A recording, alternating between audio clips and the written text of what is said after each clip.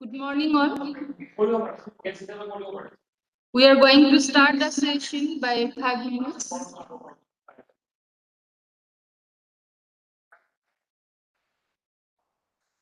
At 9:50, we will have a photo session.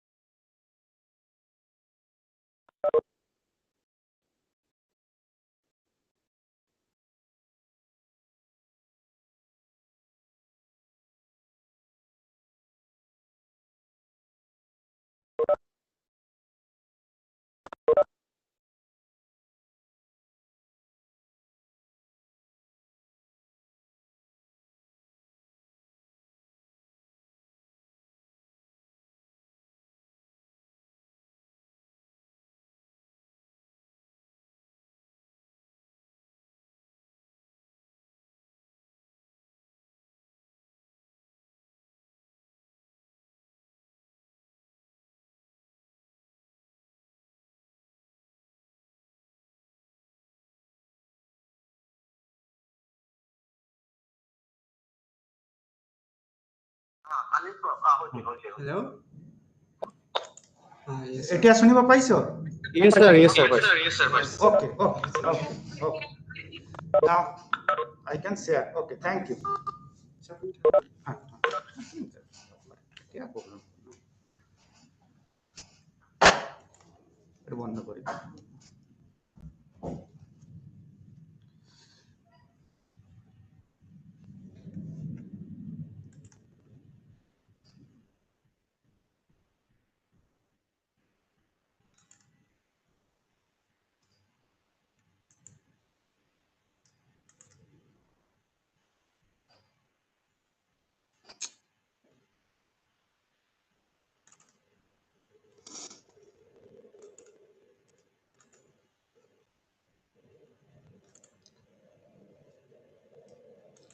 Are you able to see?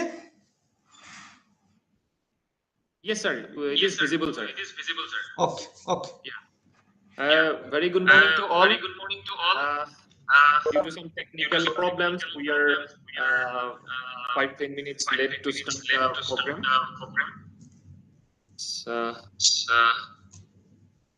A very good morning to respected Professor Niranjan Karak from Tezpur University, respected Director and Sri Sanjay Chaudhary sir, and my faculty members, and respected all the participants from different engineering colleges, institute, universities, and R&D laboratories. On behalf of CIPET-GUWAHATI team, again, I welcome you all to this faculty development program sponsored by POTOL, AICTE, New Delhi. Today we are very much fortunate to have the eminent scientist in the field of polymer science, Professor Niranjan Karak.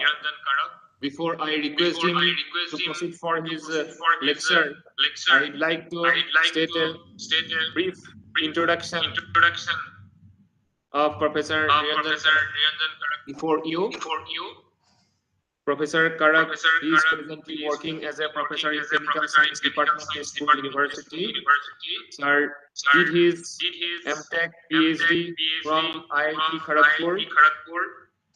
His research interest field is multifaceted polymeric nanocomposites, advanced hyperbond polymers, bio-based polymers, biodegradable and sustainable materials, dendritic polymers, surface coating, and different nanocomposite for multifaceted applications.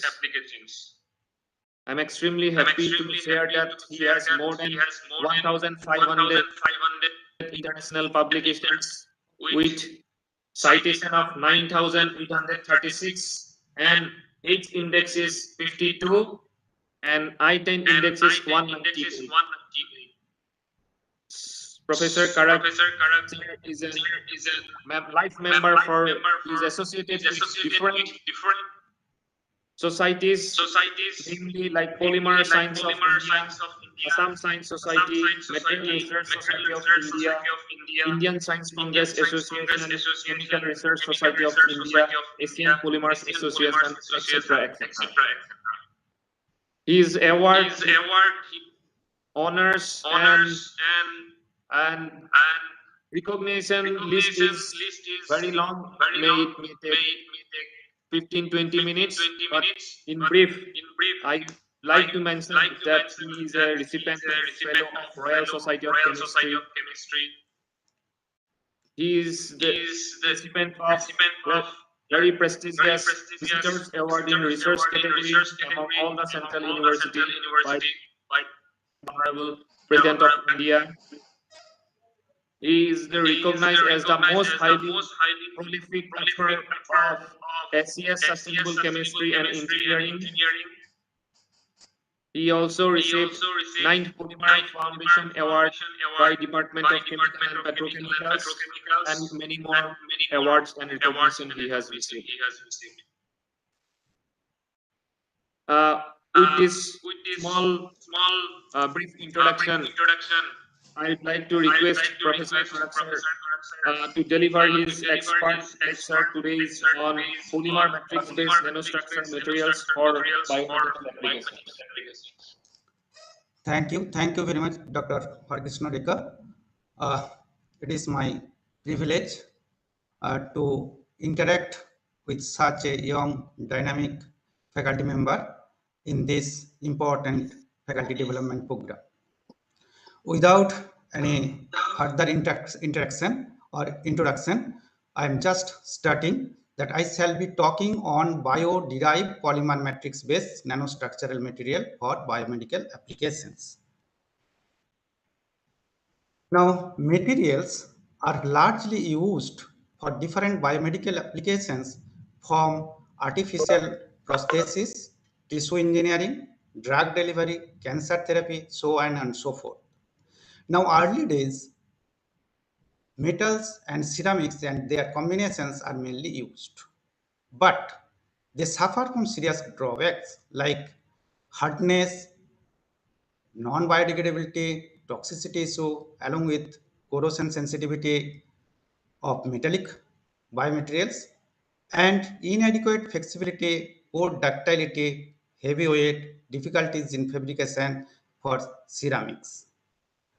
So that necessitated the alternative favorable materials, where we are standing for polymeric nanostructural material.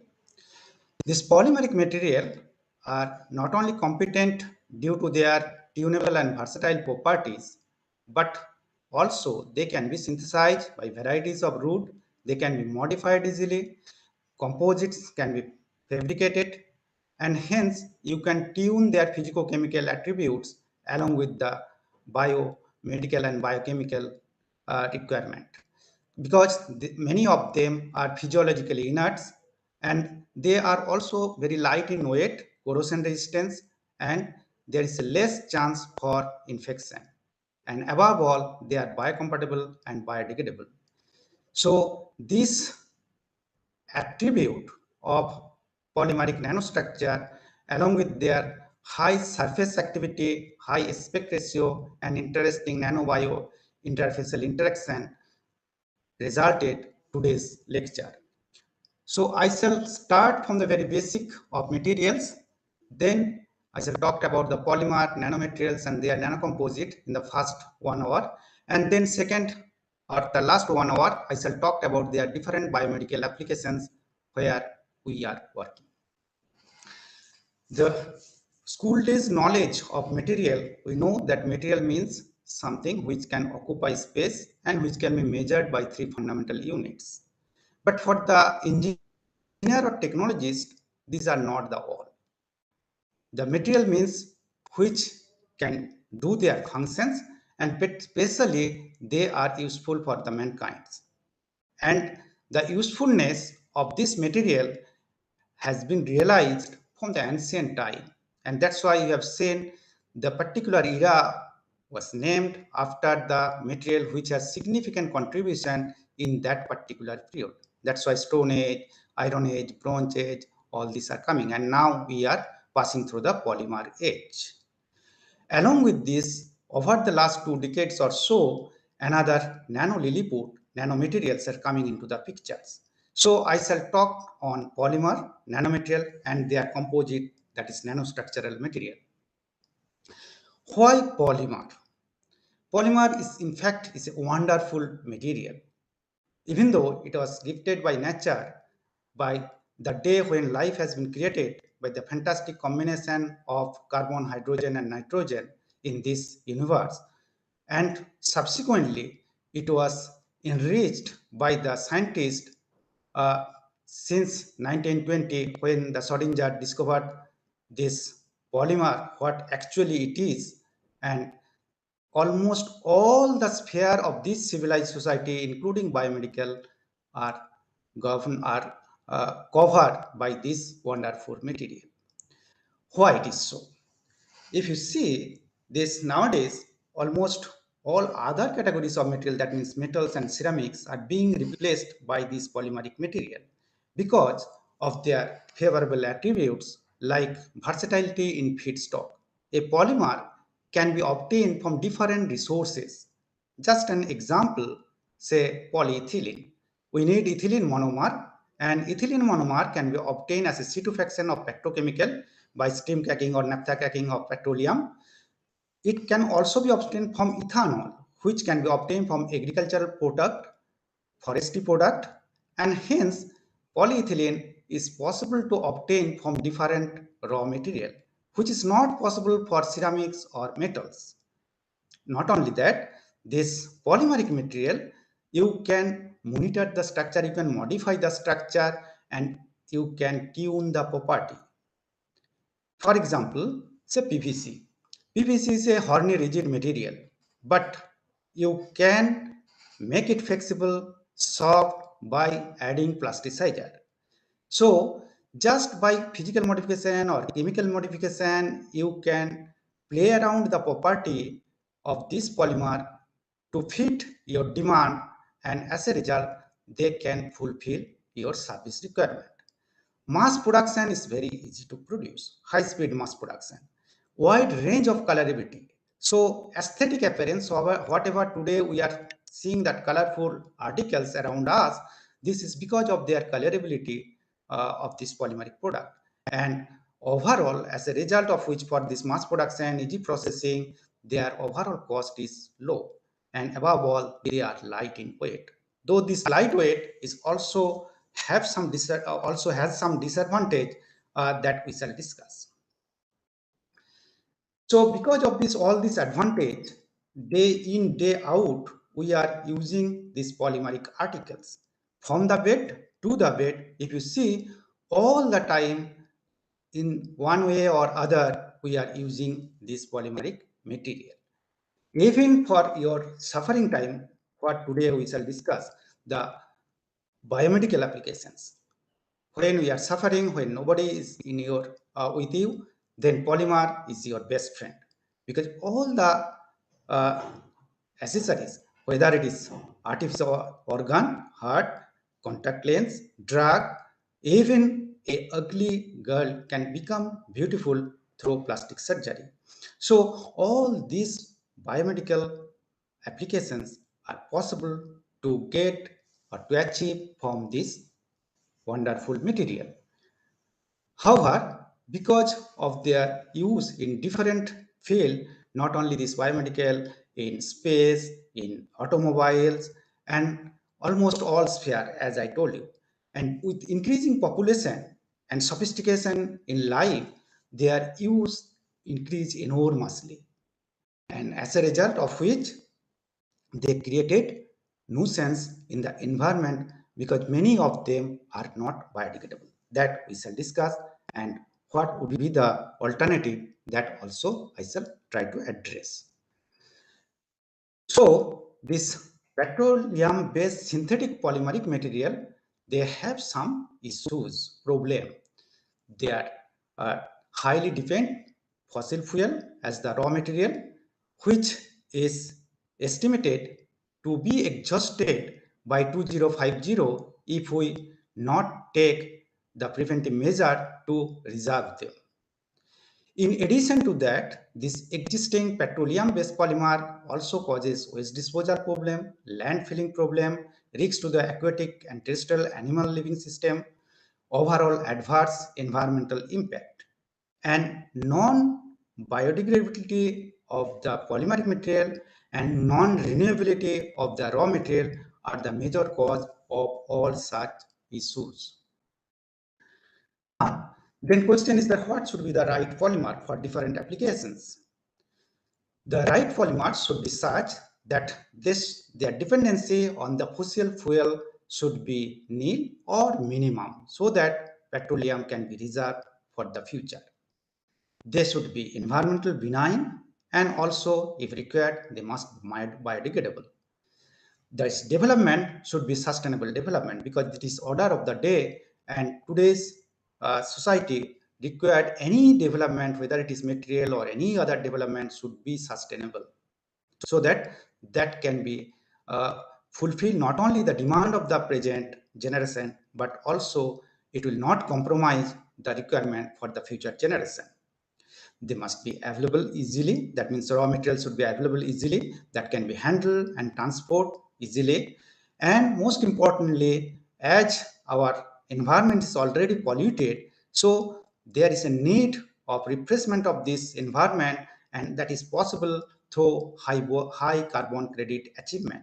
So mitigation of this greenhouse gas has to be controlled, reduced, and if you can save the reduction of 1 ton of carbon dioxide, that means you are crediting one carbon credit you are achieving. Furthermore, they should also maintain the concept of triple bottom line approach. What is that? This is the concern on social, ecological, economical balance of the system. So that all these things are required to be maintained or followed by the right polymer. Now, literature advocate that the bio-based raw material may be the alternative raw material to the petrochemicals because they are renewable, they are easily available in large quantity because they can be cultivated, and they are environmentally friendly. Also, as they are obtained from the nature, they are biodegradable and they are mostly or relatively low cost. They can be modified because the existing knowledge of chemistry allow us to transform them to the industrially important polymer. Thus, this biomaterial raw material can be used as the alternative. In addition, this for sustainable development, today's society, we have to follow the tenets of green chemistry, which allow us to take a measure for prevent waste, to use renewable feedstock and design chemical and product which are biodegradable after their useful service life. Along with the atom economy achievement, low energy consumption and reduction of other byproduct and potential accident. Now, if this bio-based renewable raw material can be used, then you can see from the earth to the earth we can maintain. That means we can take the product or raw material from the earth, say for example plant or even animal, and this can be after proper modification we can get our required articles, and at the end of the day after their useful service life they can be degraded, assimilated, generate biomass which will not only conserve the soil but also help to grow the plant, or they can provide food. And as a result, this cycle will continue and there will be no full stop, and hence it will lead to a sustainable development. Now, another important thing as a polymer scientist or polymer technologist, architecture of polymer. That is very, very important. Most of the conventional polymer are linear, whereas if you can generate branch, incorporate a branch, then it will not only have the structural beauty, but also it's led to beautiful performance. Desired performance can be fulfilled and processing become easy. And in this endeavor, this dendritic polymer, which are very, very important, and they spark it at 21st century polymeric material, because they have highly branch structure, they have nanostructural cavity, and their high surface functionality resulted good activity for different applications. Now, compared to there of two types, dendrimer and hyperbranch. Now, dendrimer, they are perfect structure, they are ideal structure, but their synthesis required huge number of step, multi-step process has to be, and each step you have to purify. So the cost will increase, labor consumption will be much more. Whereas hyperbranch, which having almost similar performance, but they accumulate some defect, and as a result, they can be synthesized by a single step process like conventional polymer, and hence they can easily see the doorstep of industry. Thus, in hyperpunch polymer are much more attractive, and in today's lecture, I shall talk on hyperpunch bio-based raw material for biomedical applications. In this regard, I urge upon you to see the nature, because nature is our best teacher. You can learn everything from nature. And also please remember, if there is a problem, an issue coming from the nature, nature has the solution of it. Because whenever a teacher asks a question to a student, the teacher have the answer in his mind. Thus, as nature has given some issue, some problem, whether it is a COVID, whether it is a cancer, whatever it is, nature has the solution. We have to find it out. That's why I asked you to see the nature. And just I'm giving two examples that if you see the nature, the branches of tree is so beautiful, three-dimensional. The two wings of butterfly is so symmetric. Even nature produces the enzyme, the three-dimensional macromolecule, which are very effective and efficient in their function. It's also specific. So scientists tried to mimic nature to produce similar kind of highly symmetric three-dimensional macromolecule, which are one of them is hyperpunch polymer. These are not only three-dimensional and globular, they are non-identical. However, please remember that non-entangle will give you the better performance in terms of solubility, viscosity, interaction, but mechanical property will be low. And that's why there are some deliberation and some judicious way to incorporate some entanglement to get mechanical strength of them. Other attributes, as they are highly branched, large number of terminal active functional group, and their processing because of the low melt and solution viscosity and high solubility is easy, and also they have bio nano interfacial interaction which help them to be used as a biomedical materials. Now, again, from the nature, you can learn that nature produces many things by very simple technology. Just as an example, natural latex, natural rubber. Natural rubber can be produced whether it is a summer country, winter country, rainy season, winter season, whatever, and always it is having 100% cis-1,4 polyisoprene, which is not possible. Still, we are the infant in front of nature. We are unable to produce this 100% cis under different conditions. Even though we have produced the status-specific catalyst, Ziegler-Natta has given Nobel Prize for that, but still you cannot attain like nature 100% cis isomer, and even using very stringent condition. So if you can adopt nature, that means simple technology, you can use to get your product, then I personally feel that will be the best technology, that will be the best product. So we have also tried to get our polymeric material, which will be subsequently used for the biomedical application through simple routes. So all the different types of raw material obtained from the natural resource, they are directly or their immediate derivative are converted to the industrially important polymer by reaction with the suitable reactant. So by using the strategy, we have synthesized different types of polymer. We have started our journey with the polyester because polyester is the simplest organic reaction. Esterification is the simplest organic reaction. And just by using different kinds of bio-based raw materials like even monoglyceride of oil or directly oil, glycerol, tannic acid, citric acid, starch, all these product directly can be converted to their corresponding ester derivatives, and which on proper conditions you can get highly branched polyester without any cross-linking or gel formation.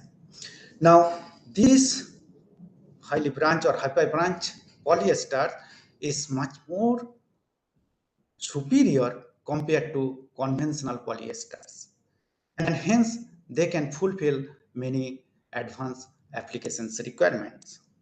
However, please remember that polyester, as these are hydrolyzed easily in presence of alkali, even aminolysis can be done in presence of body system or proteins, and hence you need an alternative so that hydrolysis cannot be so easy.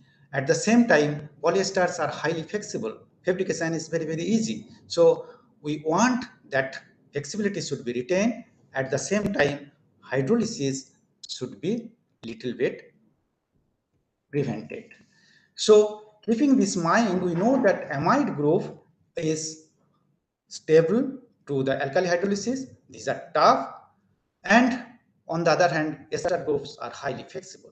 So if you can keep a suitable marriage between the ester and amide, that means if you can get a ester amide linkage in the same polymer chain, then you are able to achieve the flexibility as well as alkali resistance. And indeed, it is found, and I can show you through my lecture that these materials can be used as a very good biomaterial, particularly antistatic material, antimicrobial material in my presentation. Our work, and or if you see the biomedical applications of the polymer, the main position occupied by polyurethane. Polyurethane is a versatile material, and particularly segmented polyurethane, which having the hard segment and soft segment in its structure, they are wonderful material.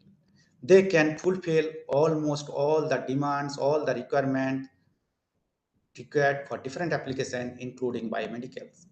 And hence, by using different bio-based raw material like dimer acid, glycerol, starch, all these things, you can convert this to the hyperbranch bio-based polyurethane, and which can be used for different applications. So a large number of polyurethane have been synthesized. Another important engineering thermosetting material is epoxy. However, epoxy has some inherent drawback, even though it has many advantages, particularly the mechanical strength, thermostability, hydrolysis resistance are very, very good. But it is because of high cross-linking density, it is brittle, its toughness is low, and as a result, their applications, particularly for the biomedical, is difficult. So this problem has to be addressed, and this can be addressed by the strategy what I have described earlier, that you can, if you can use bio-based raw material and hyperbench architecture, then this problem can be sorted out to a great extent that I shall discuss. However, all these syntheses or the polymers are obtained through the solution technique, mainly solution technique, and organic solvent you have to use. And as you know, the organic solvent have many drawbacks. They are highly flammable, they are toxic, they causes generation of high VOC during the synthesis, during their applications. And hence, you have to have alternative solvent. And what is the ideal solvent? Ideal solvent is the water, because it is non-toxic, it has no odor, it is non-flammable, and it is easy to clean, and there will be no VOC. Thus, if you can obtain some polymer by using water as the solvent for their synthesis, for their application, then that will be the best biomaterials. So, these bio-based waterborne hyperbench polyesters are obtained by using biomaterials or bio resource-based material like citric acid, glycerol, all these component, and without using any catalyst, without using any neutralizing agent, you can get highly branched hyperbranch polyester of waterborne in nature. Hyperbench polyurethane are also obtained by using bio-based resource material like tannic acid, like your citric acid or dimer acid with appropriate other diassociates, and then with or without neutralization, both are possible to obtain waterborne hyperbench polyurethane, and which can be subsequently used for biomedical applications. However, again, there also, if you see, we use waterborne system which are processable in using water, but some petroleum-based raw materials are used. So, some fully bio-based waterborne system will be much better, and hence you can try to obtain this fully bio-based waterborne system with special architectural feature.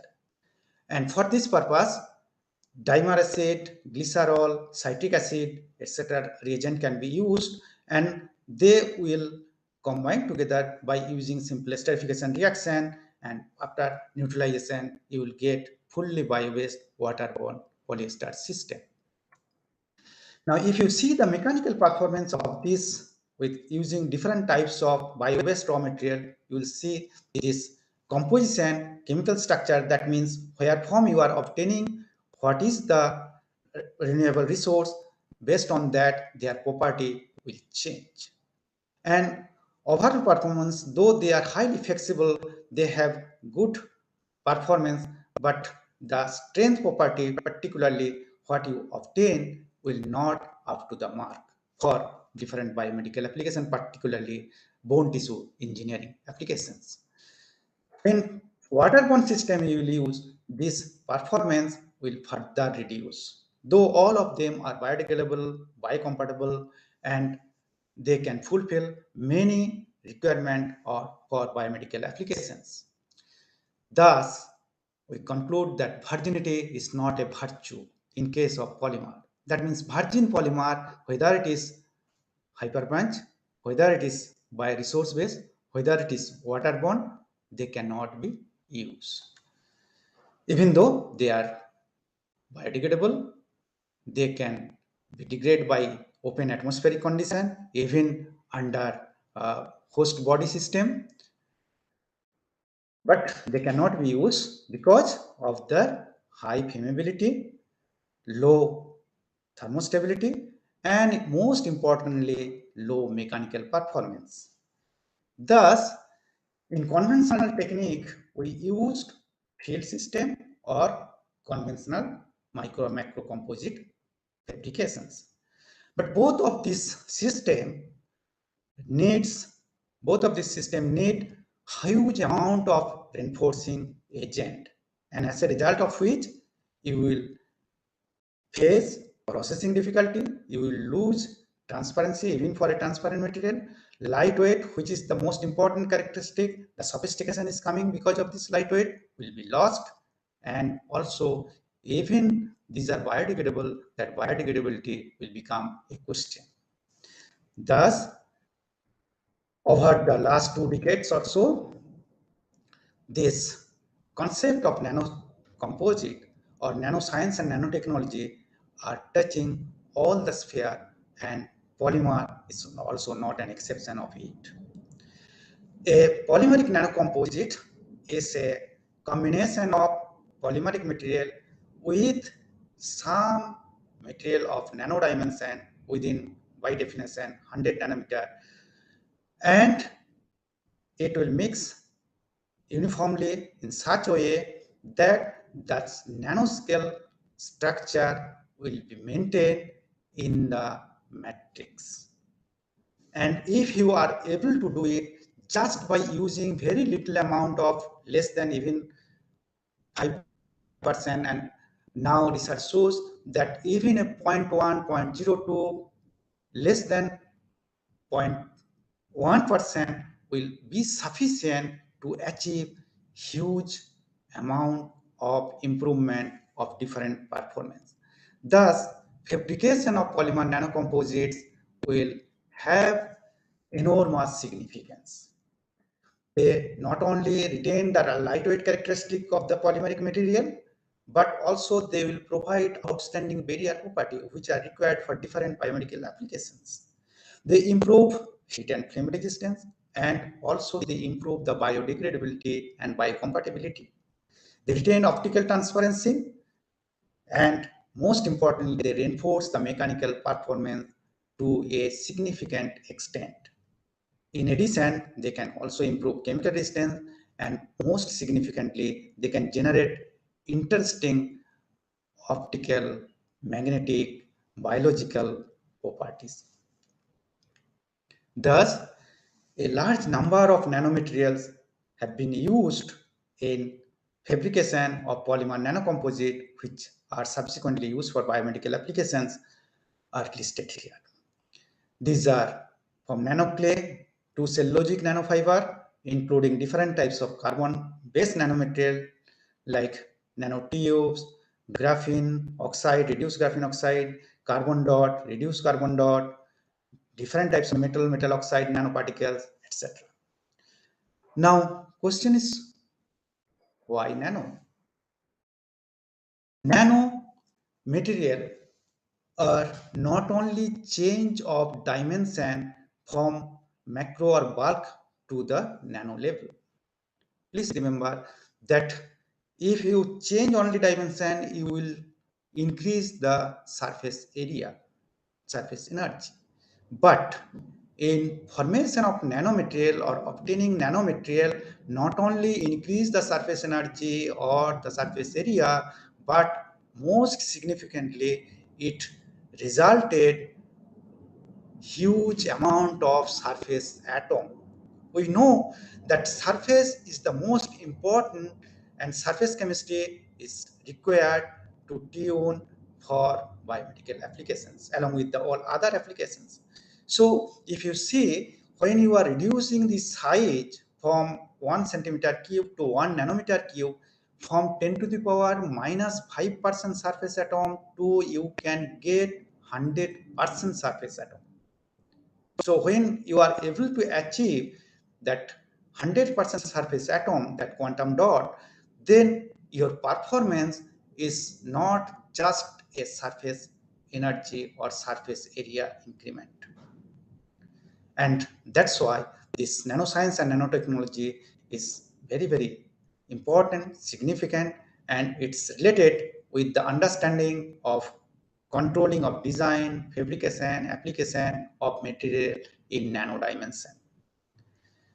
You know this, all this 0-dimensional, 1-dimensional, 2-dimensional material, nanomaterial are used for getting nanostructural material for biomedical applications.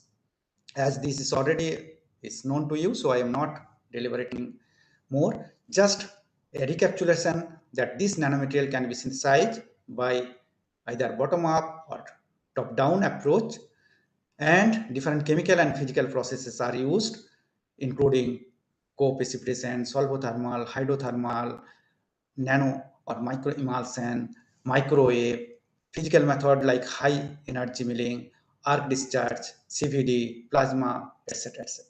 And all this process, what is necessary, you have to generate a supersaturated nuclei formation, and that nucleation must be grow to a step of nanodimension without further growing subsequent growth to lead to bulk material. So you have to stop at the nanodimension, and that is the challenge.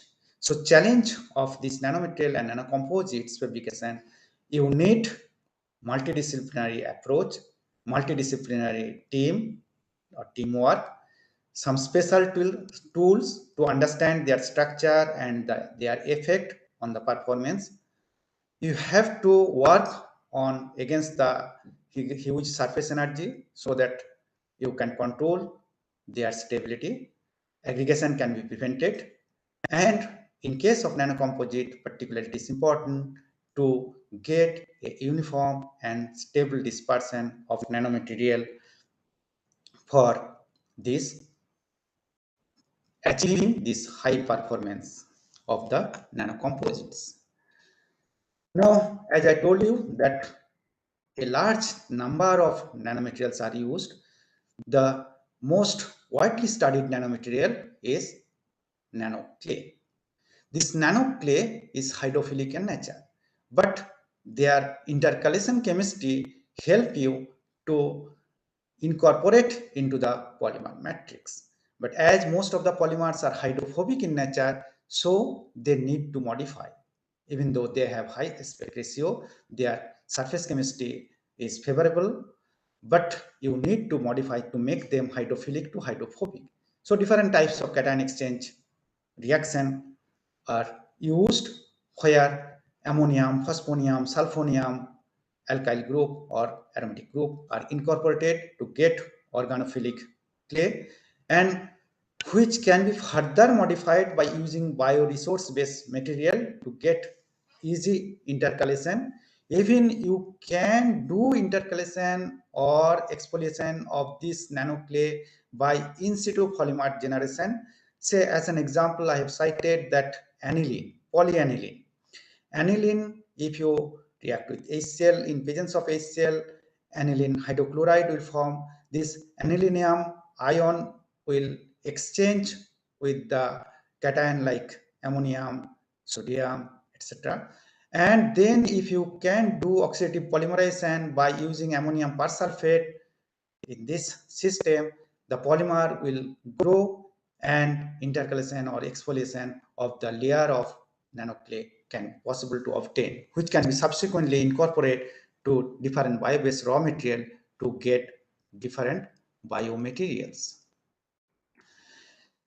As polymeric materials having issues of mechanical property, on the other hand, carbon-based material, say multi-wall carbon nanotube, single-wall carbon nanotube, they are very, very strong mechanically, thermally, electrically conducting, and this material can also be incorporated into polymeric system.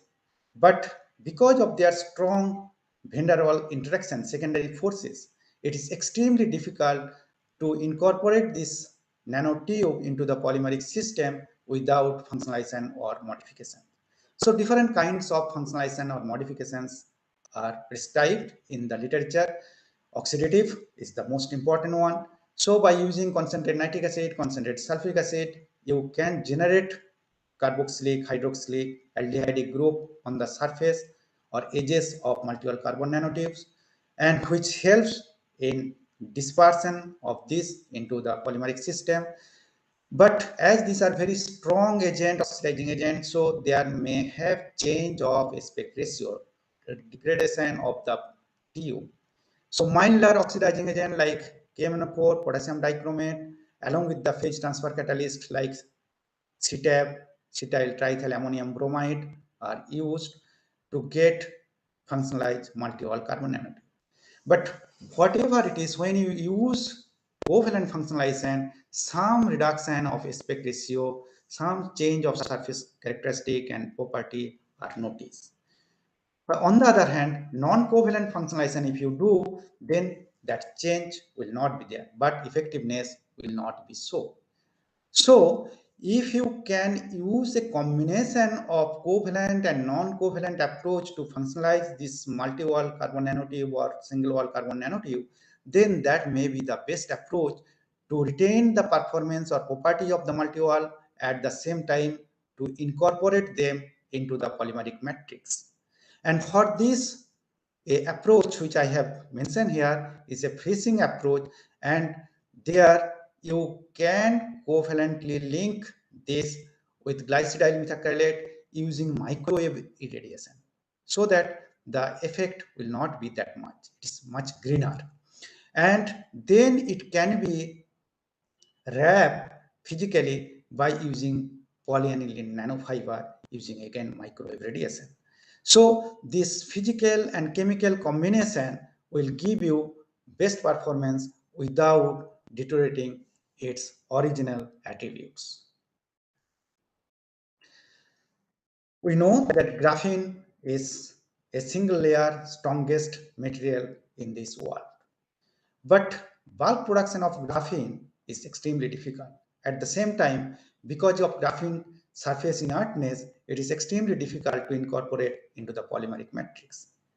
When graphene is a question, the similar to graphene, that is reduced graphene oxide, can be used. The graphite layer can be disintegrated, can be separated, and by help of oxidation process and followed by dispersion in polar medium like water, that will result the graphene oxide. Graphene oxide, of course, it contains a lot of hydroxy carboxylic group which can be incorporated easily, but performance you will not get like graphenes. But if you can reduce in a controllable manner, this hydroxy carboxylic group can be removed, and then you will get a property almost equivalent to the graphene, whereas at the same time it has some amount of hydroxy and carboxylic group on the surface, and as a result that can be incorporated into the polymeric matrix. You can do this reduction, at the same time you can also simultaneously reduce different metal ion to produce a hybrid nano system. Graphene, I have shown you graphene silver nano hybrid system by using the same strategy. And now this graphene oxide, to reduce graphene oxide, can be done without using the toxic chemicals like reducing agent, hydrazine, sodium borohydride, just some phytoextract. Phytoextract that which are obtained from the plant, this plant extract or even the peel extract along with the some metal catalyst, if you can use, you can do this reduction within 5 minutes instead of few hours which is required for organic this conventional reducing agent system. So that will also help you to retain its characteristic structural attributes. At the same time you can reduce as required. In carbon-based family, the recent addition is carbon nanodots, and these carbon nanodots, which are about less than 10 nanometer in size, and the most significant attribute, they are water dispersible in nano level. Their functionality, they have a lot of hydroxy carboxylic group, epoxy group in their surface, and hence they can easily interact with the polymeric system. Even directly you can use them as one of the reactant to get different kinds of polymer. And over the other inorganic semiconducting nano dots, these are highly resistant to photo-bleaching, they are biocompatible, and hence they can be largely used as biomedical applications. Like reduce graphene oxide, you can also reduce this carbon dot to get reduced carbon dot by using phytoextract. And there you not only get improved photoluminescence property, but performance also very high compared to carbon dot that research shows. Different kinds of metal and metal oxides are also used in biomaterials to get particular attributes. Like say, if you can incorporate silver nanoparticle, not only you will get antibacterial property, but also you will have the anti-cancerous attribute. The silver nanoparticles obtained by using some leaf extract like Colocasia esculenta, Shuja, this kind of leaf extract, and that is used to fight against the cancerous cell, and it is found up to a level, up to a concentration, it can kill the cancerous cell without damaging any healthy cell.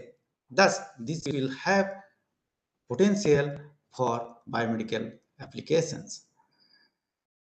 Cellulose nanofiber, which is also natural resource and is a natural polymer, and this has so lightweight, at the same time it is very high strength, specific strength is very high comparable to steel, and it's also sound absorbing, it is a biodegradable, and it is compatible and safe to use in different biomedical applications.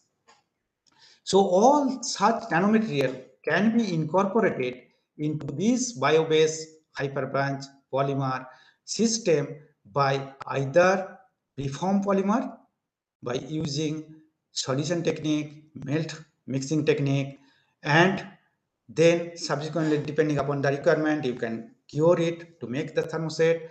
You can use directly as a thermoplastic nanocomposites, or you can do the in situ polymer formation in presence of dispersed such nanomaterial and get or fabricate to get the nanocomposites or polymeric material, which can be subsequently used in different biomaterial applications.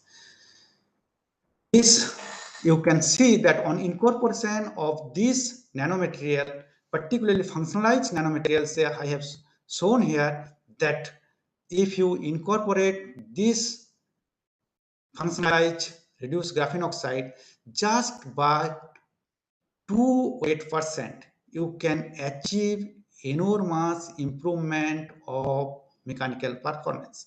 You see, the toughness is from your 25, it increases to 450 megajoule per meter cube. Strength, tensile strength from 7 to 37.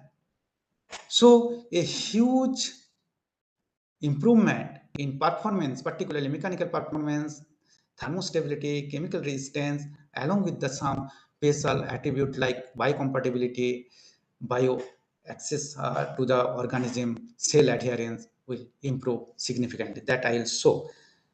This is also possible in case of thermosetting, the epoxy. If you see in epoxy, the strength properties, even though it's originally is improved, it's good, but further can be improved, particularly elongation from 14% to 45 to 60% you can achieve. So toughness will increase to a very great extent, and also the adhesive strength.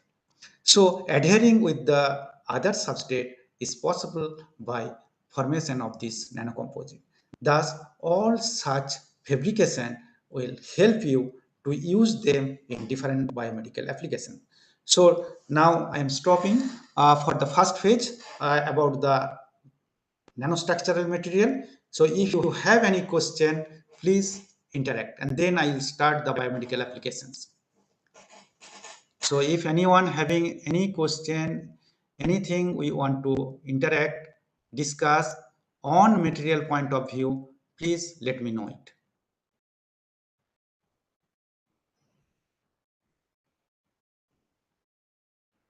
Anyone having any question? Yes. Sir, you can continue. Or okay, then I can continue, and at the end we can discuss. Okay. So this type of, yes. Please continue, sir. Yes, shall I continue, sir? Okay, okay, thank you.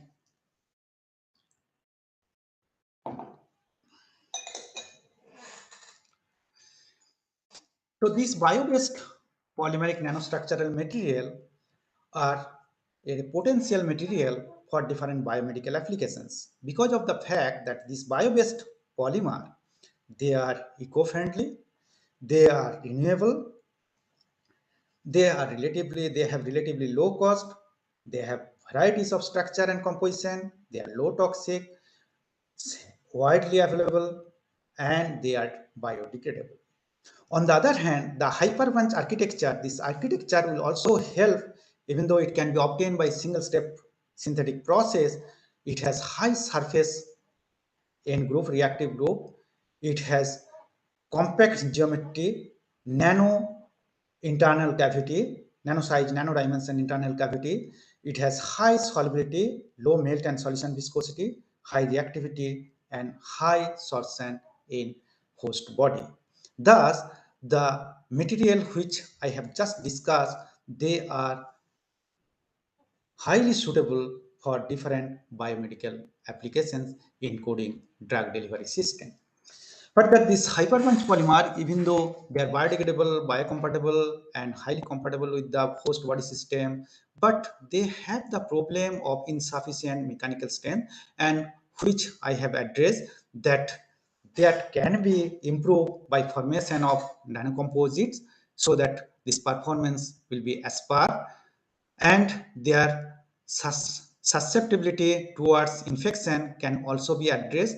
Cell adherence, proliferation, etc. can be improved through proper fabrication of polymeric nanocomposites, and hence their application spectra will become wide. A large number of biomedical applications from different making artificial organ, repairing of the damaged organ, then your drug delivery system, that means by this new generation of the organ prosthetic applications. So different applications are possible by using this biomaterial or this biodegradable nanostructural material, because it assists regeneration of the damaged or lost organ.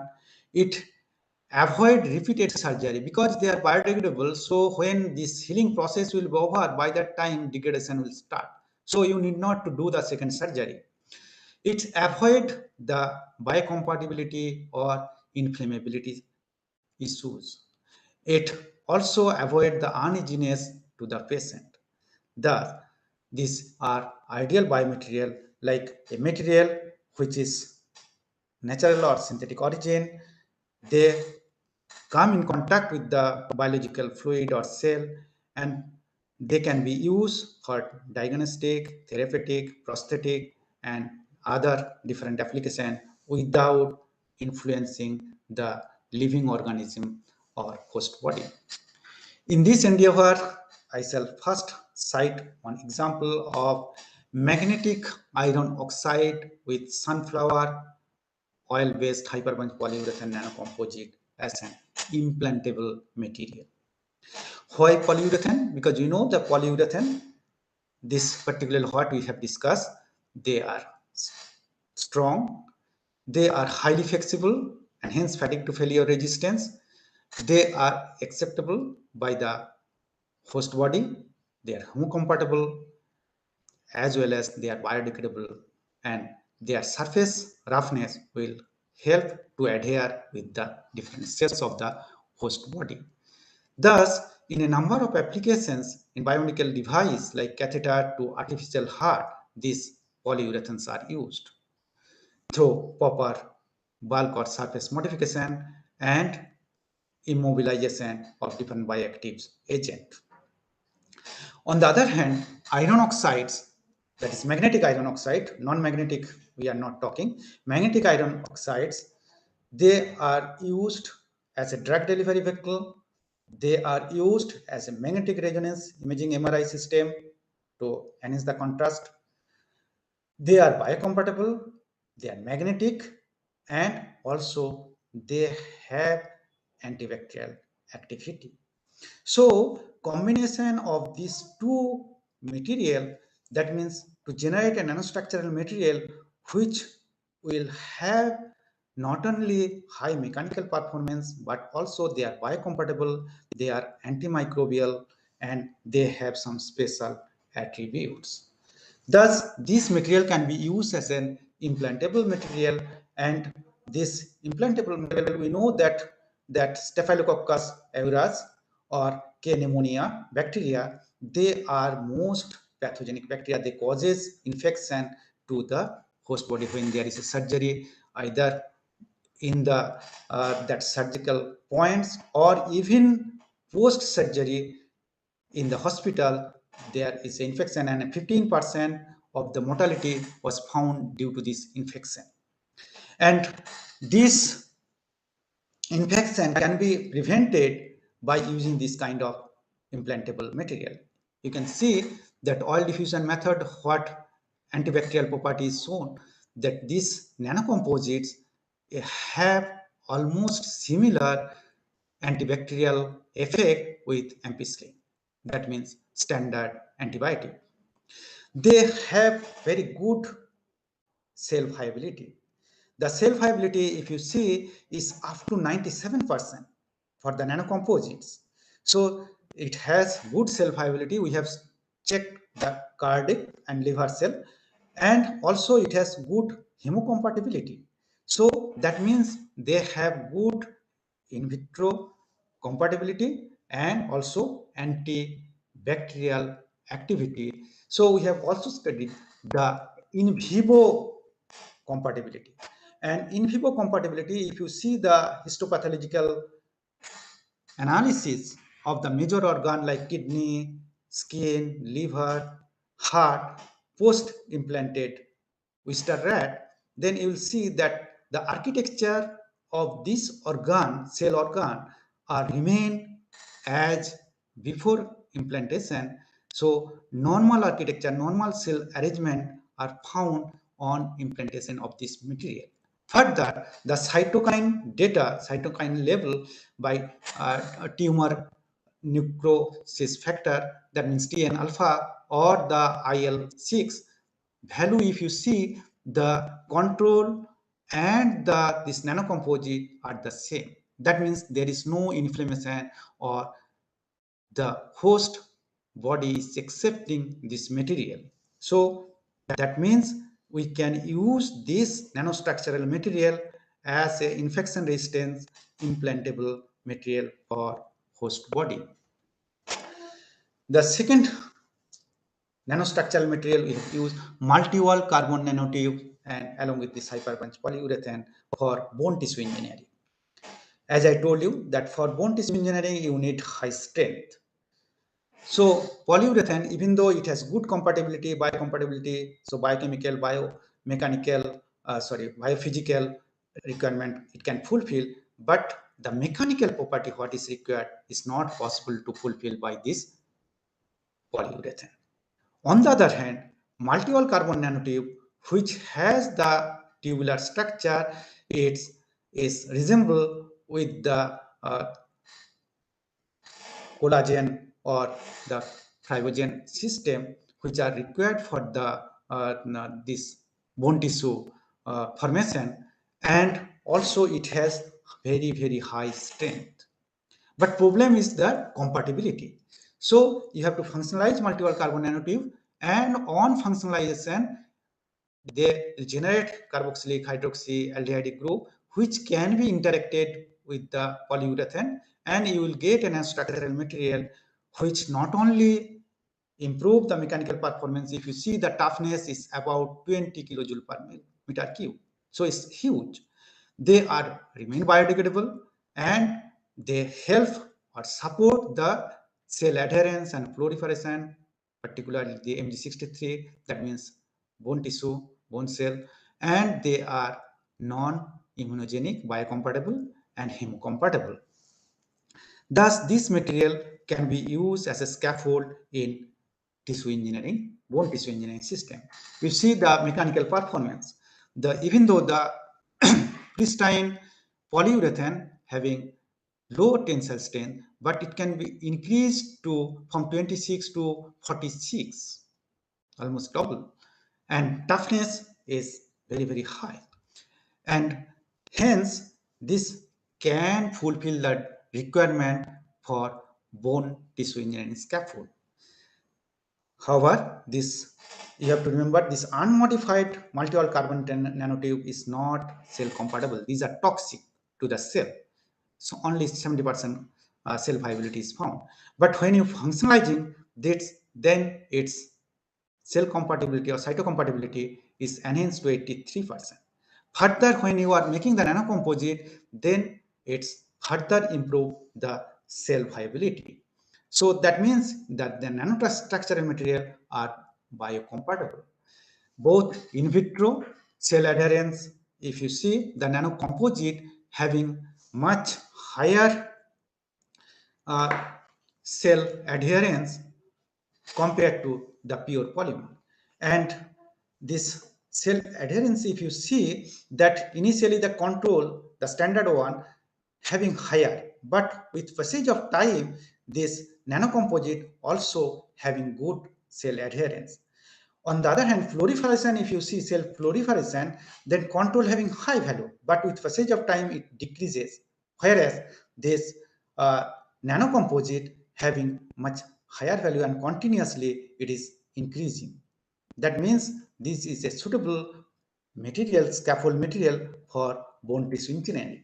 And in vivo study implanted visitor rat, different organ we have studied, and we have seen there is no change in normal architecture of the cell. If you see the before implantation and after implantation, all these major organ, brain, liver, kidney, skin, all these are having the normal architecture retaining. That means there is no inflammation, because any change in normal structure in histopathological study indicate that there is some disease, some wound, some infection which is not happening, which indicate this is compatible and this is accepted by the host body.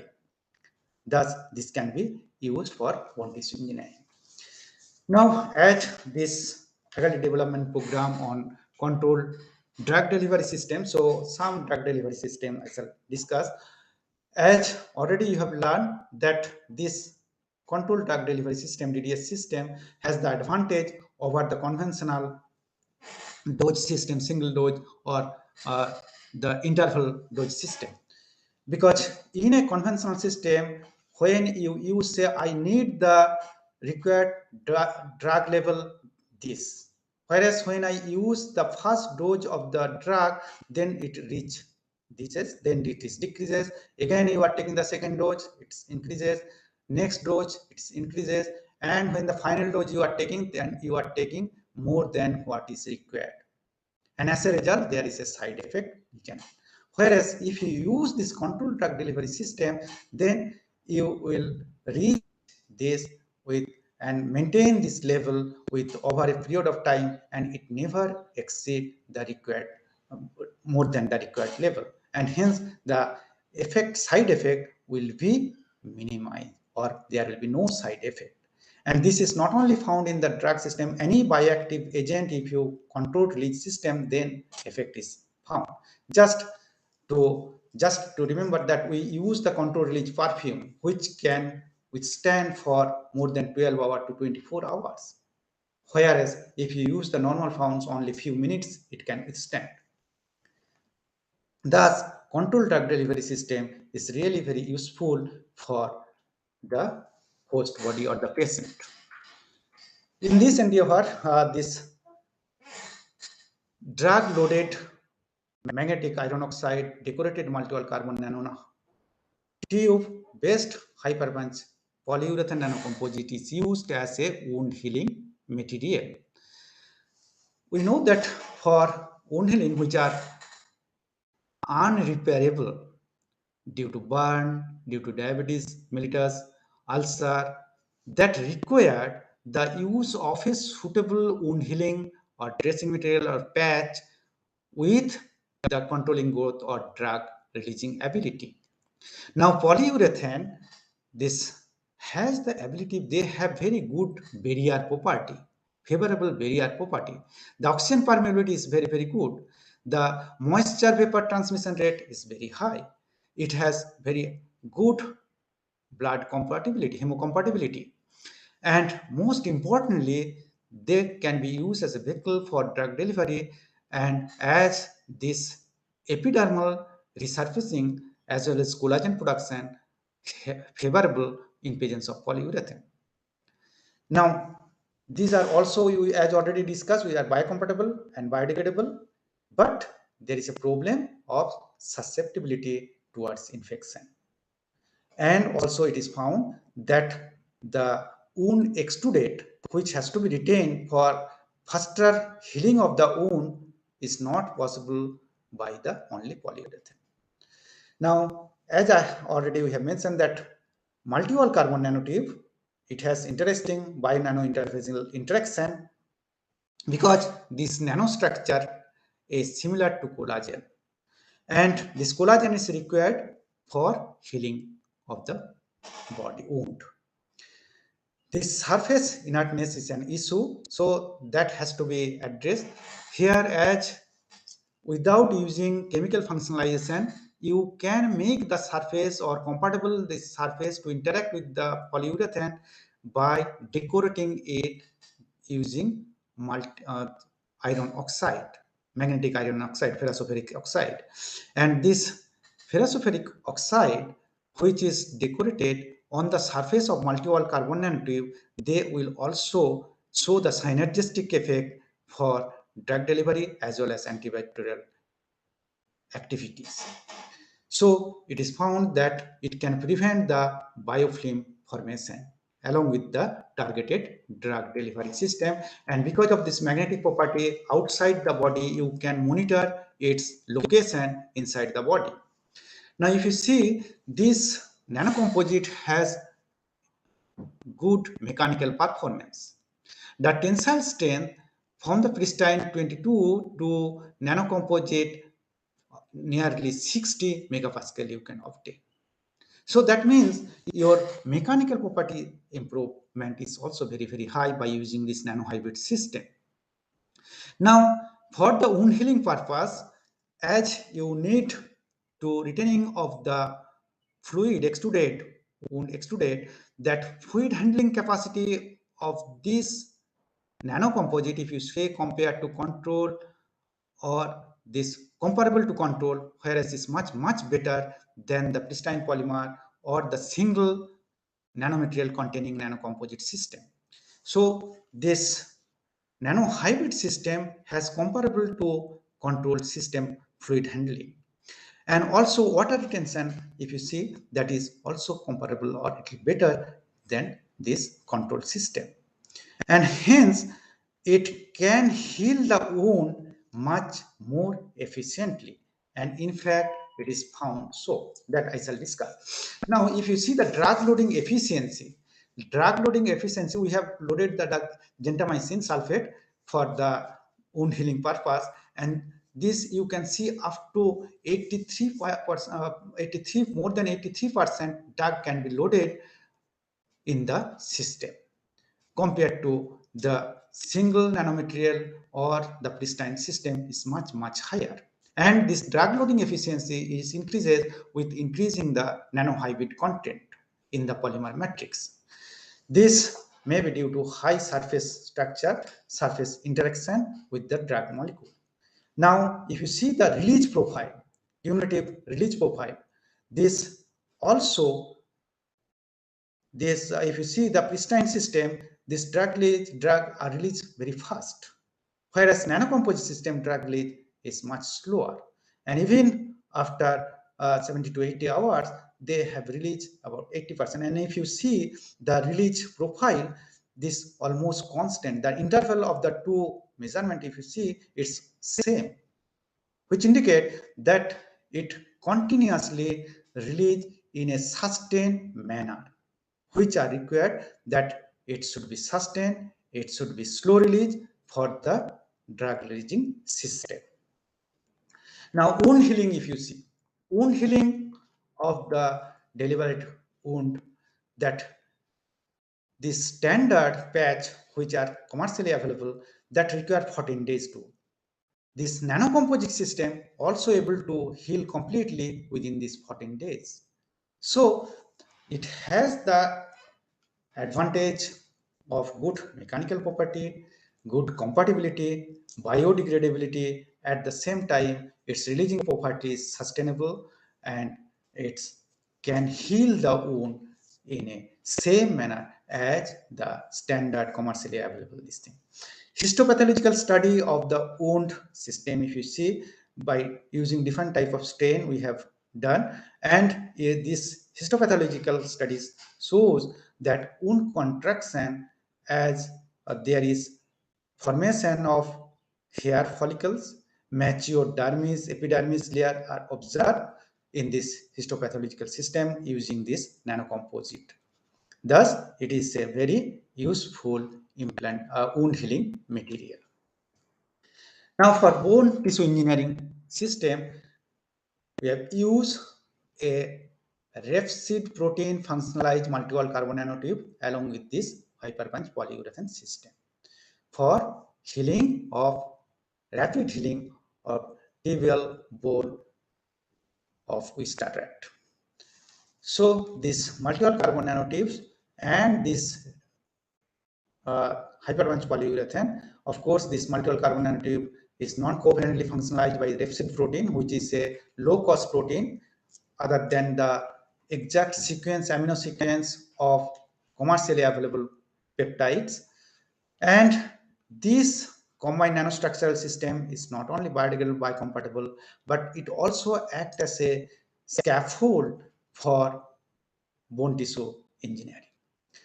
Because bone tissue engineering is very, very important because bone fracture is nowadays common. This may happen for different reasons with the age, trauma, mechanical stress, cancer, cancer, that primary bone cancer, metastatic bone disease, Levestein syndrome. All these causes different bone fracture, and these are irreparable. So what you need a support, you need a template to generate the bone. Now in this endeavor, if you see that this multi-wall carbon nanotube, particularly protein modified multi-wall carbon nanotubes, are very useful because this is reasonable with the collagen formation, hyaline cartilage will form, and it also helps to produce proteinoglycan, that means protein and lipid combination, and facilitate bone healing process. Thus, this nanostructural system are used for bone regeneration. Now, in vitro study clearly shows that these are hemocompatible, and also initially, even though this alkaline phosphate level was increases for Mg63 cell line, but this also an indication that it helps for bone regeneration or neoformation. So this in vitro study help us to study further. And if you see, when we are using this rapeseed protein modified multi-wall carbon nanotube based nanostructural polyurethane system, then this net formation, this cell mat-like structure formation was found. This cell form a mat-like network surface on the scaffold, and these are uniformly spreaded due to the presence of large surface area and suitable functionality for cell proliferation.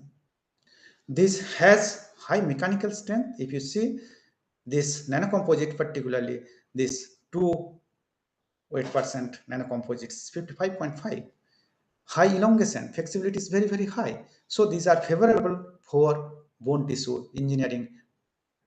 And after this bone healing implantation, we have seen that this both side rupture bone having more uniform healing than a single side or without using this scaffold material.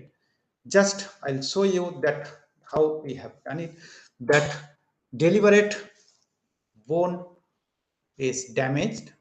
Radiographic study, you will see that when the both side, this is both side rupture, whereas this is single side rupture, and this is both side without scaffold. And if you see, within the 60 days, both side is almost healed.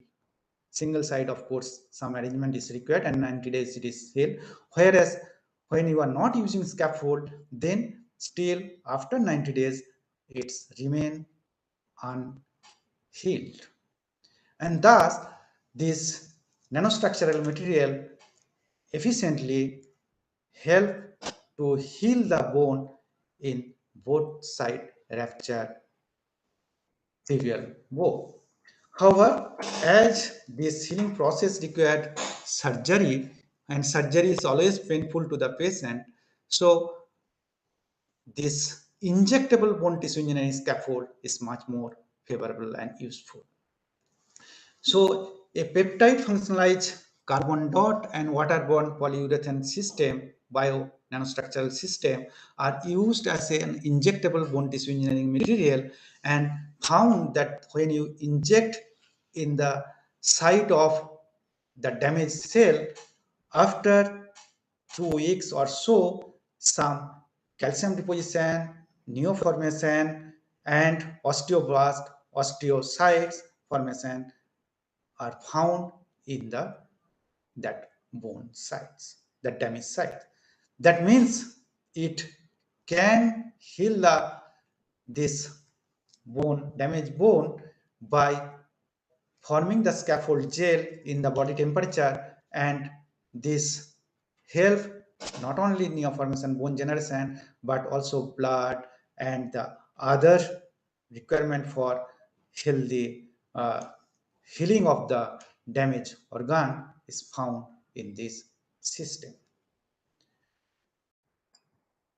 Other than this, we have also material for different infection resistance scaffold material based on hyperpunch epoxy clay silver system, which can be used for implantation for repairing the skin damage. As you know, that skin is the most or largest organ of the human body, and burn or some permanent damage, it looks very odd to the host. And on the other hand, silver, we know this is the known, well-known antibacterial material.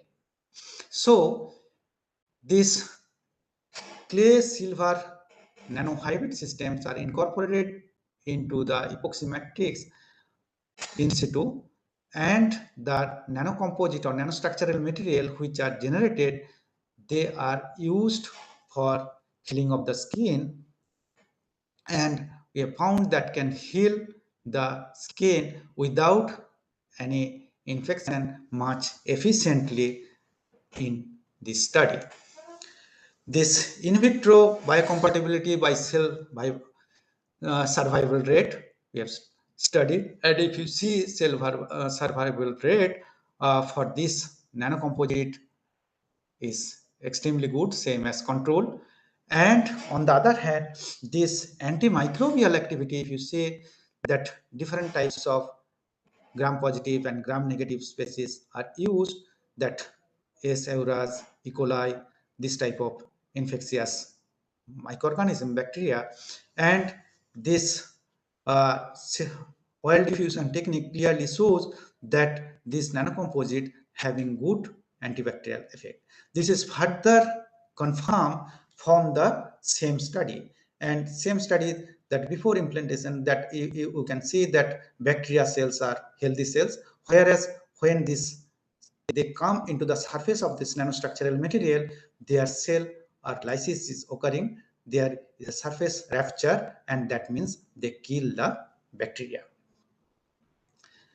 The minimum inhibitory concentration we have measured, and it is found that this nanostructural material can inhibit the growth of the bacteria both in CFU count as well as minimum inhibitory concentration.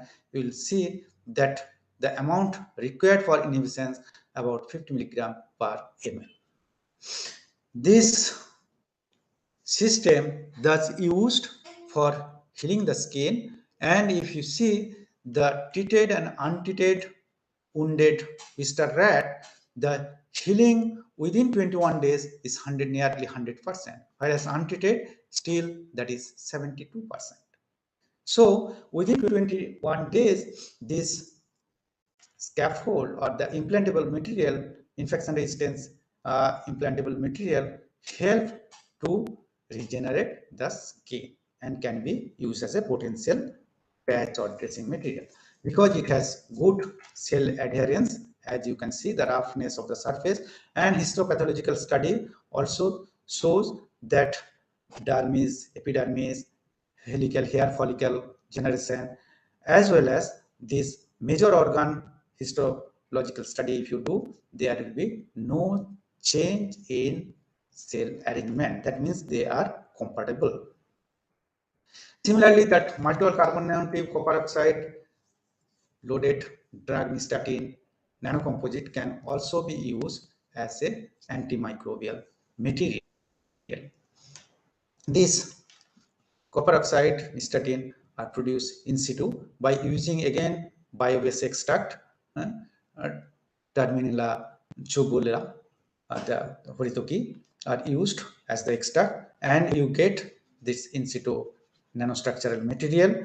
And as you know that copper oxide is known antimicrobial agent and nystatin is antifungal agent, and particularly nystatin having the double bond which help to interact with the system carbon nanotubes, and that will be incorporated or that is incorporated into the polymeric system to obtain the desired nanostructural material.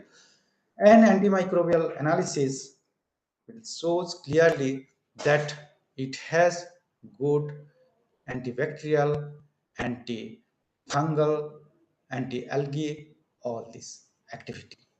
So, and histopathological study also shows that these are compatible system and hence this can be used as a potential material. Same also copper oxide nanofiber cellulosic nanofiber is used because cellulosic nanofiber is very compatible and copper oxide antimicrobial material. So this can also be used as an implantable scaffold material for tissue engineering. And this normal study of the cell, that means histological histopathological study, shows clearly that they help in cell adherence. They are not creating any inflammatory cause to the host body. That means they are biocompatible, and in this case L6 muscle cells are used. And antibacterial effect, you can see that both from the oil diffusion, minimum inhibitory concentration, as well as ACM study, that their cells are damaged, and hence it can be used as a antimicrobial implantable material. Now last part of my lecture is the smart biomaterial. This smart multifaceted nanostructural material having the ability to respond to your command, and which you can give from even outside to the host body, and they will perform their functions as per your direction. So this smart switcher, smart stain, scaffold, artificial muscle, all these are possible to obtain by using this kind of nanostructural smart material. Just one or two examples I shall discuss. The smart material, particularly the shape memory material, which can change their deform, deliberate, desired shape to their original shape by help of different type of stimulus by contact mode or non-contact mode, like thermal energy sunlight or even microwave. So different even magnetic, electrical energy can also be stimuli can also be used to perform their functions. Now in this endeavor, we this self-expandable stent with antimicrobial efficiency are very important. We know there that blockage of heart tube in the pancreas causes serious issue to the patient, and for that purpose we use stent, artificial stent. and artificial stent which are also of course made of polymer. But problem is that with passage of time there is a biofilm formation because they are biocompatible, and as a result they again block and you need replacement after 6 months or year, and hence that is not only costly but they are very very painful and there is a high risk. So if you can use the smart biomaterial which will expand as per desire by the body temperature, if you see that these are expanding material, this is the required system which can be incorporated into the body system, and by using the body temperature 37 degrees centigrade we have done the experiment, and it will regain this opening expansion. It's more nearly 100% expansion is possible, and this nanostructural material having antimicrobial effect. So as a result of which this, if you see E. coli, S. aureus, this kind of pathogenic bacteria can be killed by using this expandable stent. And as a result, their biofilm formation will not be generated, and hence it can be used for long time without any effect. This is clearly shows that these are compatible, cytocompatible, cell adherence is very very high. Okay, and as already I have shown is this is antimicrobial. Both the endothelial cell and muscle cell is tested and cell adherence are very very good. Same way, the smart biomaterial based on bio-based hyperpunch polyurethane and reduced carbon dot self-tightening biodegradable smart switcher. Switching is essential for any type of surgery.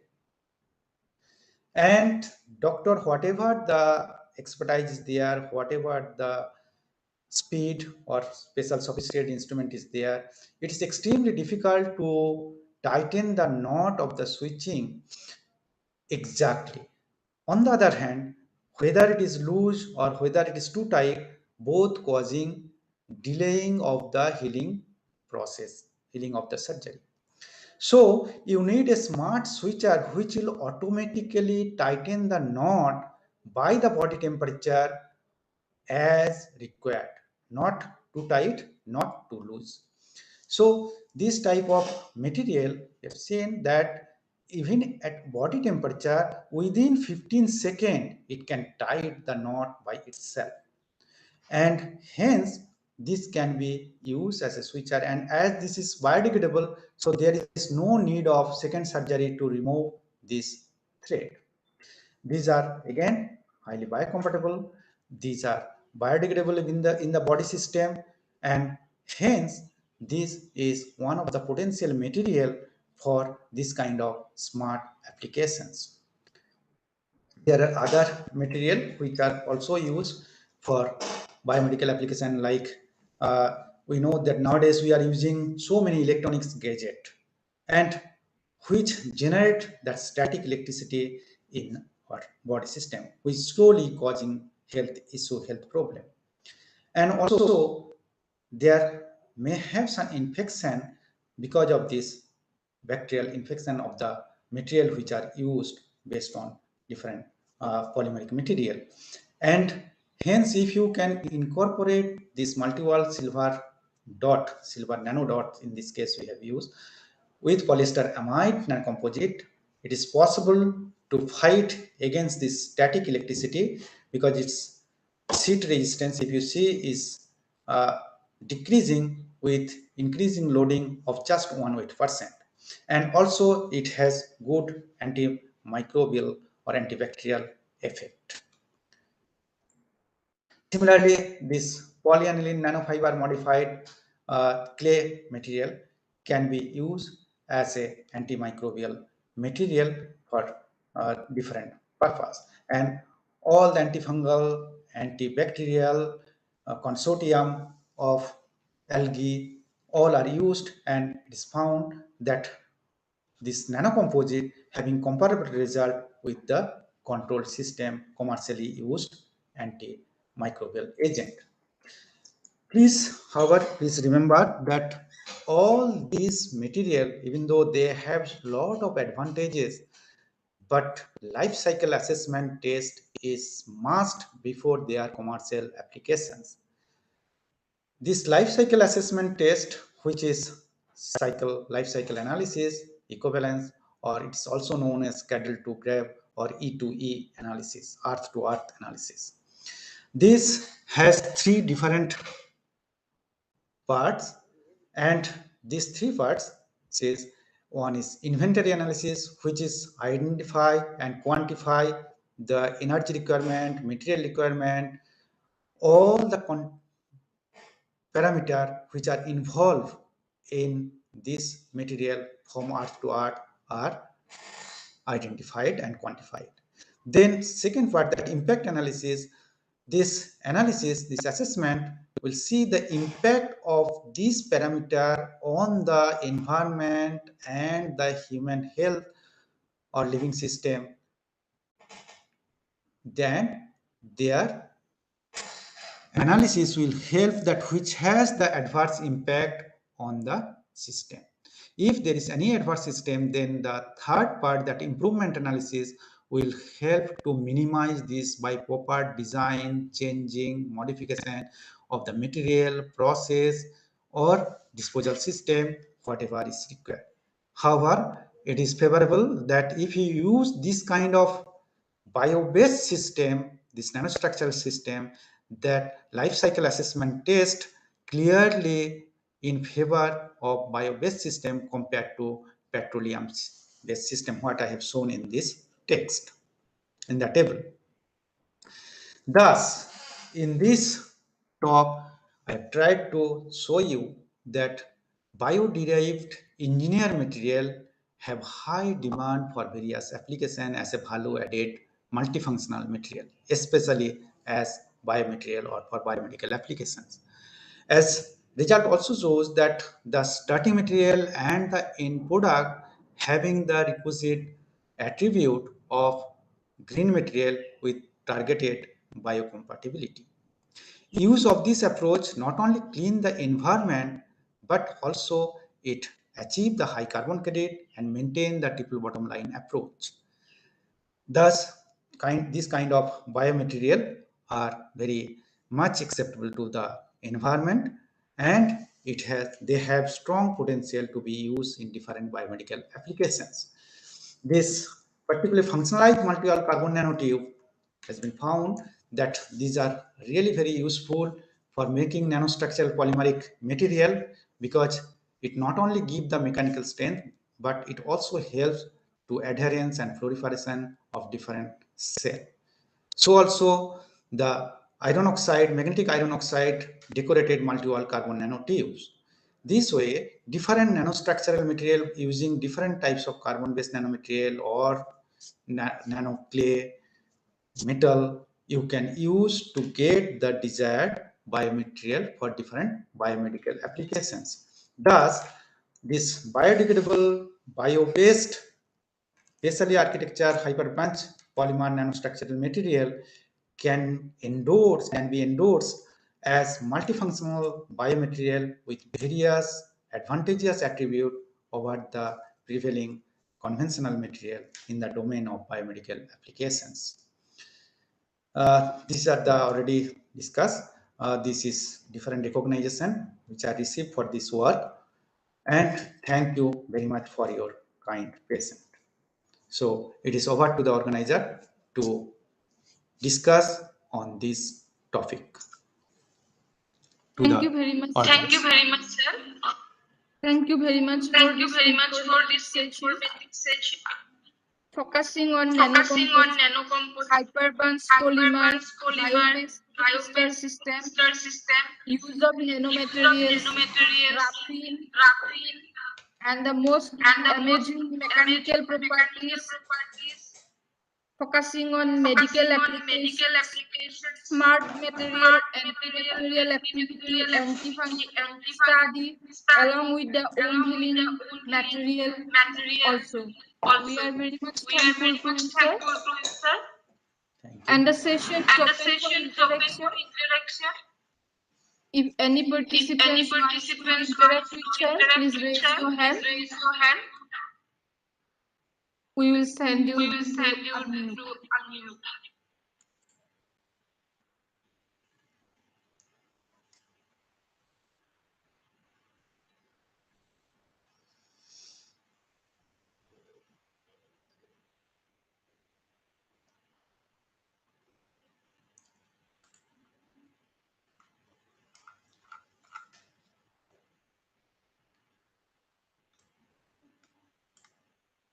Anyone having any question? Any doubt? Anything need to be discussed?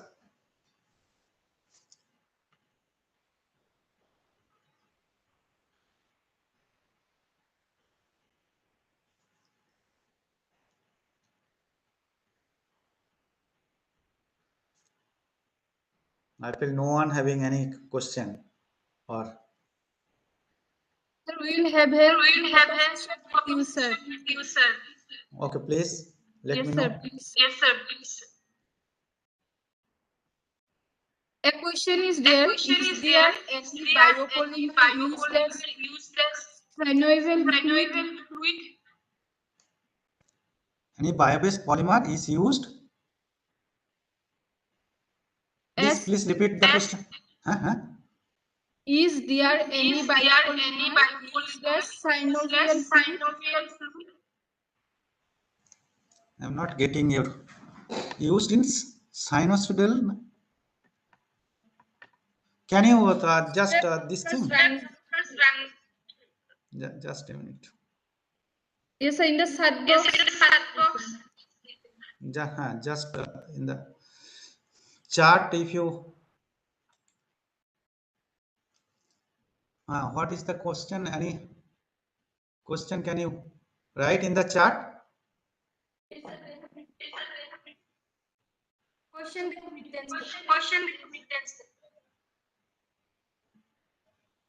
Question.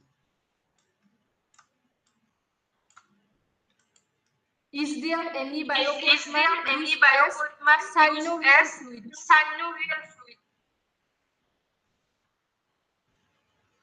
Which one I am not getting? What is the application I am not getting? What is the application you are talking? Photo season. No, here there is no question. Is there any? Acha, I got it. Use synovial fluid replacement to knee pain treatment. Okay. As such, that I do not have work or this thing for the fluid replacement, but as a fluid, yes, there are magnetic iron oxide base polymeric fluid, polymeric gel, just like what I have discussed, peptide, functionalized, carbon dot, and bio-based polyurethane for injectable bone tissue engineering. Similar fluid can be used for this knee pain treatment. However, we have not done any work on this. Second, is there any biopolymer used? That is what. Can natural polysaccharide be? Can natural polysaccharide be combined with polyurethane? Yes, natural polysaccharide can be combined with the polyurethane, but natural saccharide, as it is highly polar, so some modification or comprising agent is necessary to use.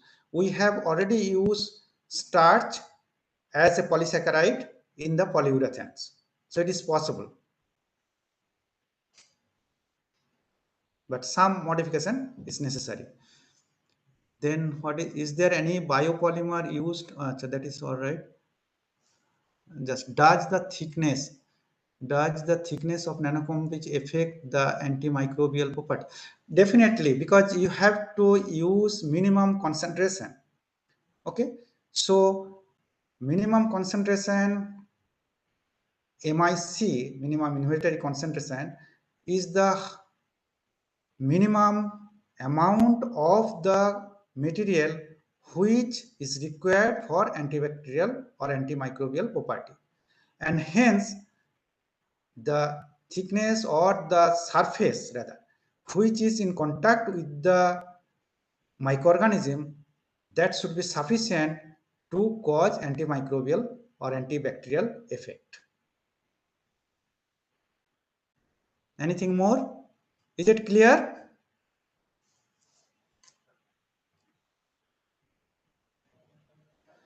Okay. Regarding my contact number, you can go in the website, Tejpur University website, Dean R&D, or in my department. You will get details about it along with my profile, what type of work we are doing, everything. Everything you will get. Thank you, sir. Thank you, sir. Sir, we will have a session. session. Dear Please. participants, Dear please participants, please open your video. open your video.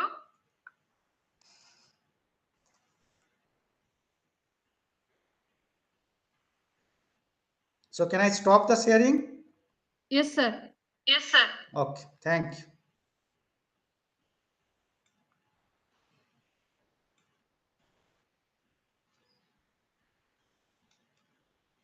Participants are requested to start their video.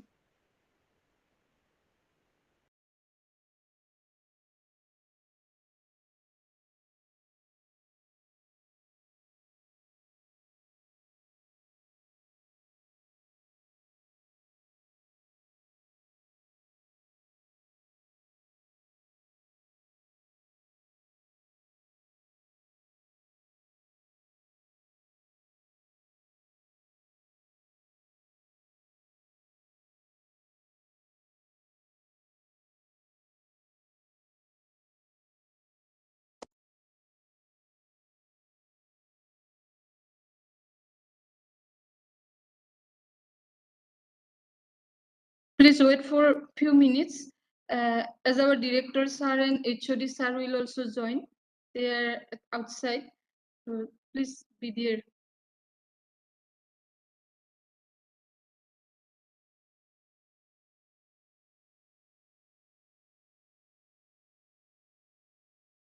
Join কৰিছে ন আপোনালোকে? কৰক মই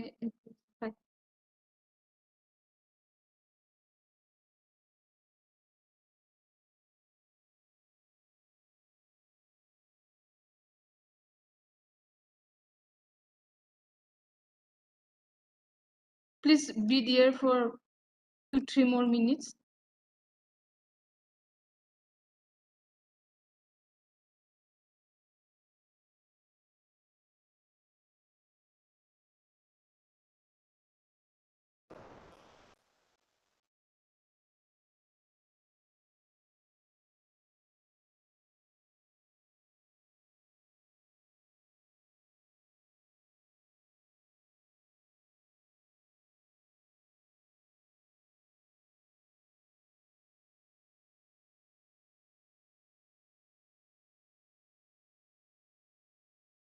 sir আপুনি sir হে ব্লিপ কৰিছে নেকি sir?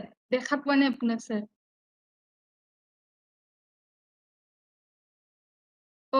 Sir আপোনাৰ লগতে মানে হে কৰা উঠা স্যার। হয় স্যার। হয় স্যার, কৰক sir.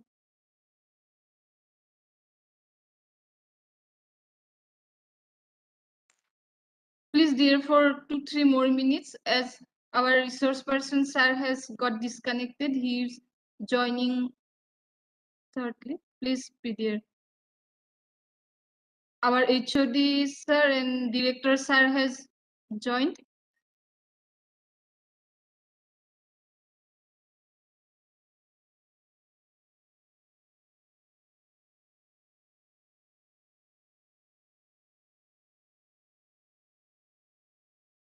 Thank you very much, sir. Thank you.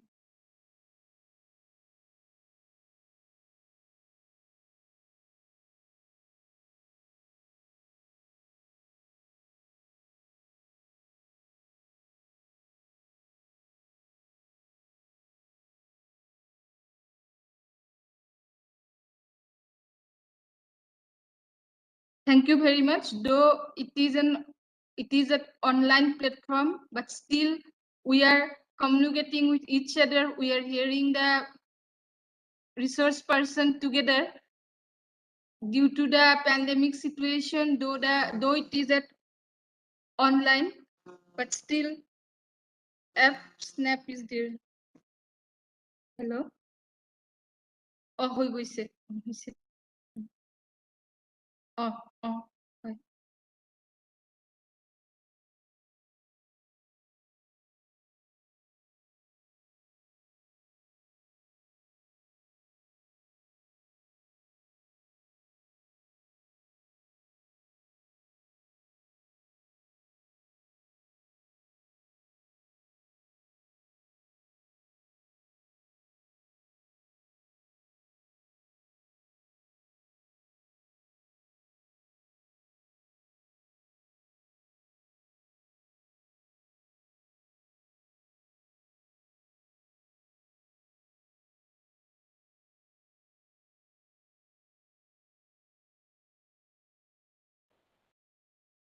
Thank you very much. Thank you very much for your patience.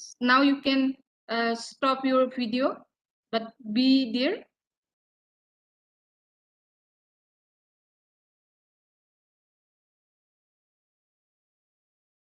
Thank you, Professor Niranjan Karak, sir, for giving us your valuable time. Thank you very much, sir. Thank you. Thank you so much. Yes, sir. So I'm leaving. Yes, sir. Okay. Bye.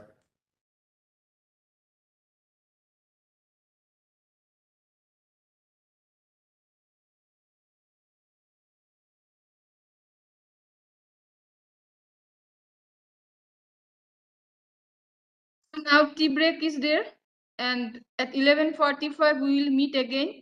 The lecture will be delivered by Dr. Binay Sharma from IIT Jammu. He will talk on the nanostructures for healthcare applications.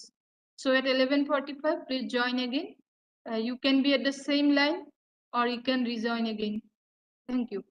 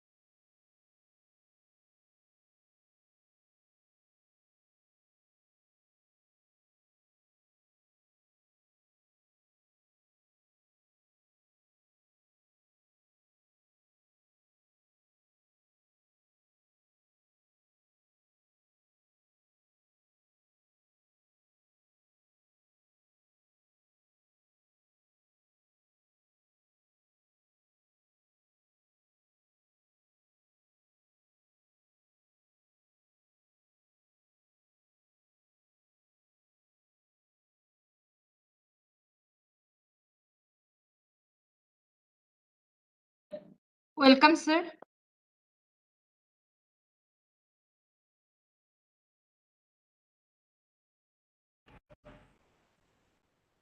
Hello, yeah. Am I audible? Yes, sir. So let me know when we shall start. Sir, after 2-3 minutes. Okay, sure. Yeah, thank you. Actually, we have more than 120 participants. Now 90 are there. So we are waiting for 2 minutes more, sir. Yeah, sure. We'll wait for the participants. Thank you.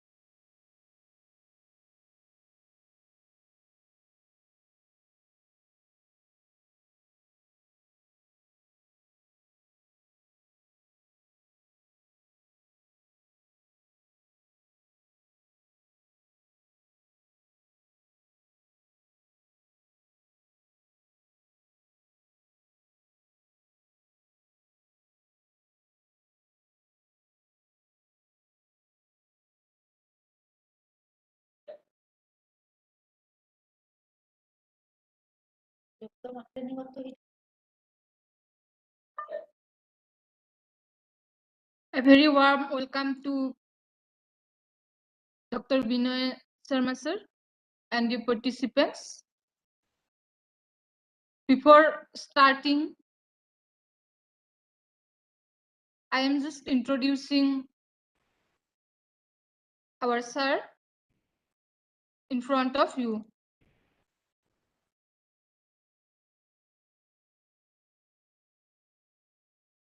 Dr. Binoy Sharma is currently working as assistant professor at Bioscience and Bioengineering Department, Indian Institute of Technology, Jammu.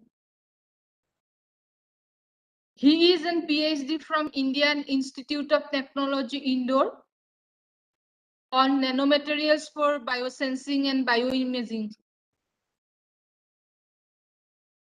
His research interests are mainly on bioactive nanomaterials, biosensors, nanopore technology, nanotheranostics, bioimaging probes, healthcare devices, nanomedicine, anti-cancer, and nanotechnology.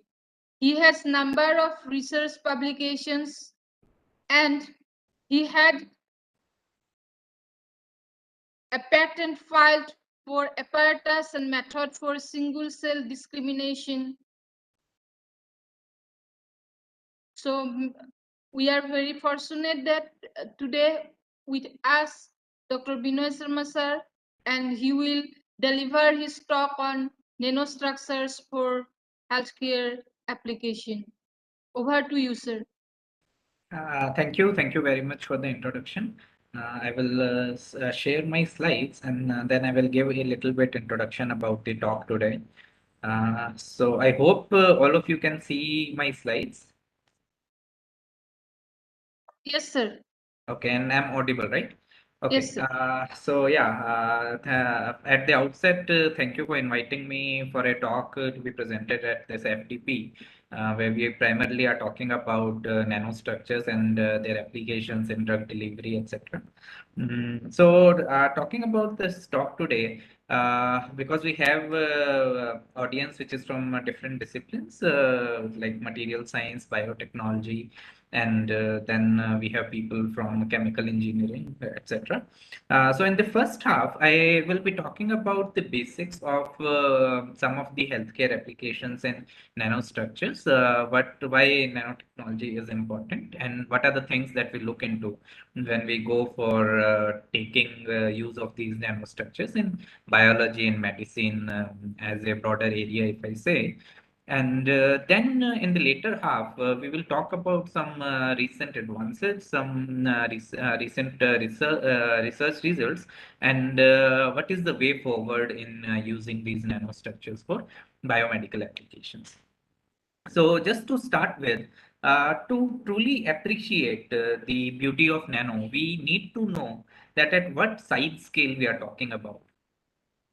And to talk about the size scale, this figure gives a representation of the scale of things. If you see that an average human, if I talk about, it's somewhere about 1 to 2 meters. And if you take that size scale and keep dividing it by, let's say, a scale of 10 or 100, you come across sizes of, if you just divide it by 100, you reach to a size of your fingertip.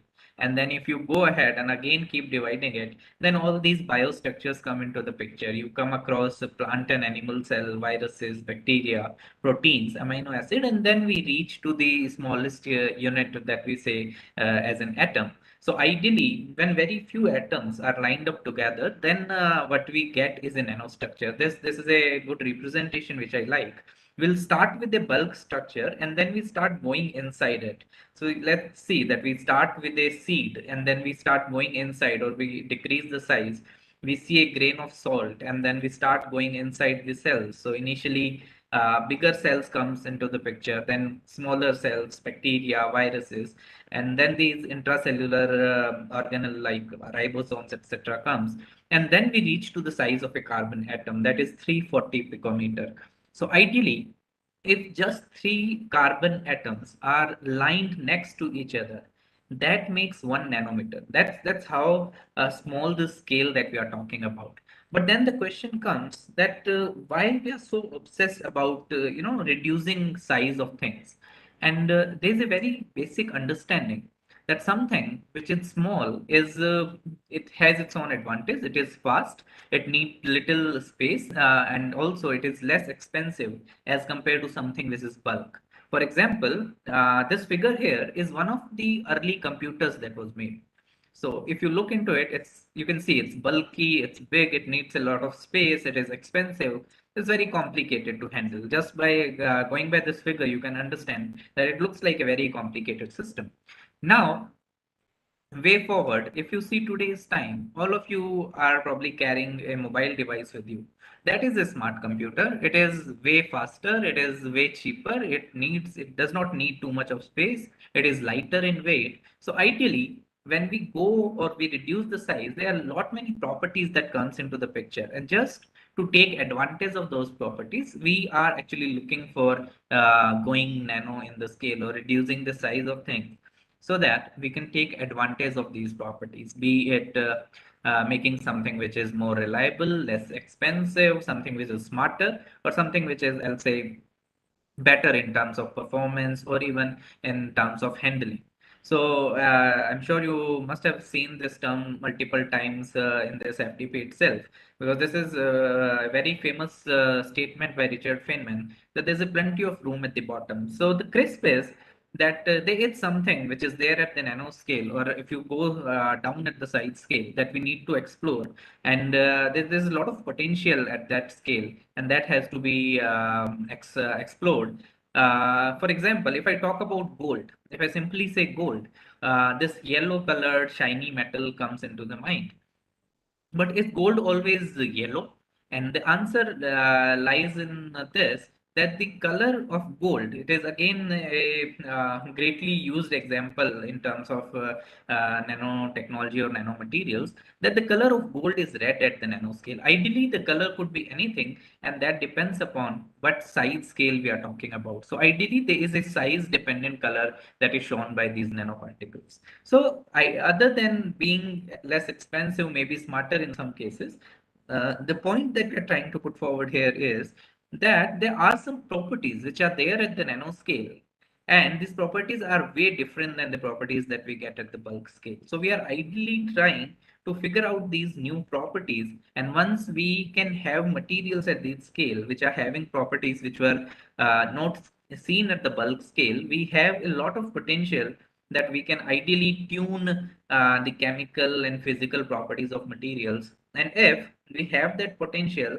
that just by reducing the size, or if we know that the how this size reduction can be made, how we can tune the physical and chemical properties, then it is a game for us to play. We can basically define the rules of this game by ourselves. So whatever property we want, if we can relate it with the size of the atom, there are a number of properties that can be explored. We can definitely play mix and match kind of a scenario where different sort of materials are mixed, and that's where the field of nanocomposites comes into the picture, where a standalone material and then there's a composite material. If you just compare the properties, composite material shows properties which are not seen in any of the standalone material. So ideally, there are multiple dimensions. You can reduce the size, you can mix and match materials, you can make composites, and then you can explore the properties which are not there at the bulk scale.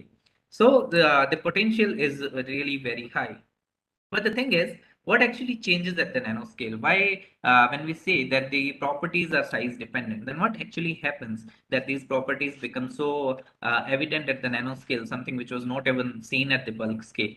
And to understand that, we are going to take this example here. Let's assume that we have a cube of, let's say, 20 centimeter dimensions, and I simply take this cube and I divide it by, let's say, 8. So I am ideally dividing a 20 centimeter cube into 8 cubes with the dimensions of 10 centimeter each. We can see that now we have 8 different cubes. So we have the surface area which is 2 times larger, because double the surfaces are ideally now exposing to the environment. Now if I take the same cube of 10 centimeter dimension and I further divide it and make cubes of 2.5 centimeter, we'll see that we have increased the surface area by 8 times, keeping the volume same. So ideally, we are not adding something into the material, we are not removing something, we are simply dividing a cube into smaller cubes. And when we are doing that, we are ideally increasing the surface area. And if I keep doing it and reach to a cube of 20 nanometer diameter, then ideally our surface area will be increased by 10 million times. So ideally, simply by going on the nanoscale, simply by reducing the size of a bulk material, we are increasing the surface area without changing the volume. So ideally, we are increasing the surface area to volume ratio. And when that is done, there are more and more material which is exposed to the surrounding environment. So this can ideally be understood. Let's assume a scenario where maybe all of us are sitting inside a room and a few of us are standing at the door. So they can interact with something who is passing from outside. They can probably touch the entities which are kept outside the room. On the other hand, if we keep increasing the size of this room, more and more people, if we keep increasing the size of the door or the size of the opening, more and more people can come and stand at the door. And when more people are coming and standing at the door, that means that the entities which can interact with the outside atmosphere is increasing with the size of the door that we are talking about. Similarly, in the same scenario, more and more material or particles are coming on the surface, and that's why they are available for interacting with the environment. And when more and more material is available for that interaction, we can ideally say that by the increase of these number of atoms at the surface, the reactivity is increased. And when the surface reactivity is increased, there's a lot many things that can happen which was not happening at bulk scale, because most of these atoms were sitting inside and were not interacting with the outside environment. Let's see this example here, that we are increasing the surface to volume ratio. There are hidden surfaces which are exposed to the outside environment. So ideally, there's a greater amount of substance that is coming into contact with the surrounding material, and that makes it that much more reactive, and provides a greater proportion of materials that is exposed to the outside environment. So there's a lot more interaction, which was initially happening with a number of atoms, is now happening with a, I'll say, large number of atoms, and because of that, the reactivity is increased, and whatever property we are talking about here is enhanced if it is linked with the number of atoms at the surface. So this is one of the property that we take advantage of when we talk about going at the nanoscale and how these properties are changing. And industry was very quick. Like when this thing was realized that if you go down at the side scale, there are properties which can be, I'll say, immersed, which will not be there at the bulk scale. And then industry was very rapid. And now you see that these products which are there in the market came into the picture. This is one of the very early product. It is a nano titanium racket, which has the titanium oxide nanoparticles. There are other rackets which came into the market, which were having multi-volt carbon nanotubes incorporated in the making of these rackets, which is ideally used for better power and a better grip that is being committed by these sort of sports gears. Now you probably have heard of this Samsung silver nano refrigerator as well, which is having a silver nanoparticle coating inside in the interior surface of the refrigerator, and that makes it antibacterial and antifungal. A similar sort of concept also came in washing machines, which are available in the market, where some sort of nanomaterials are used. And these nanomaterials are giving properties like antibacterial or even killing odors of the clothes that are being washed inside these washing machines. Similarly, we have textile industry greatly impacted by these nanostructures. One such example here is a stain-free clothing, where whatever amount of stain is put on the cloth, the material is simply gonna repel it, and because of that, there won't be any stain that will be coming on the clothing. Even in the time of COVID, if you see, there are a lot many masks which are coming into the market who are claiming to be antibacterial or antiviral in some cases. And the basic idea is to incorporate these nanoparticles into those fabrics which were used for making these making these masks, and that gives them potentials which were not seen before. Here's one example of a sunscreen that take advantage of certain nanoparticles. Then we have these pain resistant sprays are there. We have antibacterial band-aids which are there in the market, again taking advantage of the properties of this nanostructure. So now the market is flooded with these products, which are ideally taking advantage of these properties of nanomaterials. This is a statistics which I found somewhere, which says that by the end of 2016, the number of nano-based products which are coming out of India to the global market was around 100. And then after this made in India and all, the number of these products have been exponentially increasing. So you can see that how much potential of technology translation is there when the nanomaterials are used for any sort of application. We specifically will be talking about healthcare, but if you just talk about the applications in consumer goods, if you talk about the applications in sports, or if you talk about applications in electronics or any sort of other household items, the potential is really high. Now, what actually changes at the nanoscale? I'm just going to give you another representation of what happens. If you see this figure here, if we have a nanostructure with only one shell, when I say one shell, that means there's one atom sitting inside and rest all are on the shell. In that case, out of the 13 atoms, 12 atoms are ideally on the surface. So approx 92% of atoms are at the surface. And if you keep increasing the number of shells or the number of layers outside one layer, and if you reach at 7 shells, you'll see that the surface atoms will be reduced to 35%. So this is how exponentially the properties are changing. So it is very important that we have the control of the size or the number of atoms that we are playing with when we talk about properties of the material at nanoscale.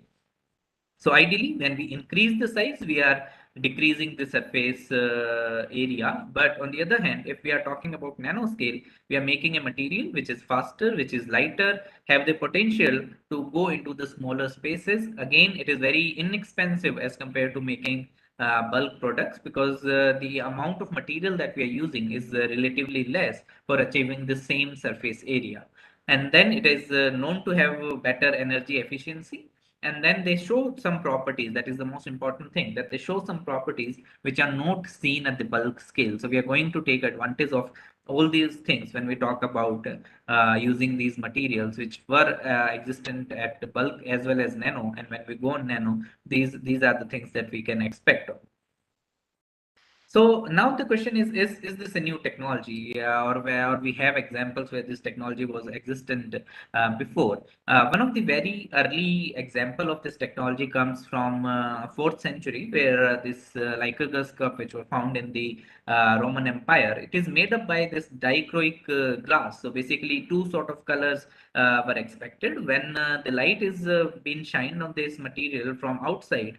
It used to give a green color, and when the light is from inside or from behind, red color were basically coming. So ideally we are playing around with the transmitted light and the scattered light phenomena, and different colors were found. And the property of this color selectivity, I would say, is because of the integration of gold and silver nanoparticles, which were dispersed into the glass or in the colloidal form when these glasses were made. So ideally, there were existence of these materials even before we started, or the science started realizing the potential of these materials. So this is one of the very early example of taking use of gold and silver nanoparticles, or nanoparticles in general, I can say. And then if we specifically talk about our Indian scenario, I'm sure all of you must have heard about these bhasmas which are there in Ayurveda. We can talk about the Rajat Bhasm, Loh Bhasm, or even Swarn Bhasm, that is known to have a lot of, I'll say, healthcare properties. But ideally, if you go into detail, we are talking about silver nanoparticle, gold nanoparticle, and even iron nanoparticle when we talk about these bhasms, which are made up of ideally the very ultra small form of these metal structures. And they have shown to have benefit in a lot of healthcare applications, from neuro sort of disease to cardio based disease, or even in applications in other sort of generic medicine also. So Ayurveda have basically shown to use these nanostructures from a long time, and the potential have also been shown in a number of diseases. Going further, the question that comes when we try to move forward in the story is how we can make these nanostructures. So if someone have not worked with nanostructures before, it is a very intriguing question that if we have a bulk material, how we can make these nanostructures. I'll briefly touch upon the basic idea of nanostructure formation, and that is ideally there are two approaches that we talk about. One is a top-down approach, and another one is a bottom-up approach. Just to give a perspective, let's say how a sculpture is made out of a rock. So if we have a rock present and then we make a statue out of it, we are basically craving out some material from this rock, and then we have the statue at the end. So ideally, we are taking away or carving away material from bulk. So ideally, we have a bulk at the starting material, and then we start taking material off, and we reach to the nanoscale. That is the top-down approach of the synthesis. There are a number of ways by which we can make this top-down. One of the very commonly used method of top-down is a ball milling method, where we use some tungsten carbide bolts, and due to some friction, the bulk material is basically toned down to very small size scale, and we make certain nanostructures. The disadvantage with the top-down approaches is that there are certain impurity that comes maybe from the sort of, if I specifically talk about ball milling, we're using some tungsten carbide bolts, so there can be some impurity that is coming from those bolts. And if we simply want a very pure material, it is a little bit tricky to play with that using a top-down approach. And that's where the bottom-up approach comes into the picture. If I simply give an analogy, I can say how we make a building out of bricks. So bricks can be a small structure, and if you just try to assemble these together, you can make a structure which is bigger than the brick. But then this building has to be of nano size if you're talking about a bottom-up approach of synthesis. So ideally, we start with something which is smaller than the nanoscale, and then we start putting them together, and ideally we reach at a side scale which is within the nano regime. And when we reach that size scale, we can say that this nanomaterial is synthesized. Most common approaches for this sort of synthesis is a chemical based approach where two reactants come into the picture. The nucleus formation occurs for the product, and initially whatever is the product is, there is the nucleus formation, and then there is a growth of this nucleus. So this nucleus start growing, and by using some sort of reaction conditions, we control the growth within the nano regime. And by this, we reach to the method of nanomaterial formation. We use chemical co-precipitation. Even biological methods are there for making these nanostructures. So we can make a solution-based approach using, let's say, sol gel method or chemical co-precipitation. There are a number of methods that can be used. Even sputtering is there, or vapor depositions are there. So we can make this nanostructure using a number of methods. But the idea is to going from bottom to top. So that is another concept. Now the thing is, what is the criteria of calling something nano? So just because we didn't discuss what is the definition, I'll just put it here, that whatever, any material, if any one dimension of that material is in the nanoscale, let's say 1 to 100 nanometer. So anything, let's if a material have a 3D structure and one of the dimension is within 1 to 100 nanometer, that is to be called as a nanostructure. And then if all three dimensions are less than, let's say, 10 nanometer, we ideally call that structure a quantum dot or a nano dot. On the other hand, if we are doing confinement in 1 or 2 dimensions, we are making quantum wells or quantum wires or a nanotube kind of structure. So we can ideally do confinement in all 3 dimensions. And if we are reaching at a size scale in any of the dimension that is within 1 to 100 nanometer, we can call the structure as a nanostructure. Talking about the nanoscience and nanotechnology, when we are simply talking about the material and their properties, we are looking at the science of the nano regime. We are talking about the material, their properties, and the related aspects of that.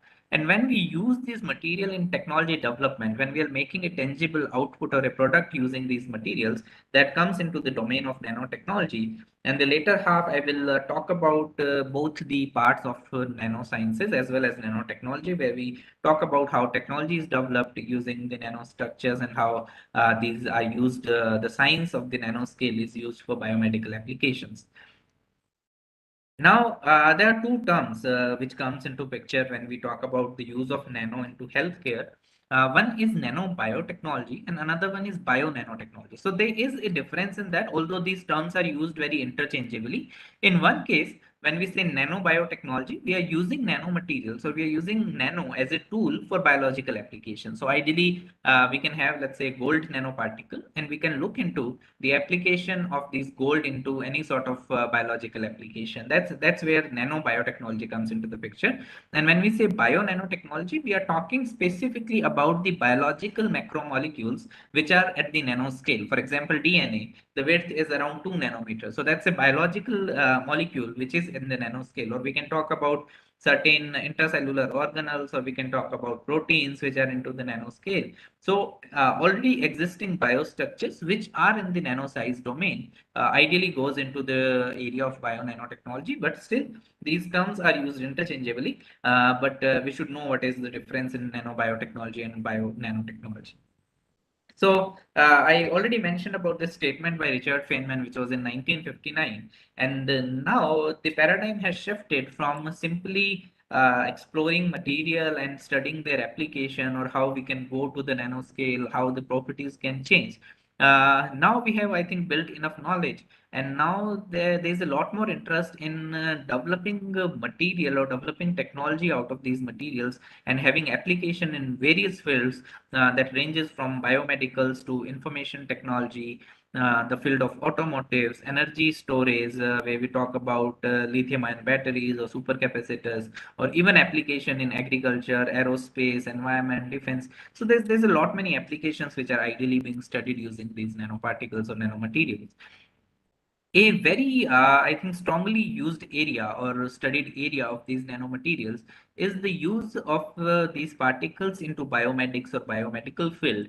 where we ideally look into one of the most studied area is the use of nanomaterials for antibacterial or any sort of antimicrobial application. So we are basically trying to use these material and explore their antibacterial or antifungal or antiviral properties.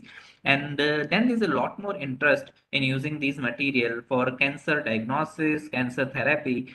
And one of the area that has been gearing up for this sort of diagnosis and therapy is biosensing, where we use these nanomaterials to sense something, to make a biosensor, to tune I'll say, working range of these sensors, and to give a better selectivity and sensitivity to these sensors. So there's a bigger area of using these materials in biosensors. So I will specifically be touching upon how these antibacterial activities are studied, or how the sensors are developed, before dwelling into more recent research into the area.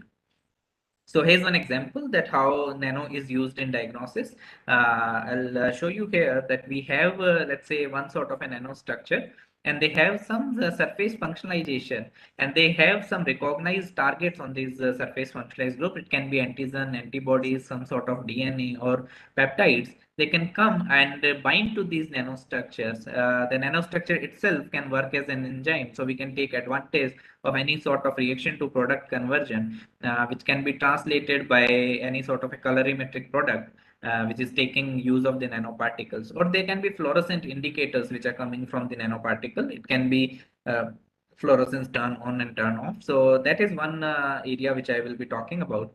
And then, for example, in cancer diagnosis, this is a very good example here, that we use certain quantum dots, and these quantum dots are functionalized in such a way that they selectively identify cancer cells and specifically go and bind to the cancer cell. So it helps us identifying whether there's a healthy cell or there's a tumorous cell is present into the mixture, and we can ideally, using these nanomaterials, we can do diagnosis.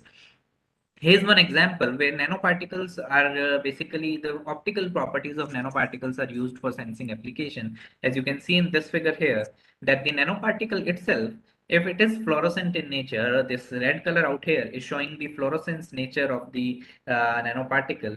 And if the nanoparticle itself is fluorescent, we can take advantage of the surface chemistry of the nanoparticle. If we go and build a disease sensor for this, or any sort of diagnosis kit, you can think of a pregnancy test kit or any sort of kit where a colorimetric or a fluorescence based output is given, whether presence of an analyte is there or not. So you can see in this case that if a ligand comes and binds to the nanoparticle, there are cases that there is some interaction of ligand with the nanoparticle, but the fluorescence is not affected by the ligand. So the nanoparticle is there, ligand will come and bind to the nanoparticle, the fluorescence will remain. And then your target analyte, which could be a disease biomarker. For example, if you are making a cancer cancer sensor, I'll say, and or a diagnosis system for cancer, this can be a P53 sort of a biomarker. It can be a prostate specific antigen, which is used for prostate cancer identification. And if this target analyte comes and bind to your ligand, which in turn deactivate the fluorescence. So we can basically study the fluorescence turn off mechanism in the presence of this biomarker that can lead to the formation of this complex here. And the output that we are getting in the sensor is that the fluorescence is turned off when the target analyte comes into the picture. On the other hand, there is possibility that this ligand itself will deactivate or quench the fluorescence of nanoparticle. And when any target analyte will come into the picture, again, it can be any sort of biomolecule for which we are developing a sensor. It can be a disease biomarker as well. It will come and bind to this ligand. And because of this interaction, this fluorescence will be recovered. And because of this recovered fluorescence, we can take advantage of this fluorescence turn off, turn on kind of a mechanism. And a sensor can be developed using that. Next example here is I'm showing for insulin detection. So there are these smart tattoos which are existent, and these smart tattoos have the potential that when there is a, let's say, insulin deficiency, these tattoos will basically lined up, and we can basically take advantage of these sort of smart tattoos for any sort of disease diagnosis that can be done using nanoparticle and by taking advantage of the optical properties of these particles. Then the next field, when we specifically talk about healthcare, is the use of nanoparticles in therapy. So we can do the diagnosis using sensors, but when we go for therapy, this is a conceptual representation of nanopods. So they are very small nanostructures which can basically float in the bloodstream and can do some sort of repair function, and for which the functionality is already given to these nanobots. This is one representation of a theranostic probe. So when I say theranostic, what we are ideally doing is we are clubbing the therapeutic properties and the diagnostic properties all together. And this construct here is a theranostic construct, that is a material which itself act as a diagnostic system as well as a therapeutic system. So you can see that the nanoparticle itself can act as a bioimaging probe and can do some sort of diagnosis. On the other hand, there are some drug molecules which can be encapsulated. You can see here that in the entire construct, there can be some drug molecules which can be encapsulated, or their surface can be modified, or with the application of external light, the nanoparticle itself can cause some sort of changes in the metabolic activity, which can ideally do some therapeutic potential. So this is one of the example of using nanomaterials in therapy, where we take advantage of diagnosis as well as the therapeutic applications.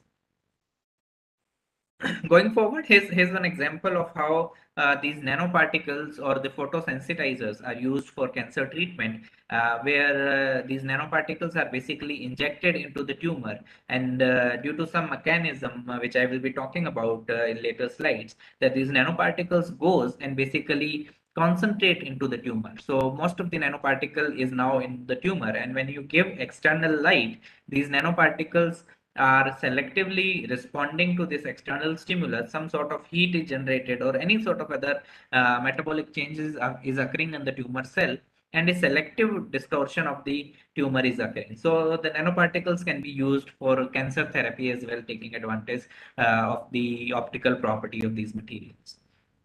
Now the next question is, what sort of properties can we use all nanomaterials for biomedical application, or we need to look into some properties that needs to be there, and what is the advantage of these properties that we will be using for any sort of a healthcare application.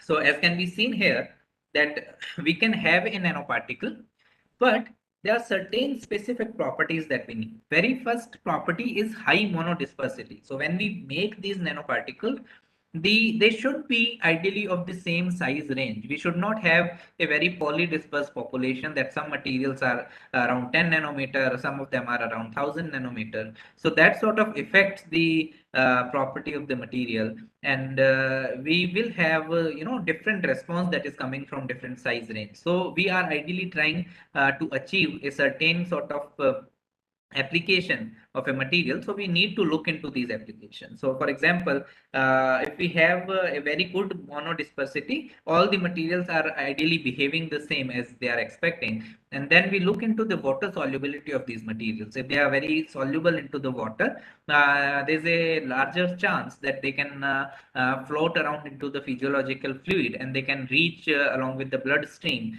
So that is one of the important application. Then we also need to see the potential of functionalization or bioconjugation, because if we want to impart some additional properties to these materials, if we want them to go and bind to a certain protein, or if we want them to bind to a antigen or antibody that is present into the body, so in that case we need to have this material the potential that they can be functionalized as and when needed. They should be stable into the bloodstream, whatever is the physiological condition. If we are using it at a pH of 7.4, or even if we are working at a slightly acidic pH, or in the presence of number of different molecules, these nanoparticles should be stable in that condition. And then obviously the size, morphology, composition, and surface charge are very important properties, because as I already mentioned, that most of the properties are size and shape dependent. So we need to have very considerate about what particle size we are talking about, what morphology we are talking about, what is the composition. Composition ideally affect the toxicity of the material, so whether the material itself is eliciting any sort of immune response or not. So that has to be taken care of. And then also the surface charge. So it is ideally believed that if you have a positively charged nanoparticle, it has a higher tendency to bind with a negatively charged cell wall. Or if you're making, let's say, a DNA binding probe. So we know that DNA has an inherent negative charge, and if we want to have any sort of electrostatic attraction, it's always good that the nanoparticle have a positive surface charge, and because of the charge polarity, there is a higher tendency that the nanoparticle will go and bind to the oppositely charged molecule, be it DNA or any sort of negatively functionalized surface group. So these are the properties that we need to look into when we talk about the application of nanomaterials in biomedics.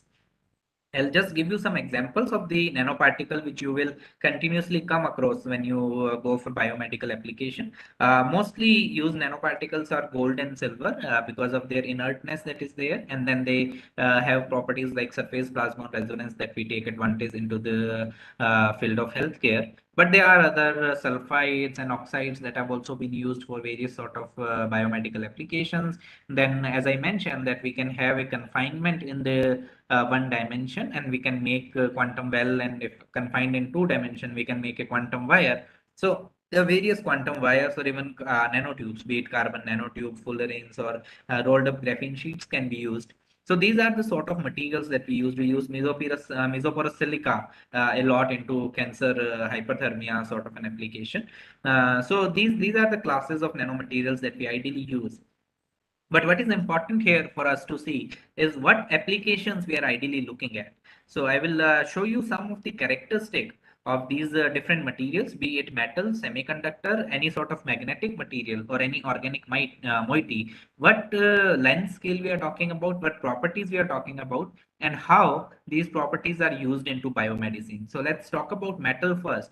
We are very, I'll say, interested into the electron mean free path when we talk about the metals, or the Bohr excitation diameter when we talk about semiconductor. On the other hand, diameter, when we talk about magnetic material, we are interested into the magnetic domain size. So ideally, when we talk about paramagnetic or diamagnetic material, we are interested into these magnetic domains. And if we are talking about organic small molecules, then what is the aggregation number? How many molecules are coming together, and what is the characteristic length scale at which we are going to use these material when they are being used for biomedical application or in the medicine domain.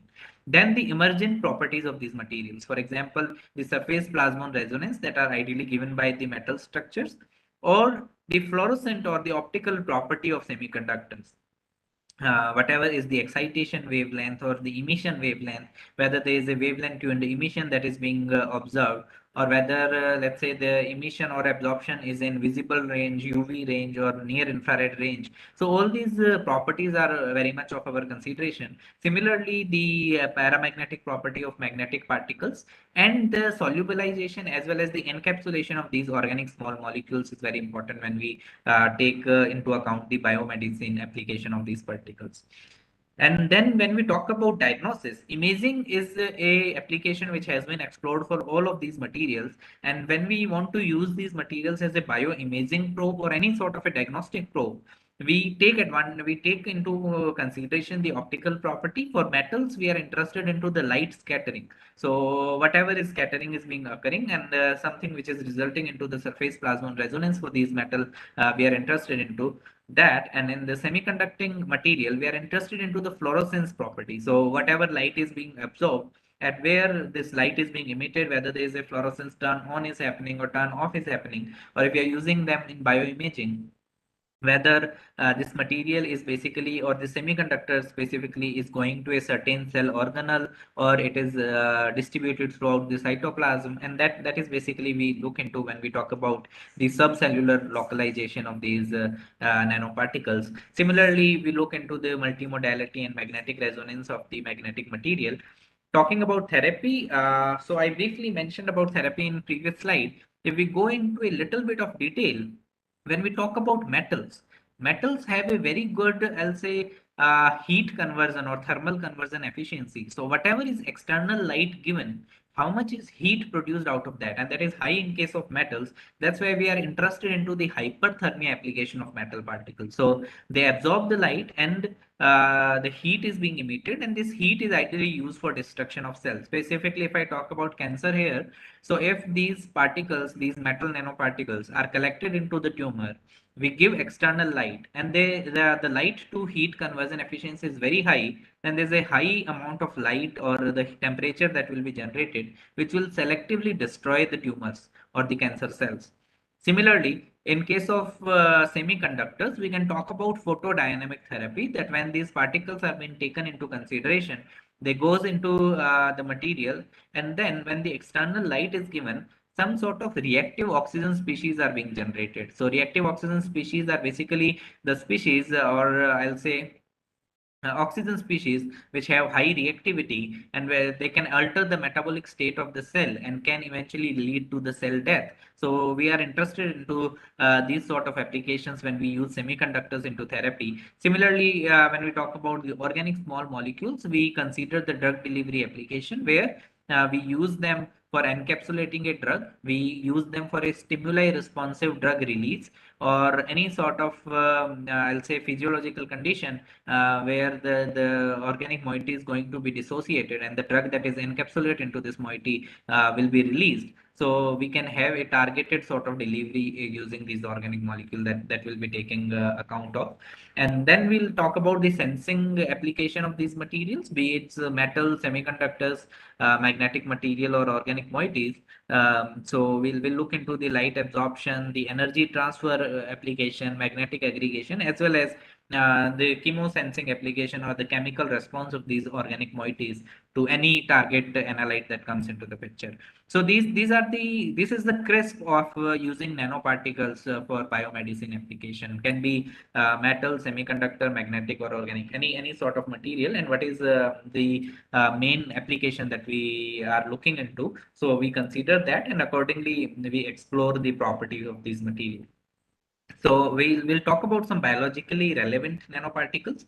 The first class is liposomes. So liposomes are basically phospholipid vesicles which are 50 to 100 nanometer, and they have a bilayer structure similar to a cell membrane as we talk about the lipid bilayer. So they have that sort of a structure, and they have a better circulation into the bloodstream. So if you want to use any material for drug delivery, liposome is a very good alternate because they have a good circulation. They will not be cleared out of our drainage system very easily, so they will penetrate and diffuse into the bloodstream. For example, here's one example where the nanoliposomes are loaded with the drug.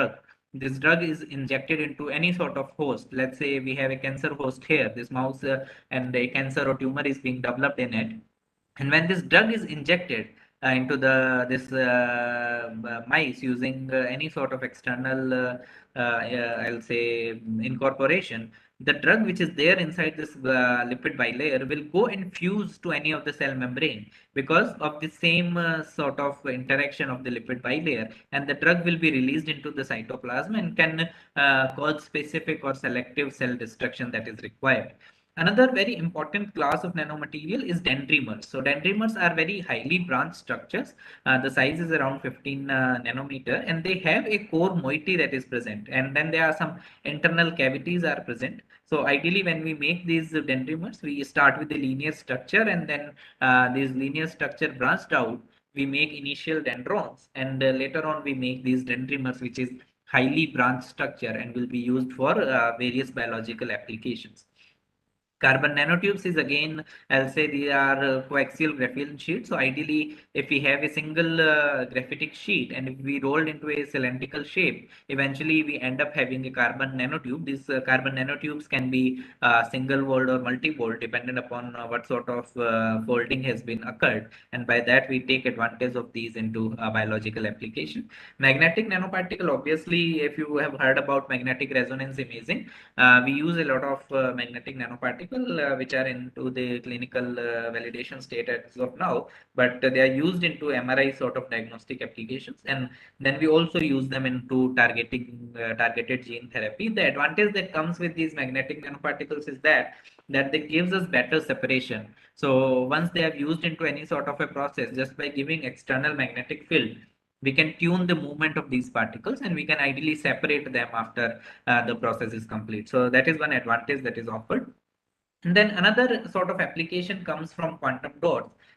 So again, they are semiconducting particles of 2 to 10 nanometer. The advantage of quantum dots ideally is into the bioimaging, because when you give external light, they have a very better photostability. So they do not show any sort of photo bleaching too early. So they gives us a long-term imaging potential. But if we simply talk about semiconducting quantum dots, they have a disadvantage of they are not water soluble, and then they have some inherent toxicity. So we take advantage of carbon-based quantum dots, which recently came into the picture. So I will be talking about carbon quantum dots as well as semiconducting quantum dots, and how or what sort of advantages are being offered by these different sort of quantum dots. Then gold nanoparticles are highly used in hyperthermia application, surface plasma resonance based sensors. And again, we can easily synthesize these nanomaterial in different soils of size, shape, morphology. So we can play around with their size and shape. Here's one example where I'm showing that how different sort of very interesting morphologies are made using these nanoparticles, and the properties are highly impacted by these surface morphologies, and gold nanoparticle have been used very highly into these sort of medical applications. Now, since we are talking about the morphology, we need to understand that what are the ways we can make different morphologies, and then how these morphologies are impacting different properties. So here's one example where using solution based route, platinum nanoparticles are basically made. But what I'm trying to show here is that the particle morphology can simply be controlled by changing the reaction conditions. So in these cases, there are different morphology of platinum is being basically made. Same method, that is the colloidal route for synthesis, is being used. Same platinum precursor is used, but there are different sort of, I'll say, stabilizer or reaction mediators are used. And because of just changing the reaction condition, different morphology of these platinum nanoparticles are made. So ideally, if you keep the precursor same and simply change the reaction condition, different sort of morphologies can be made. On the other hand, we have another example here where iron oxide of 6 different morphologies are being made. So these morphologies are nano rods, nano husks, distorted cubes, nano cubes, and then spheres, as well as self-oriented flowers. In all these cases, different precursors are used, but same synthesis methodology are used. So there are two examples which are very contradictory, that in one case you're using same precursor but different sort of reaction conditions and giving us different morphology. On the other hand, we are using different precursor but same sort of synthesis method, and again we are getting different morphologies. So ideally, we have to play around with our precursor, we have to play around with the reaction condition, and we can make these different morphology of these nanostructures, which are known to show different sort of, I'll say, biomedical properties, and that has been explored in literature. Talking about quantum dots, I mentioned about these small particles of all 3 dimension confined in a size less than 10 nanometer. Here's one example of cadmium selenide. The size is bigger. It emits somewhere at 655 nanometers. So that is ideally a red emission. On the other hand, if the size is decreased, the emission shifts to the blue region. So we can basically make this quantum dots which are made up by the same material, but they are emitting into this varied range from blue to red and different sizes. So here's an example that how these nanoparticles, specifically I'm talking about these semiconducting quantum dots, how they are used for conjugation with biomolecules. Here's one example of a conjugated structure where the core is made up by cadmium selenide. So it helps in determining the color, that what sort of intensity that will be given by these particles. Then there's the inorganic shell outside, which is made up by zinc selenide or zinc sulfide. So it provides the better brightness and stability to these particles. The outer layer is a organic coating that is made to give its water solubility and also provide some functional group which will eventually go and bind to the biomolecule. And at the outset, we have these biomolecules present, which are basically could be any sort of antibody, can be any sort of protein, can be any sort of receptor or a ligand sort of a binding. So this is a entire nano construct which is around 20 nanometer in size. But as I mentioned, that the disadvantage with using semiconducting quantum dot is that they have the limit in solubility, and because of that we are giving them this inorganic coating. They have the limitation of brightness in some cases, and also the stability into the physiological condition. Because of that we have to give them an inorganic shell coating. In this case we have given zinc sulfide. And then for functionalization we also need to give some sort of coating where the biomolecule can come and bind with antigen or antibody, or if we want to do any selective targeting. So we need to play around a lot with these sort of structures to make them workable into the biological scenario. And for that we move to carbon dots. So I'll give a brief introduction about the carbon dots. This material was ideally, I'll say, first discovered in 2004. So there was a group which was trying to separate multi-walled and single-walled carbon nanotube using a method electrophoresis. So electrophoresis, I'm sure bio people will understand. So they tried to separate the multi-walled and single-walled carbon nanotube using electrophoresis, and they found a third constituent which was fluorescent in nature, and they called it fluorescent carbon particles. That was around 2004. In 2006, these nanoparticles or these carbon dots were intentionally synthesized, which emits into this wide range from blue to red, and that was around 2006. And last 15 years all the top down and bottom up methods have been extensively used for making these carbon dots. And there are lot many approaches, from arc discharge, laser ablation, electrochemical methods, to microwave based pyrolysis, hydrothermal treatment, thermal decomposition. Various methods are used for making these carbon quantum dots. And then they have been used the fluorescent property, as you can see in this figure. There's a simple reaction which is done at 110 degrees centigrade for 2 hours, yields these highly fluorescent particles which are around less than 10 nanometer in size. So there are various mechanisms. This is just one example of how these carbon dots can be synthesized by a simple reaction. The advantage that is given by carbon quantum dots as compared to semiconducting quantum dot is that they are non-toxic, they are water soluble, they have a potential of wavelength tuned emission. So you can make carbon dots which can emit in the entire visible range. So you're not limited by the light which is required for exciting these molecules. So any sort of external light can be given, and emission can be controlled by just by changing the reaction conditions, etc. So this is just a basic introduction of these carbon dots, and then they can be used in improving cancer treatment. So traditionally what happens is that there's a drug which goes inside the cancer cell, and they also basically works on non-cancerous cell, and whatever sort of toxin is being produced is equally dangerous for cancer cell as well as the non-cancerous cell, so ideally killing both cancer cells and the surrounding environment. On the other hand, if we use these nanoparticles which have specificity for the cancer cell, they will basically be only taken by these cells, and the toxins will only be working on the cancer cell. So will only kill the cancer cell while the other cells will remain live in this case. Then we talk about the potential of nanotheranostics, or how this selectivity is achieved into the domain of nanosciences. So when we talk about nanoparticles, they can have passive targeting, they can also have active targeting.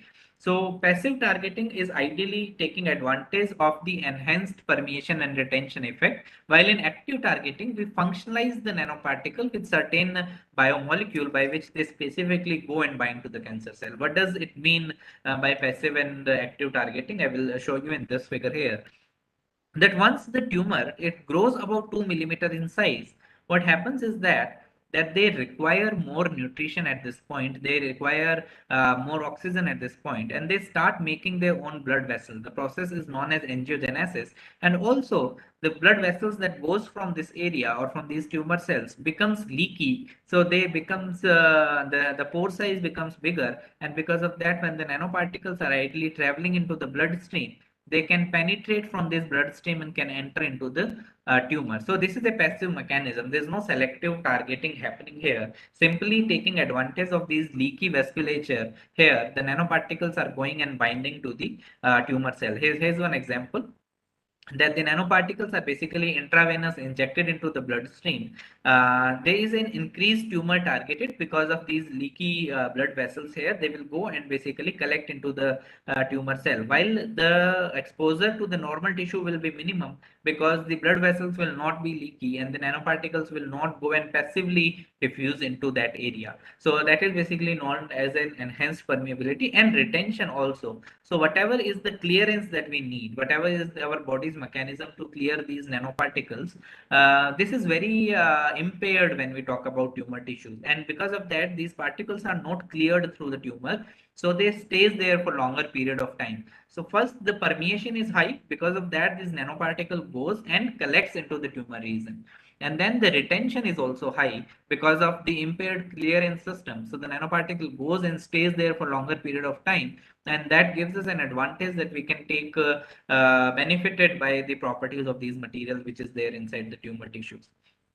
So this is the same thing I'm showing here. The nanoparticle goes, normal tissue region will not have exposure, while the tumor tissue region will have a leaky vasculature, and because of that, the nanoparticle will goes inside the region and can start showing their activity, be it a stimuli responsive to the external light or any sort of heat generation that can eventually kill the cancer cell. On the other hand, when we talk about a targeted delivery, in this case, we have a dual nanoparticle sort of a targeting where the material, or I'll say the nano construct itself, has an anti-cancer drug inside it. It can act as an imaging agent as well as, and then there are some cleavable linkage for the tumor specific site. So because of the antigen antibody kind of targeting, these nano construct will go and specifically bind to the receptor which are present on the tumor cell. So there will be a receptor mediated endocytosis, as can be seen in this case, that there is a receptor which will selectively identify this nanoconstruct. This nanoconstruct will bind, will be taken inside the tumor cell, and then where it will be degraded, and this anti-cancer drug will be released. So that is more of an active targeting domain of nanoparticles for using them into these sort of applications. So again, the 2D nanomaterials have applications from cellular imaging to stem cell biosensing and all these applications. One of the very important application, as I mentioned, is into the antibacterial properties of these materials. So as you can see, I'm showing you Az2O, that is silver oxide here, and I'm showing that the property or the antibacterial activity of these materials are shape dependent. In one case, we have a octahedra sort of a silver oxide structure. On the other hand, we have some cubic structure, and as can be seen, that the antibacterial activity is dependent upon shape at 5 mg per ml, where nanocubes are killing a lot of bacteria, while in octahedra, less and less bacteria are killed as compared to the cube. So the properties are ideally morphology dependent. There's another example of zinc oxide based nanostructures. We have nanopyramids, we can have nanospheres, and we can have nanoplatelets. So different morphologies, and this morphologies is also showing different sort of antibacterial activity, as can be seen here, that nanospheres have minimum antibacterial activity, while nanopyramids have maximum impact on the bacterial cell. So this is one example of how these nanoparticles can be used for antibacterial application, and this is the mechanism that these nanoparticles are ideally first causes some sort of physical interaction with the cell wall, cause the interruption of the cell wall, and interrupt the electron transport, which eventually damages the DNA. It can also generate some reactive oxygen species, and these reactive oxygen species can have their own impact on DNA or on the protein denaturation, or can also disrupt the cell wall. So all these I'll say activities coming together makes these nanoparticle highly antibacterial. Now, the question is for the people who want to work into the antibacterial application of nanoparticles is how we can use these nanoparticles for combating antimicrobial resistance, or to use them for making any sort of antibiotic that can be used for even antifungal or bacteria resistant application. So we can use multiple approaches. I will quickly go through some of the methods that can be used for studying the antibacterial application or antimicrobial application of nanoparticles. One very simple method is a disk diffusion test, in which what we basically do is we inoculate an agar plate with bacteria on it, and then we can have certain disk. We can have antibiotics on it, or we can also have nanoparticles on it. We can simply dip these filter paper disc into a solution of nanoparticle and put it on to these agar plates. Once these filter discs, which are having nanoparticles absorbed on their surfaces, are capped onto these agar plates, the nanoparticle will start diffusing out of the filter disk and will start going inside or into the bacteria culture. So what will happen is that there will be a zone of inhibition formed, and in this zone of inhibition we can ideally measure the zone of inhibition for different sort of nanoparticle or one nanoparticle at different concentration, and we can study whether the nanoparticle is having any sort of antibacterial effect or not. If there's no antibacterial effect, we will not get this zone of inhibition. So we can ideally use it's very simple method, that is the disk diffusion test for studying the antibacterial activities. This is one example that how a agar plate looks like after some sort of antibacterial property containing nanoparticle or antibiotic is basically immersed onto the filter. That's how it actually looks like after the experiments. There's another method which is known as a media turbidity assay, in which we use a clear culture suspension. Bacteria is inoculated and we let the bacteria grow. And once the bacteria is grown, there is some sort of turbidity, which is the measure of the number of bacteria that is there into the mixture. On the other hand, if we add some nanoparticle along with this culture procedure at a different concentration, we can take optical density at different times and we can study that how much bacteria growth is basically inhibited using these nanoparticles. So here's one example of how the media turbidity graphs look like. We use the negative control, which gives us a typical sigmoidal graph of bacteria growth, that is containing the lag phase, log phase, and the steady state. While on the other hand, if we keep increasing the concentration of any nanoparticle or antibiotic agent, we will see that the growth will decrease. And at some point, there will be no growth into the bacteria culture. That is the concentration where we determine the minimum inhibitory and minimum bactericidal concentration of the nanoparticle or any sort of antibiotic drug.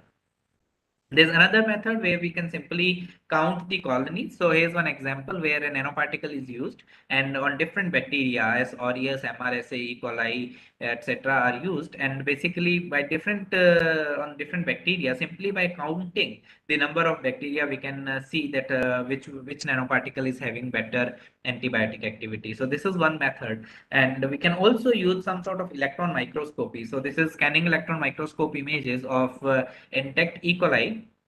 And when these E. coli are interacted with some sort of nanoparticle, you can see that the surface morphology is changed. So the cells are under stress. So we can study antibacterial activity using microscopy as well. There's another example where as aureus is studied without nanoparticle treatment and with nanoparticle treatment. So you can ideally see in these figures that how the surface morphology is changing with the impact of nanoparticles on these materials. Then we can also use transmission electron microscope. We can see the nanoparticle being taken up by the cell. So we can see intracellular distribution of these nanoparticles if we simply go for a high resolution image. So here it is shown here that nanoparticles are being taken up by the cells. And once they are inside, they can cause any sort of metabolic change into the cell, and which can eventually lead to the cell death.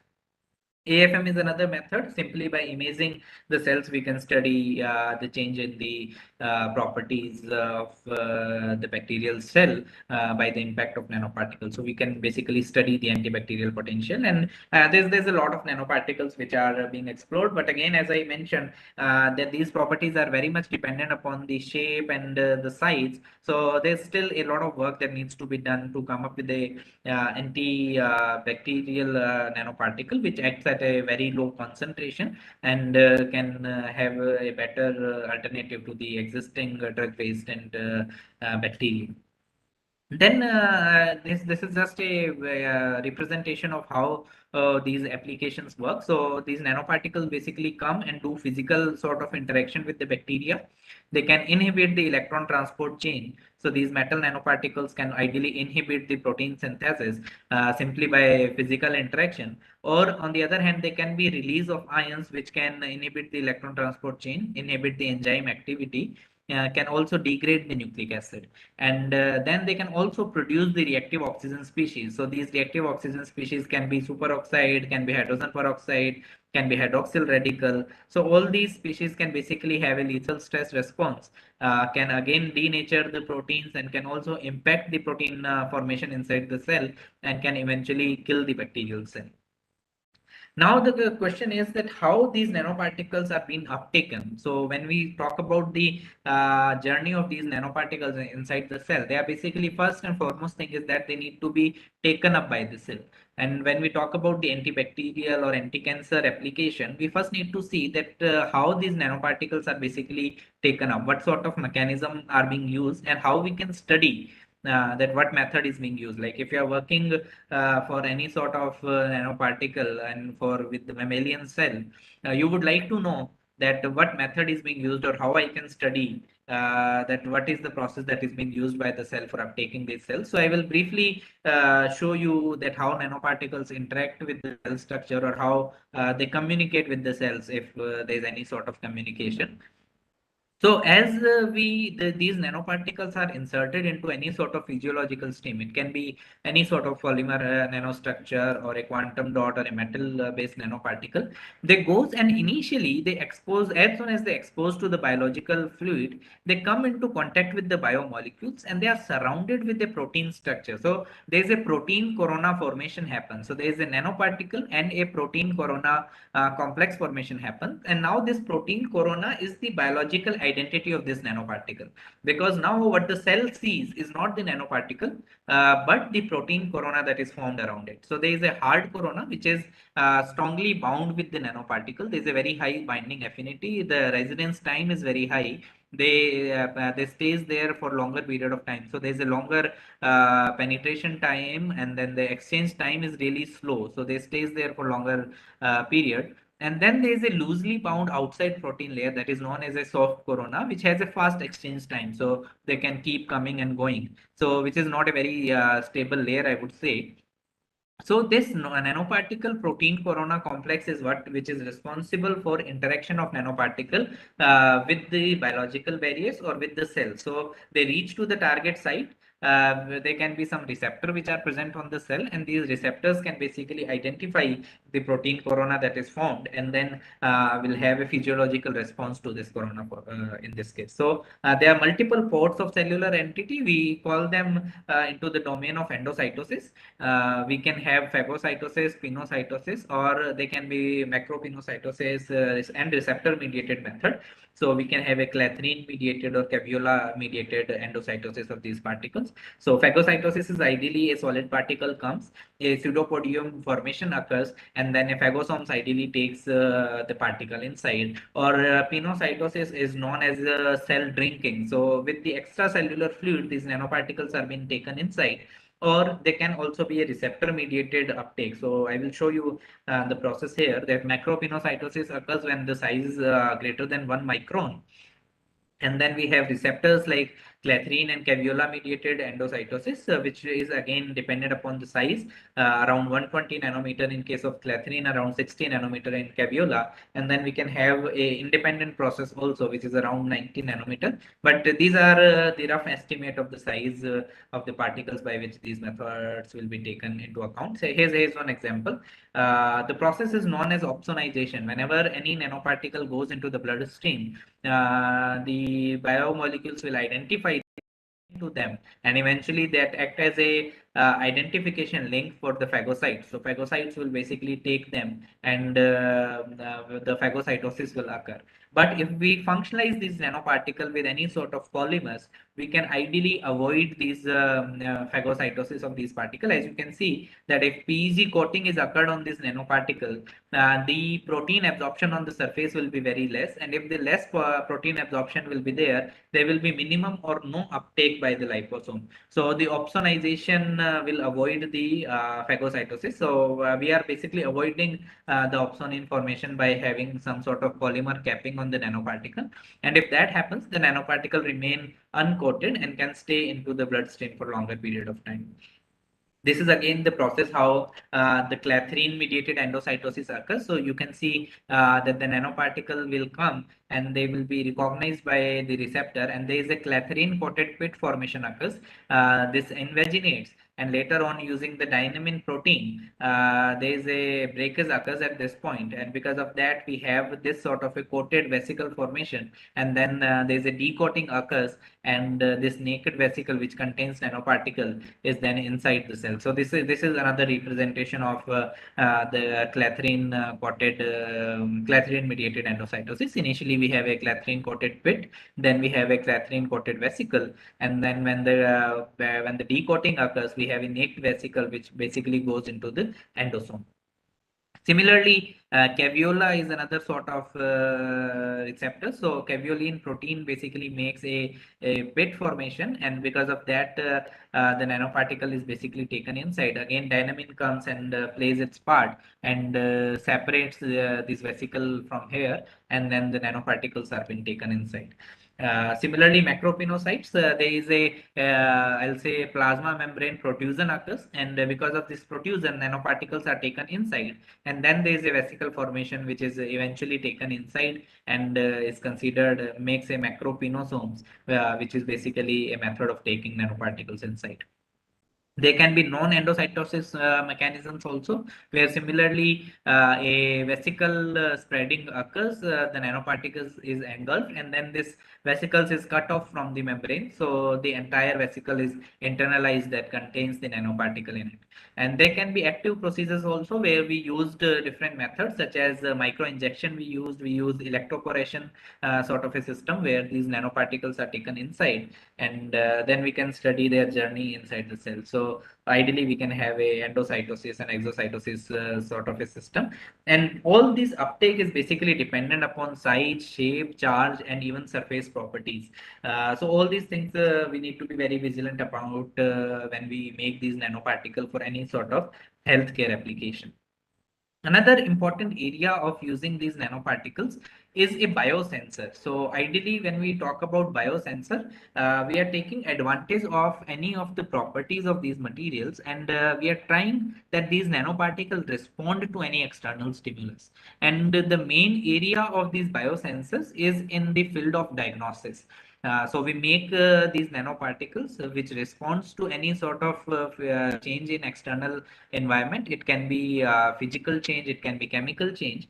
And let's see here, here's an example of how a biosensor is made up of. So in a biosensor, we initially have a sensing layer which basically finds the target, binds with the target, and causes any change. It can be a physical change or can be a biological change.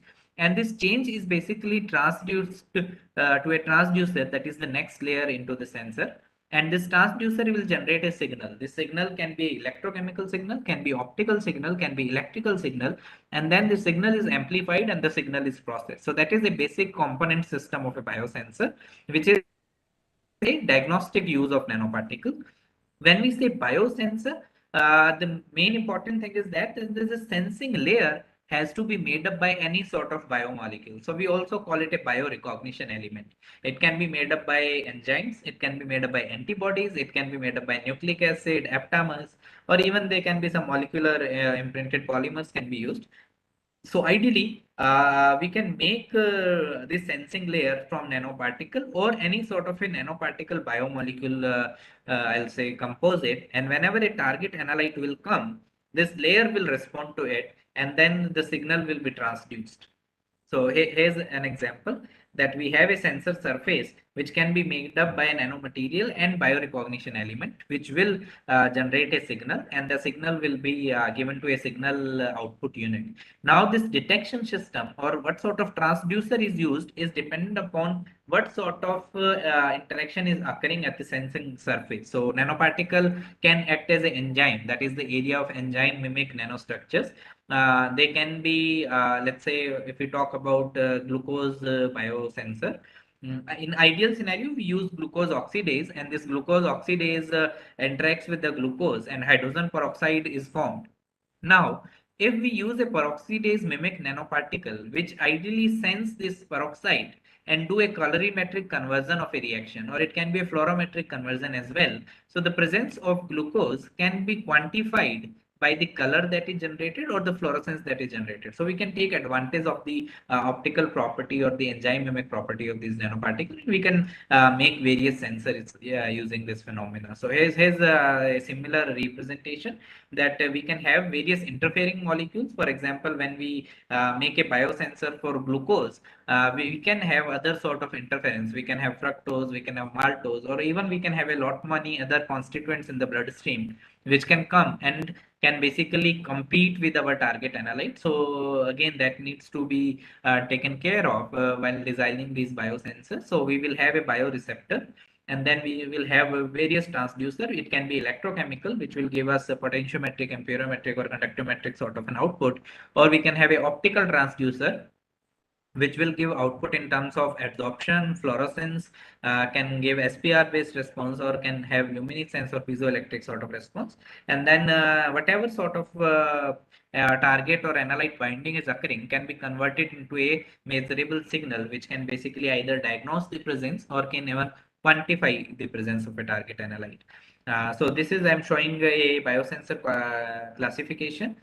We can have a receptor based, basically whether we are using a cell, we are using a nanoparticle, we are using any sort of antigen antibody. So that is the receptor, which is basically coming and in identifying the target. Then we can have various transducers, and then we can also have nanobiosensors where we use quantum dots, nanoparticles, nanotubes, nanowires, etc. for making these materials. Talking about biorecognition element, I will quickly go through these, that we can even have enzymes as a biorecognition element. We can have antibodies, and we can also have DNA itself as a biorecognition element because of the hybridization that is offered by DNA. So there is a complementarity that is there in the two strands of DNA. So we can make a sensor using that, and can also use aptamers using SELEX technique, whereby selective and this continuous iteration, we make a identification unit which binds specifically to a target analyte. Or we can also use some molecular imprinted polymers for making these sort of nanostructures. Then we have to immobilize these nanostructures or even these biorecognition elements on a surface. So we can take advantage of chemical cross-linking. We can take advantage of covalent bonding. They can simply be adsorbed on the surface or can be entrapped as well. So we can have a nanomaterial or a biomolecule composite. We are trying to make a sensing element or the sensing layer. We need to immobilize these nanoparticles or these biorecognition elements on the sensing layer, and we can take advantage of any of these methods for making the sensing layer in the biosensor. We can also make a whole cell-based biosensor where the entire cell can itself act as a biosensor. So you can see that we can culture the cells, we can make bacteria, yeast, fungi, algae, etc. And these cells itself, by taking advantage of their metabolic process, can act as a disease diagnosis marker. And we can even take advantage of nanoparticles also, which can basically play along with the cells and can make a nanobiosensor sort of a arrangement here. Going forward, I'm showing here that we can use any sort of a biorecognition element for these sensors. But what is important when we talk about a biosensor is that we are interested into the selectivity, sensitivity, reproducibility. Selectivity basically refers to that whatever sort of a disease or a healthcare sensor that we are making, whether it is responding to a particular target analyte or it is even responding to any closely related species. So we have to avoid any sort of interference with our target analyte, and that gives selectivity to the sensor that we are making. Sensitivity is ideally is the response that is generated per unit concentration change in the target analyte. So for example, if there's a very small change in the target analyte, how much change is occurring into the signal, that improves our readability, and that basically tells us that how sensitive our sensor is, or the limit of detection, whatever minimum a sensor can detect using a target or analyte binding comes into the LOD, or the limit of detection of the sensor. So we basically, this is basically the performance parameter of any sort of nano sensor that we develop. Another area is the reproducibility. Like if we make a sensor using one sort of nanoparticle, how reproducible the method is. Like for example, if we have a batch to batch variability in the nanoparticle formation, that will impact our reproducibility. So we have to be very vigilant about the reproducibility as well. We have various transduction systems. So we can have a electrochemical based sensor where by external target analyte binding with any sort of sensor surface, a electrochemical signal is generated. That means we can have amperometric, potentiometric, or conductometric signal. Then we can have a current change, we can have a conductivity change, we can also have a voltage or potential change that can be measured using this sort of a biosensor. And then we can also make optical sensors using nanoparticles. So nanoparticle can have change in absorption spectra or change in fluorescence spectra that can be taken advantage of, and we can make various sensors using that. So now we move to the second half where we will specific talk about the first areas of research. We will talk about various applications that we looked into. We'll talk about various biosensors, and we'll briefly talk about the technology development. So I'll take around 20-25 minutes considering the time limit that we have. And in this section, I will talk about some of the recent results. So it'll give you a research flavor as well. So going forward, I'll start for this section just in a while.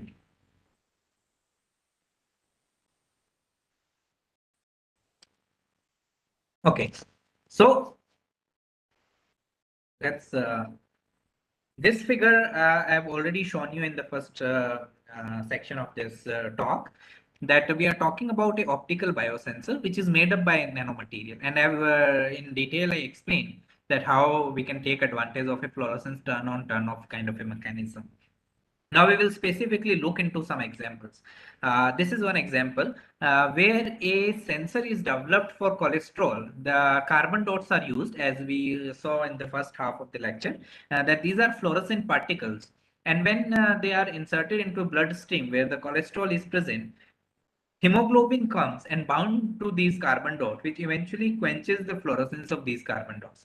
As I have shown you in, let's say, in the figure 2 of this here, that when the ligand will come, the fluorescence will be quenched. So in this case, hemoglobin is acting as a ligand. It will come and bind to the carbon dot or the carbon quantum dot, and the fluorescence is quenched. And then our target analyte is the cholesterol that comes into the picture. This cholesterol will dissociate this hemoglobin from the carbon dot, and the fluorescence is recovered. So this is one of the optical sensor which can be used in healthcare for making a cholesterol sensor. So this is one application of nanoparticle where we simply can make a nanomaterial based sensor using the optical properties. There's another big class that I mentioned is nanogymes, where the nanoparticle act as a enzyme mimic. So they can have a peroxidase mimic activity, SOD or catalase mimic activity, and all sort of nanoparticle, be it a metal-based nanoparticle, carbon-based nanoparticle, or even any sort of other nanoparticles can come and show nanoenzymes based activity and can be used for a sensor development. So this is again another example here where we are taking advantage of glucose and glucose oxidase. And by this reaction, H2O2 is coming as a byproduct. Now, this cerium oxide nanoparticle mixture is a peroxidase mimic, which is eventually changing color by simply a chemical reaction that is occurring by the presence of the cerium oxide as well as the H2O2. So whenever the glucose will come into the picture, the H2O2 will be produced, and this H2O2 will be utilized by these peroxidase mimic nanoparticle for this color change. And the intensity of this color is basically a measure of how much glucose is present. So this is an example of glucose sensor that can be made using nanoparticles and simply by taking advantage of their enzyme mimic properties.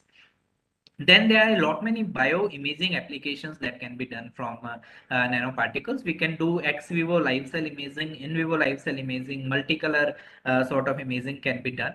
As I mentioned that initially we used to use these semiconducting quantum dots, but these semiconducting quantum dots have problems such as their aqueous solubility has some limitation and functionalization has some limitation. So we needed to provide them aqueous solubility by methods such as either ligand exchange or some sort of coating. Or we also needed to functionalize them with either peptide, antibodies, or proteins so that they go and interact with the biological cell and they can be used for various sort of bioimaging applications. And then we also talked about carbon quantum dots, which has this wavelength tuned emission and can be used as there are different color of different sort of imaging properties that can be used and can be used into bioimaging.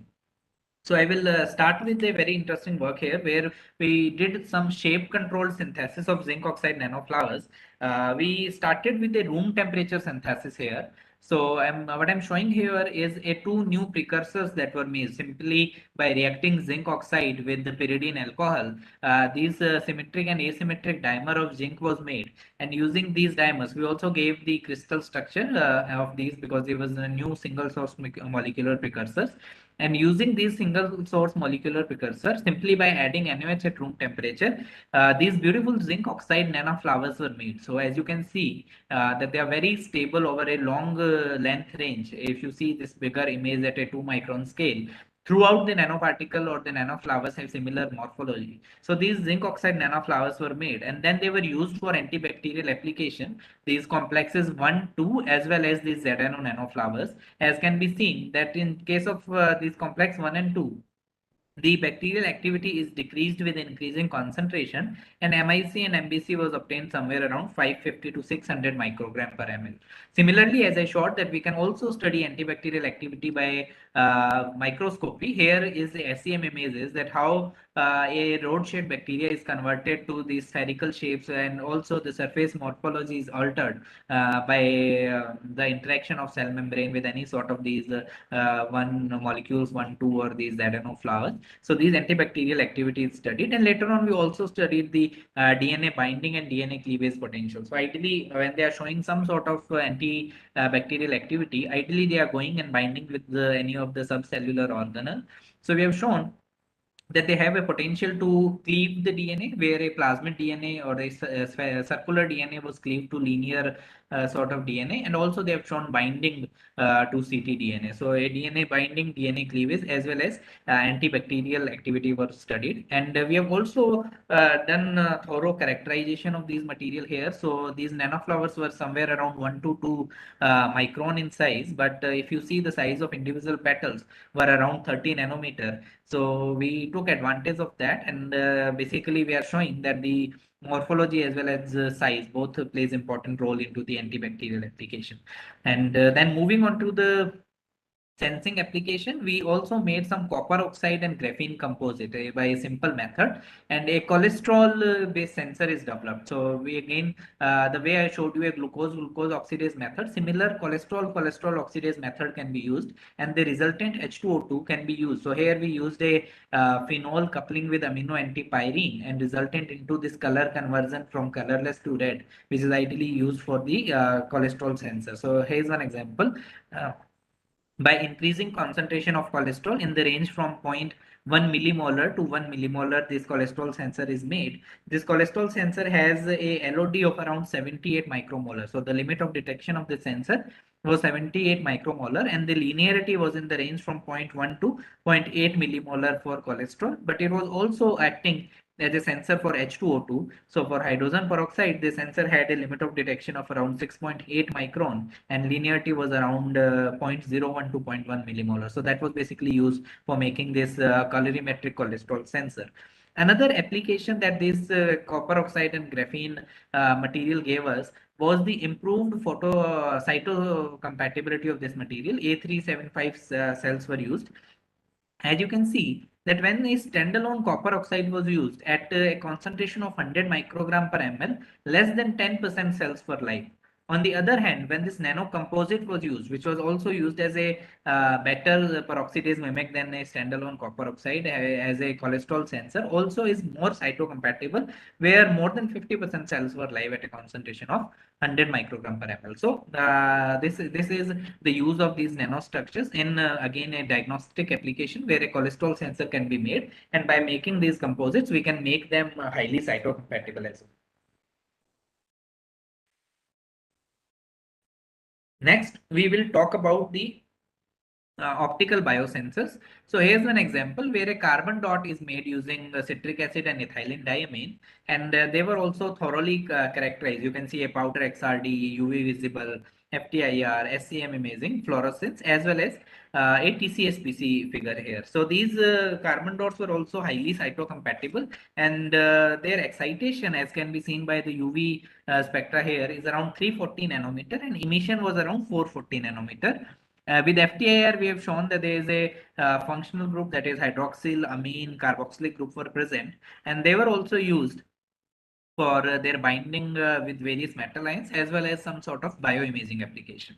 So we made a bimetallic mercury and palladium sensor using this. As can be seen, that as the concentration of palladium was increased, the fluorescence was decreased. So in this sensor for palladium, it was linear in a range of uh, 35 to 100 micromolar, and the limit of detection in this case for this sensor was around 58 nanomolar for palladium, while for mercury the linearity was from around 1 to 18 micromolar, and the limit of detection was somewhere around 100 nanomolar. So we made a mercury and palladium sensor using these carbon quantum dot, and we took advantage of the fluorescence turn on mechanism.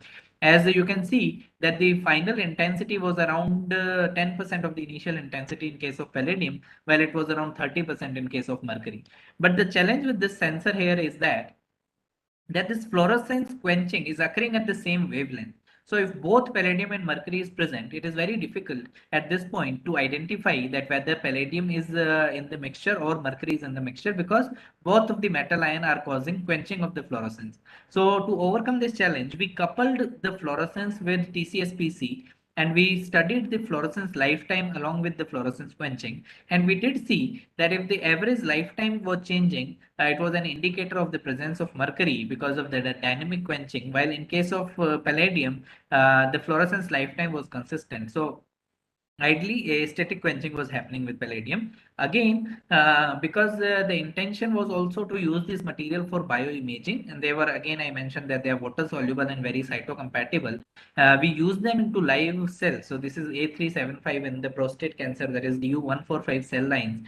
And we treated these cells with these carbon dots, and they were uptaken by the cells, and we studied the fluorescence intracellularly using three different excitation wavelengths, that is 405 nanometer, 488 nanometer, and 559 nanometer. And we can see that the light is emitted in blue, green, and red. So there is a wavelength tuned emission property of these carbon dots, which is used in the bioimaging, and a whole visible range sort of is covered using these carbon dots, and a very good bioimaging of cancer cells were done.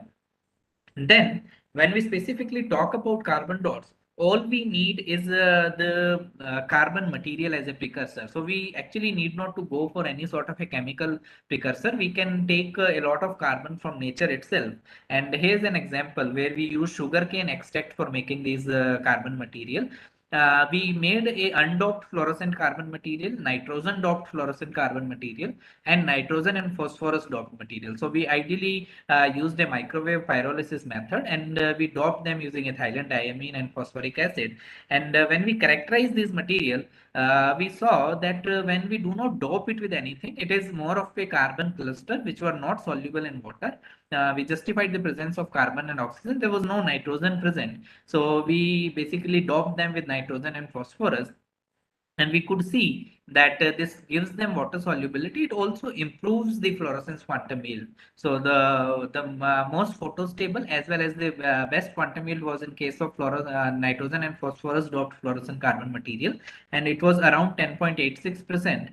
So we use this for a pH sensor that works into alkaline range. So we made this sensor that works into a range of 9 to 14, and a fluorescence quenching based mechanism is studied. So as you can see that as the pH is changed, the fluorescence is reduced, and a sensor is developed for pH, and this sensor is highly reversible. As the pH is basically switched between 9 to 14, we can see that at multiple cycles the fluorescence can be turned on and turned off. So this was done, and further we also studied the same sort of a bioimaging application. We also validated using a flow cytometry, and it can be seen that in both MCF7 and DU145 cell, there is a clear increase in the fluorescence intensity, that is around 10 times, and it's studied using these fluorescent carbon material. We also did some intracellular aluminum sensing using small molecules, where the ligand itself is non-fluorescent but is taken inside the cell. And when aluminum is added, the fluorescence is basically coming and the cells are lighting up. So we can make these intracellular sensors using small molecules. And we can also see the response time of these material is very high. If I just show you using a presenter here. Sorry.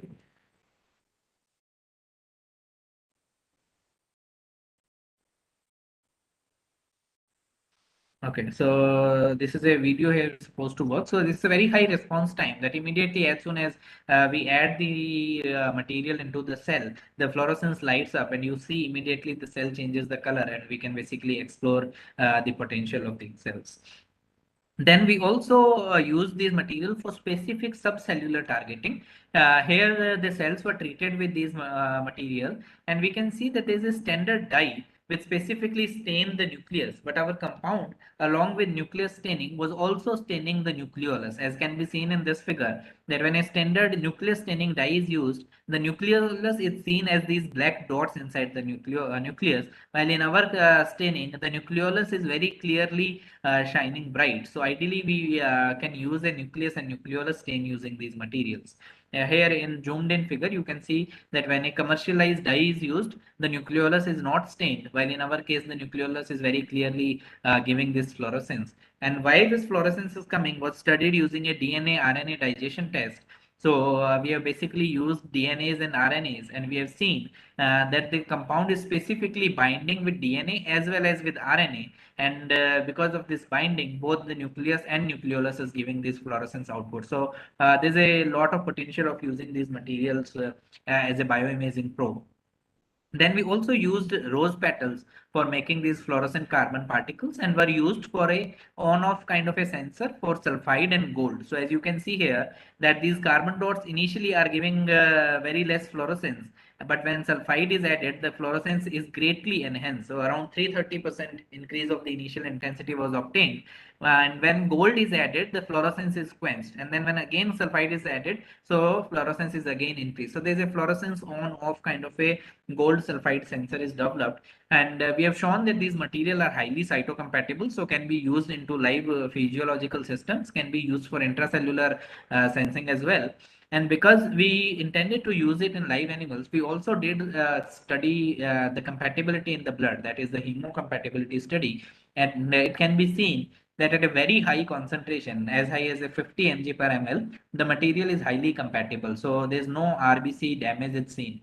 So ideally, very high hemocompatibility, cytocompatibility, and very good material to be used into live system for any sort of bioimaging applications. Then we also used cells itself and made these materials and specifically target endoplasmic reticulum, as can be seen here in this case, that the cells itself can stain endoplasmic reticulum and can also stain the tumor cell. So also supposed to show you for this video is basically budding tumor cells, and we also saw that how much penetration is occurring in this case. So with increased penetration into the tumor, that is up to 100 micron depth, we did optical sectioning and we did see that the nanoparticles are basically penetrating inside the tumor and can be used. Okay, I think I can play the video here in this case. So you can see that all these images are taken at 2 micron depth. So in one case, it is a budding tumor spheroid. In another case, it is a spherical tumor. So all the imaging applications are done, and around 100 micron the penetration is there. So there is a potential of studying live cell penetration using these materials. The other half that I briefly mentioned about the technology development that can be used using the nanostructures comes into the nanopore technology. I'll just take 10 minutes and explain how nanopore technology can also have the potential in healthcare. So in this case, what we do is ideally we take a quartz capillary and then we melt it from the center using laser, and we make these nanoscale openings. So this is a TEM image here where these quartz capillary are basically melted using laser based pipette puller, and the opening is around 10 nanometer. Now, if we fill this pipette with some sort of salt solution and then we have some sort of salt outside and we give external voltage to both the ends, what will happen? The negative ion will start moving to the positive terminal and the positive ion will start moving to the negative terminal. And if that movement will happen, we will get a current signature. And that is the basis of nanopore technology, which is a resistive pulse sensing technology where we study the pulse decrease in the current. For example, this is a nano-sized pore, and when we apply a positive and negative voltage, the ions start flowing and we get a current signal. It can be in nanoampere or even in picoampere, depending upon the salt strength that you use. And if there's any target analyte which is present outside, let's say in the chamber, and it is negatively charged, so it will move to the positive terminal. When they are inside this pore, there will be a current drop. And this current drop, if there's a bigger molecule in the pore, the current drop will be more. So this current drop will be measure of the size of this particle as well as the charge of this particle. So we can know a lot about single molecules using nanopore technology. And because of that, this was also used in DNA sequencing, as I will show you here in this example. We have a nano-sized pore. DNA is present towards the negative terminal. When we apply external voltage, these ions, let's say we have NaCl present, so sodium and chlorine ion will start moving to the opposite polarity, and because of this sodium and chloride movement, we will have some sort of current that is there. Now, when the DNA, because it is negatively charged, it will try to move to the positive terminal. When it will come inside the pore, there will be a current drop, and this current drop will remain as long as DNA is inside the pore. As and when DNA will pass through the pore, the current will again go back to the initial current intensity. So this information of this current drop and the time or the translocation or dwell time tells us a lot about this molecule. Now, if we have this pore so small that this DNA will go nucleotide by nucleotide, in that case, we will get different current signature for all the four nucleotides, that is adenine, guanine, thymine, and cytosine. And if we have four different current signature, we can use this technology for DNA sequencing as well. So as you can see, this is an example where the double-stranded DNA is unfolded at the pore opening and only one strand is entering base pair by base pair. So a single nucleotide is going in, and for every sort of base, we are getting one current drop, which is converted into a signal, and then we know that what sort of DNA sequence is there. So we use this technology for DNA sequencing. Going further, the main challenge that is existing in nanopore is that these DNA molecules, they move very fast through the pore. So it is very difficult. This time period can be less than a millisecond. So within a millisecond, if we want to have any sort of current signature, we need to have a very sensitive system. And because of that, there are various methods are being used where people try to translocate the DNA through the pore, and as soon as DNA passes through the pore, immediately the polarity is reversed. So this end becomes negatively charged now, and when the other end becomes negatively charged, the DNA will start going back to its original zone. So the same DNA molecule will move to twice from the pore, and when it will go two times, we will get two current signatures. So ideally, if there's any sort of error, that can be reduced by averaging these multiple entries. But again, this was very limited because we have to change the voltage polarity within a millisecond time range. Otherwise, the DNA will be lost. Another method that was used was a DNA tug of war. So there are two nanopores which are used next to each other, and when a voltage polarity is reversed, DNA will face a tug of war situation where one end is pulled into one sort of nanopore, another end is pulled into another nanopore. So this is another interesting answer to this challenge. But again, we are able to trap the DNA. It is very again difficult to do sequencing using this method. And then because DNA is a polymer molecule, it has the potential to make knots inside or make folds inside. So that also changes the current signature that we get. So there's a lot many challenges in the nanopore field to make it very good for healthcare based of arrangements. And what we did here is we added a piezoelectric pressure controller. So we are basically moving a molecule inside, and as and when molecule comes inside, we apply a positive pressure, so the same molecule goes out. And if we repeatedly apply negative and positive pressure, we can play around with the single molecule. And we showed this method on single cells. So we used a spherical cell as well as rod shaped cells. As it can be seen that we used a spherical cell, that is a micrococcus bacteria, and a Serratia maceranas, that is a rod-shaped bacteria. We used a mixture of these bacteria. This is the nanopore that we used is around 1.3 micron because the cell size is around 1 micron. And we applied different sort of pressure, and we measured the movement of fluorescent beads to see that we can control the movement. So ideally, if I show you the data here, that we applied negative and positive, the sine wave kind of a pressure wave, and because of this sine pressure wave, the cell or the microsphere will come in, we'll get a current drop. Then when the same molecule will go out, we'll get another sort of a current drop.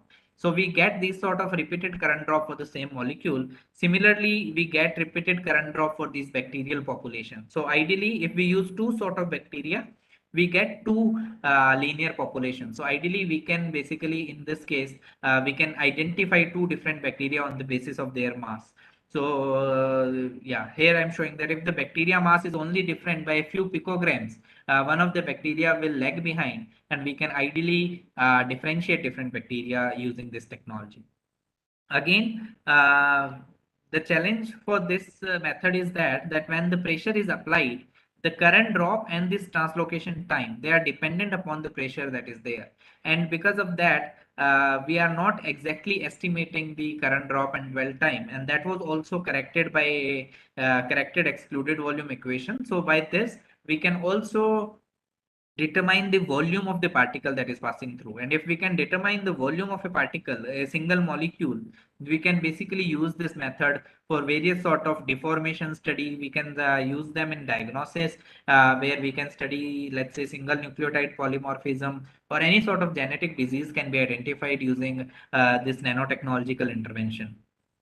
Also, if we apply pressure, we have shown that it also impacts how DNA enters into the pore. So we can have different folds at different ends. We can have fold at one end, and that will simply change the current signature. And then we can also make a DNA on-off switch. So if you want to use this nanostructured technology for genetic engineering or for gene delivery, we can control how many DNA molecules we want to pass from one entity to another. So in this case, when a negative pressure is applied, DNA will move inside. And when the positive pressure is applied, the DNA movement will be stopped. Again, when we apply negative pressure, the DNA will start moving. So we can switch on and switch off the movement of single DNA molecules using this technique. Here we can show that there is an on-off kind of a signal. Initially, the DNA molecules are moving, then we stop the movement, then again they start moving. And by this, we can precisely control how many DNA molecules we want to move from one end to another. Here's an example that we can, if we only run a 1 second wave, the number of DNA molecule that is passing is around 10 DNA molecule. And if we increase the size of the pressure wave to 6 seconds, and the number of DNA molecule passing could be anywhere around 35 to 40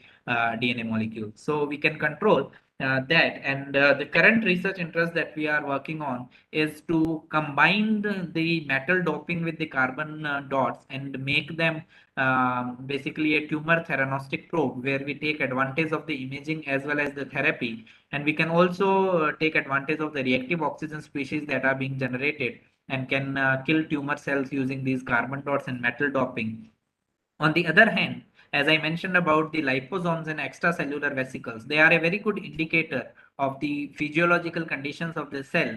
And if we simply, with this excluded volume equation, if we include a shape factor, we can basically study the deformation that is occurring into these nanoliposomes. So if we want to use them into drug delivery, and a drug is encapsulated into a liposomes, simply by doing this sort of a nanopore capture and release process, we can study how much drug is encapsulated on different nanoliposomes and can help us into the targeted drug delivery application. And the nanoparticle can be of any sort. It can be a polymer, it can be a metal, it can semiconductor. So any sort of nanostructure can be used for these properties. So with that, I will conclude my talk. And there's a simple saying I would like to conclude it with, that there's a lot of potential in the nanotechnology and the field of nanostructures for healthcare application. And I have a couple of acknowledgement, and I think now we should open the forum for discussion.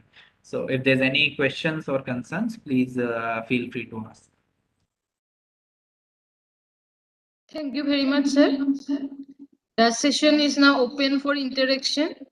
If any participants wants to interact with sir, they can raise their hands, or they can text their message at the chat box. Yeah, if there's any question, please feel free to ask.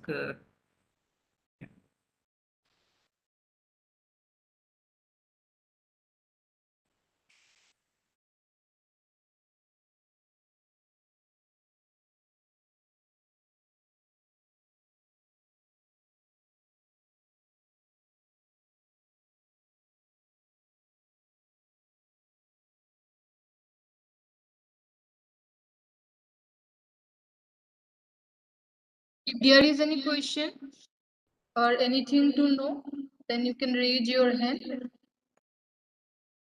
They can also write in the chat window.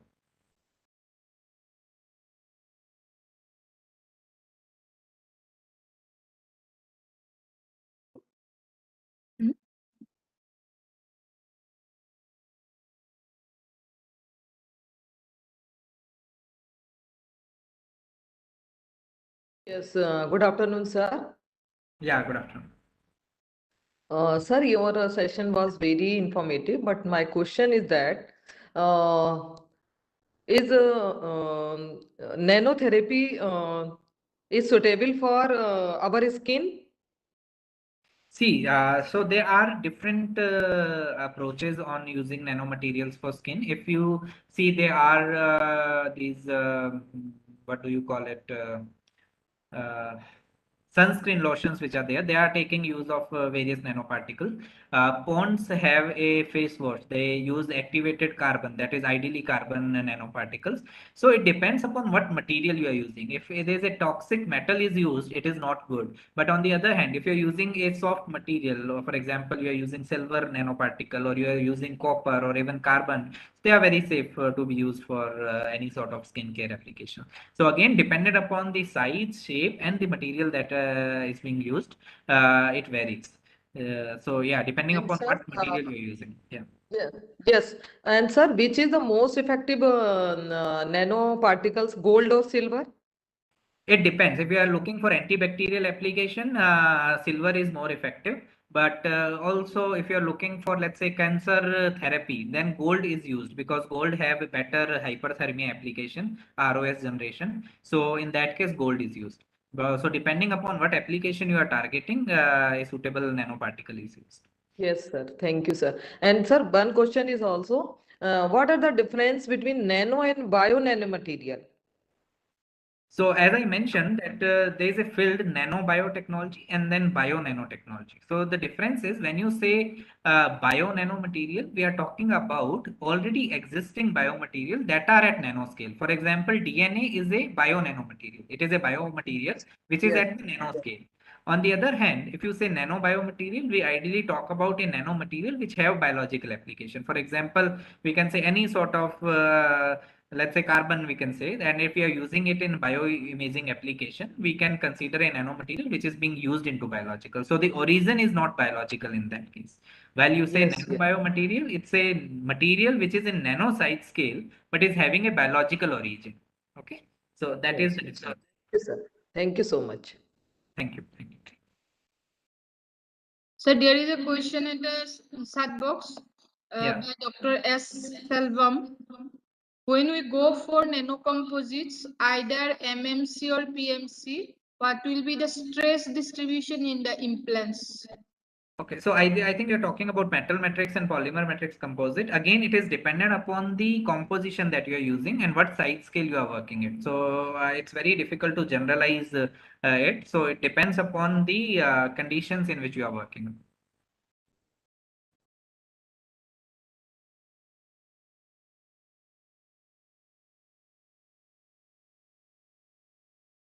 Is there any other question? Thank you, Dr. Sam. So if there is no queries or nothing to interact with sir from the participants, now I would like to thank Dr. Binay Sharma from IIT Jammu on behalf of CIPET CSTS-GUWAHATI for giving us his valuable time and sharing this informative session focusing on targeted polymer nanoparticle, biorecognition, biosensor, tumors, its therapeutic applications, drug encapsulations, optical biosensors, almost all the recent next generation things to come to the medical technology. So we are thankful to you, sir. Thank you very much. Thank you. Thank you, Dr. Jyotika, for inviting me. And thank you for the organizers and all the team that is involved. Thank you very much. Thank you, sir. You can leave now, sir.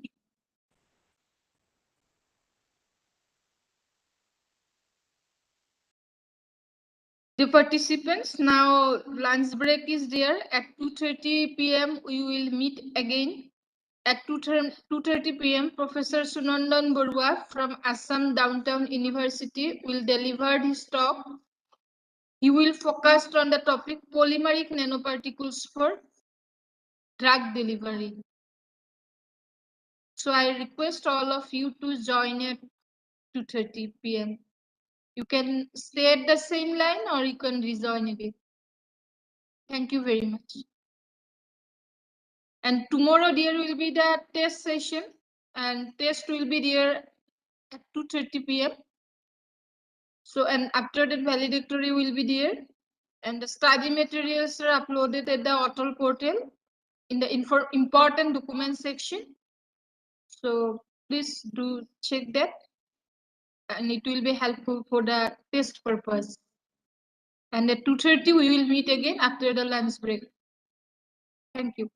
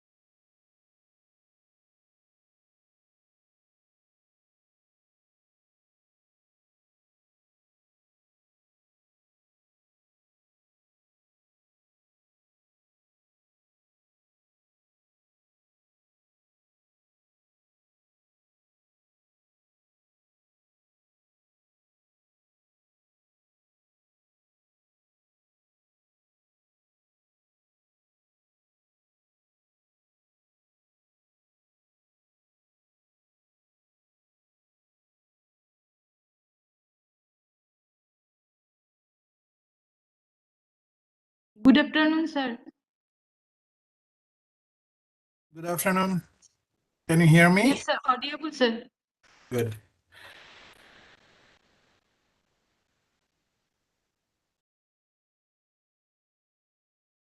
So we have 83 people, 84. How many participants do you have? Sir, we have 120 participants. Okay. Now 83 is there.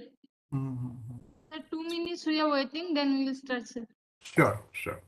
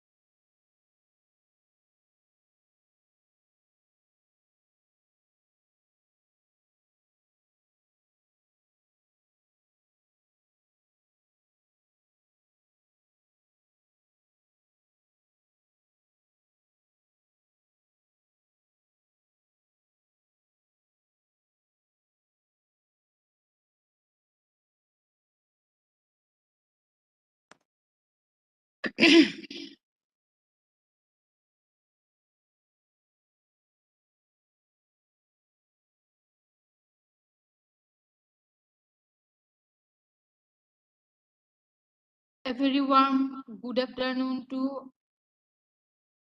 respected Professor Sunandan Barua, sir, and dear participants. Today we have with us Professor Sunandan Barua. He is currently the Dean, Research and Innovation, Assam Downtown University, Guwahati, Director, Center of Excellency in Nanotechnology, Director, Technology, Innovation, Transfer and Entrepreneurship Center at Assam Downtown University.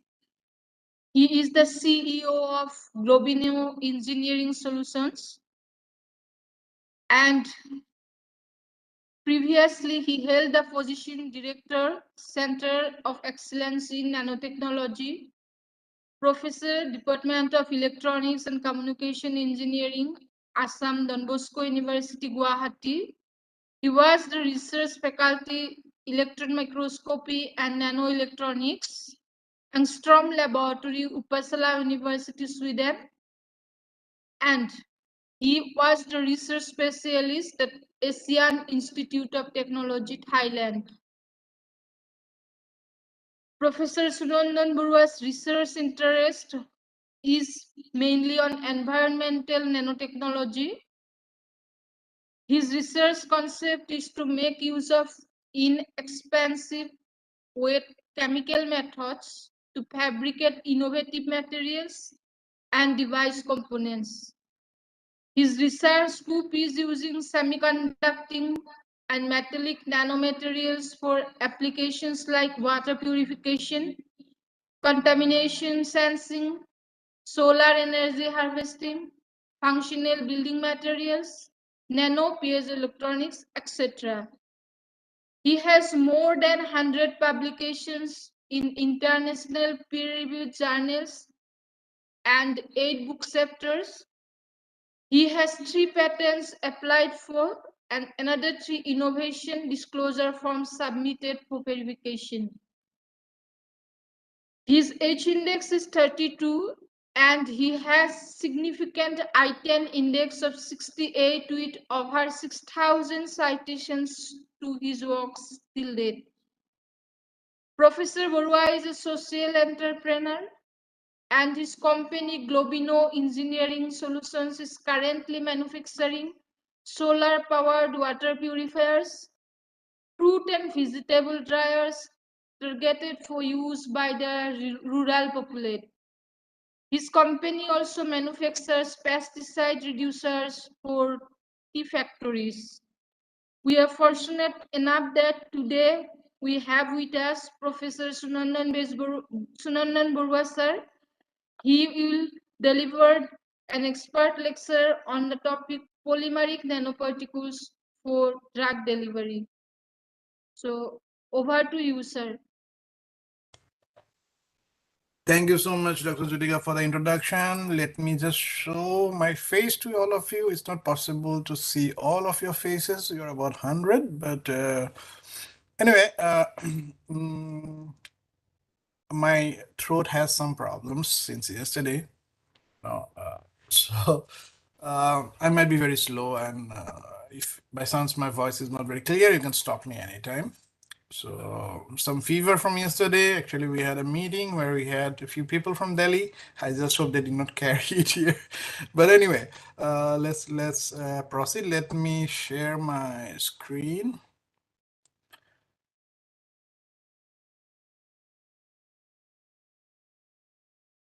Judika, can you see the slides? Yes, sir.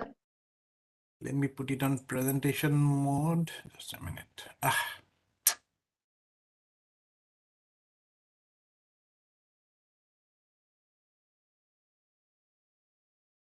Okay, now let me just move and see. Is it moving?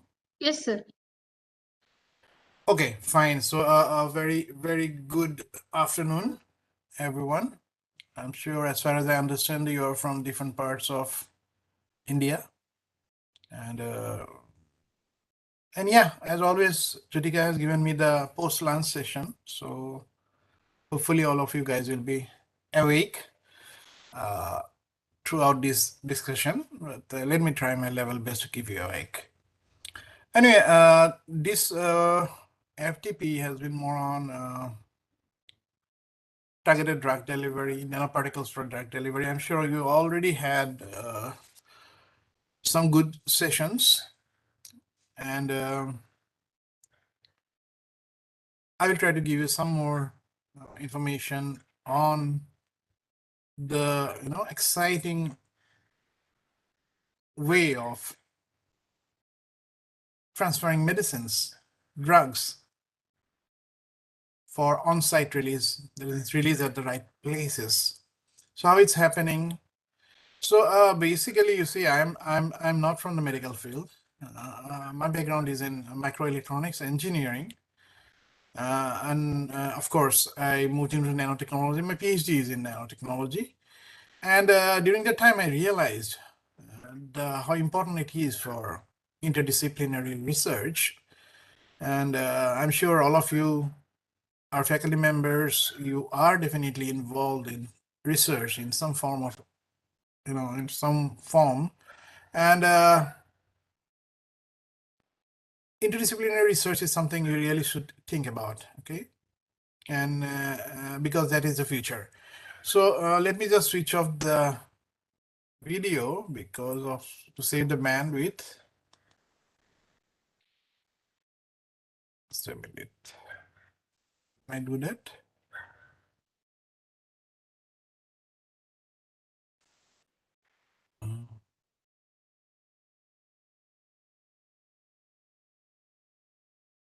Or let it remain. Let's see. I don't know how. Maybe because I'm just sharing screen now.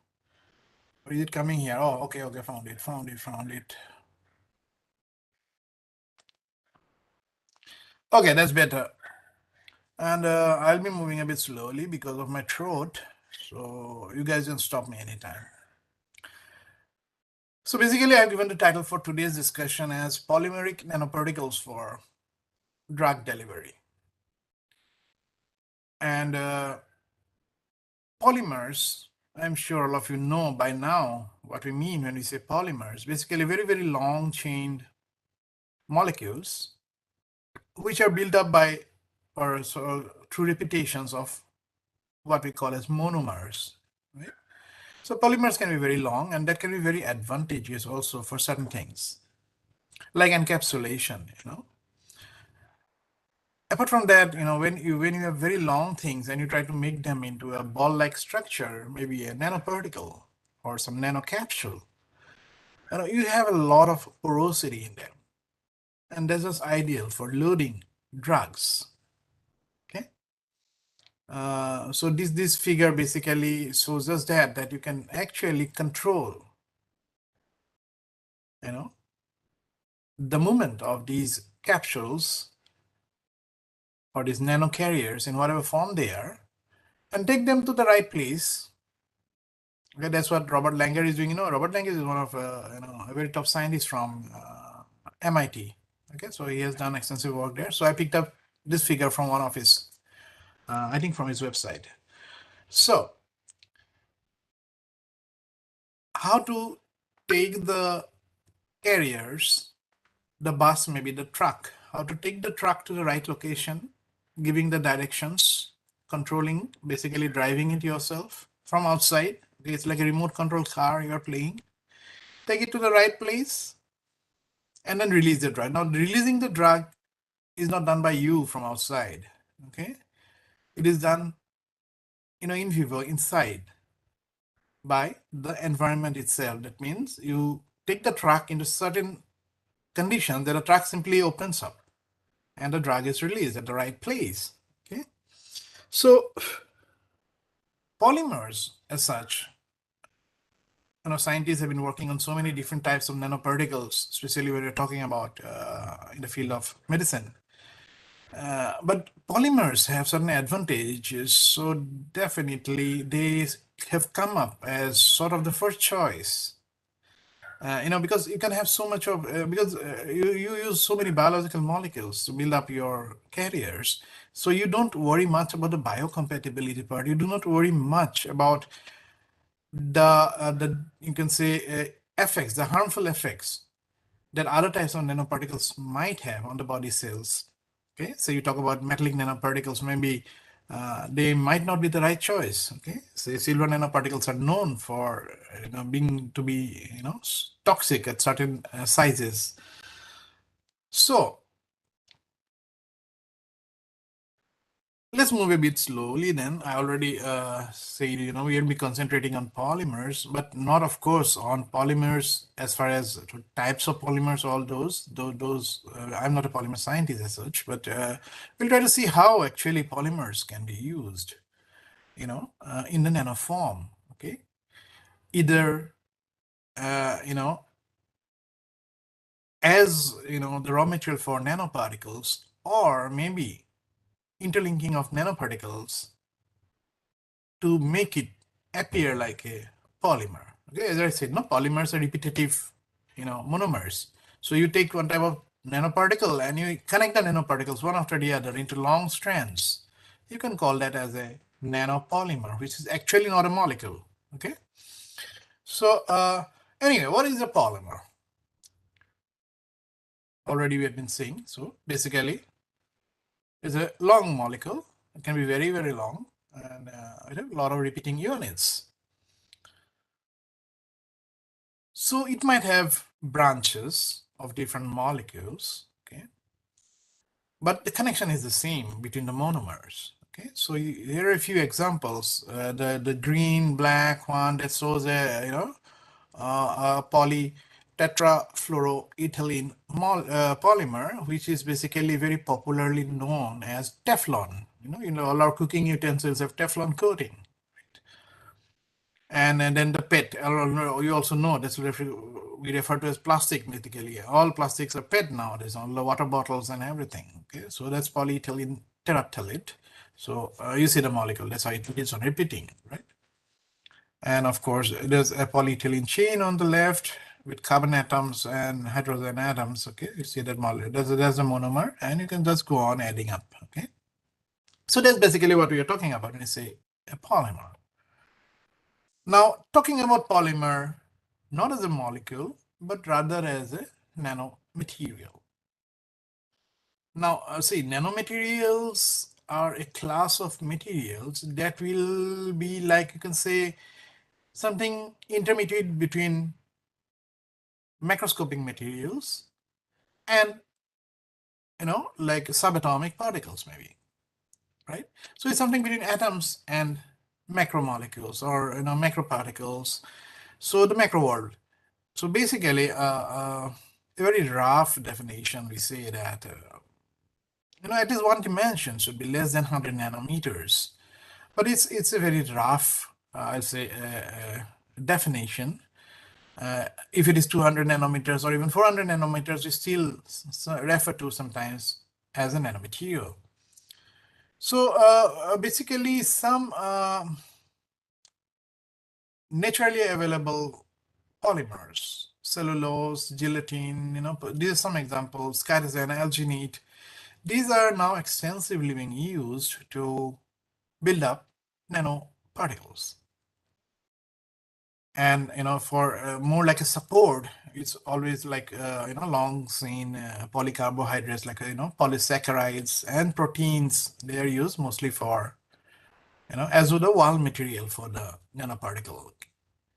Now, so many different applications are possible. We are just talking about drug delivery in this work faculty development program, but polymer nanomaterials are finding wide applications. Okay, and many scientists are gradually moving from solid state electronics to polymer electronics. They are being used for energy harvesting as solar cells. We have talked a lot about polymer solar cells. Okay, the implantable biomaterials. Okay, polymer can be used to print, right? Even your 3D printers, they use polymers.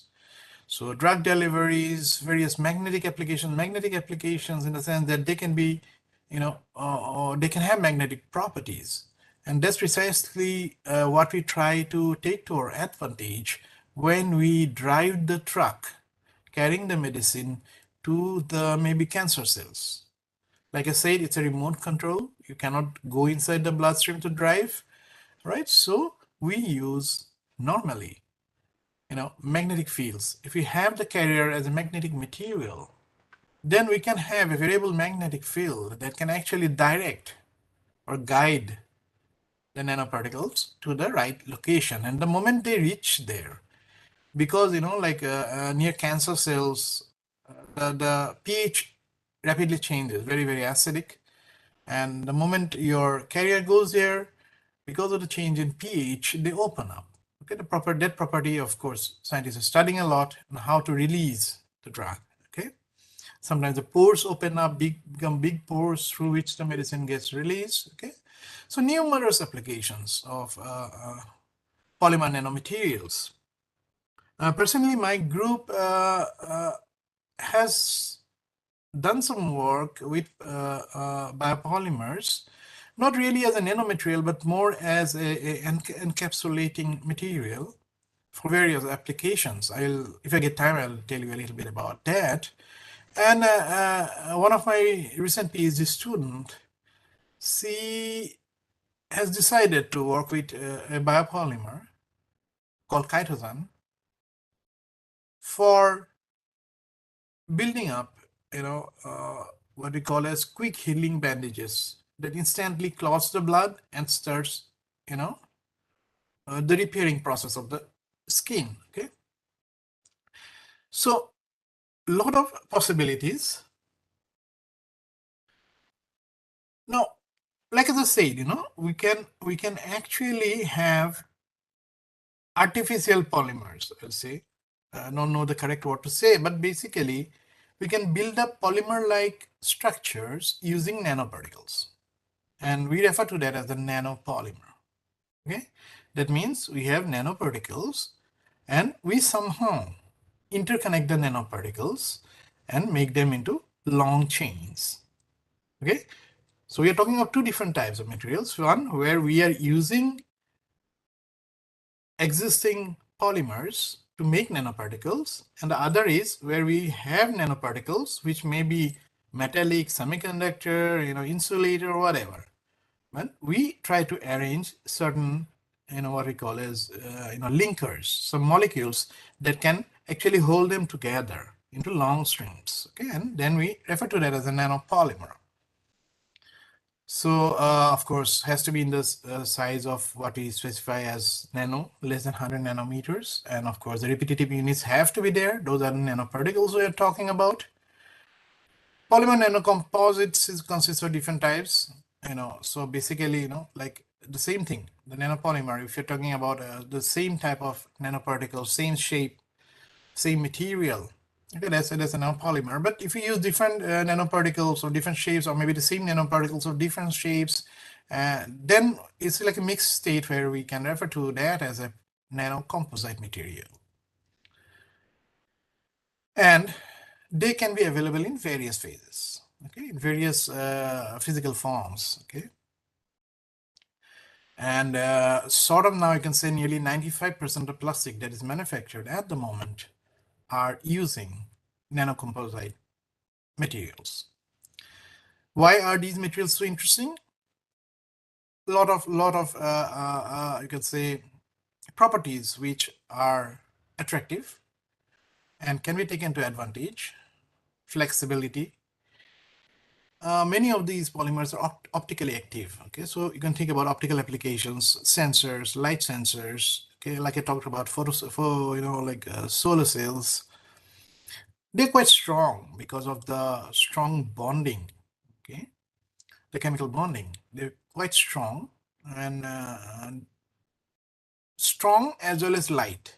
Okay, that is something so wonderful because previously, before we really talked about nanocomposite materials, our knowledge, like when I was a kid, maybe 10 years, 12 years, my knowledge at that time was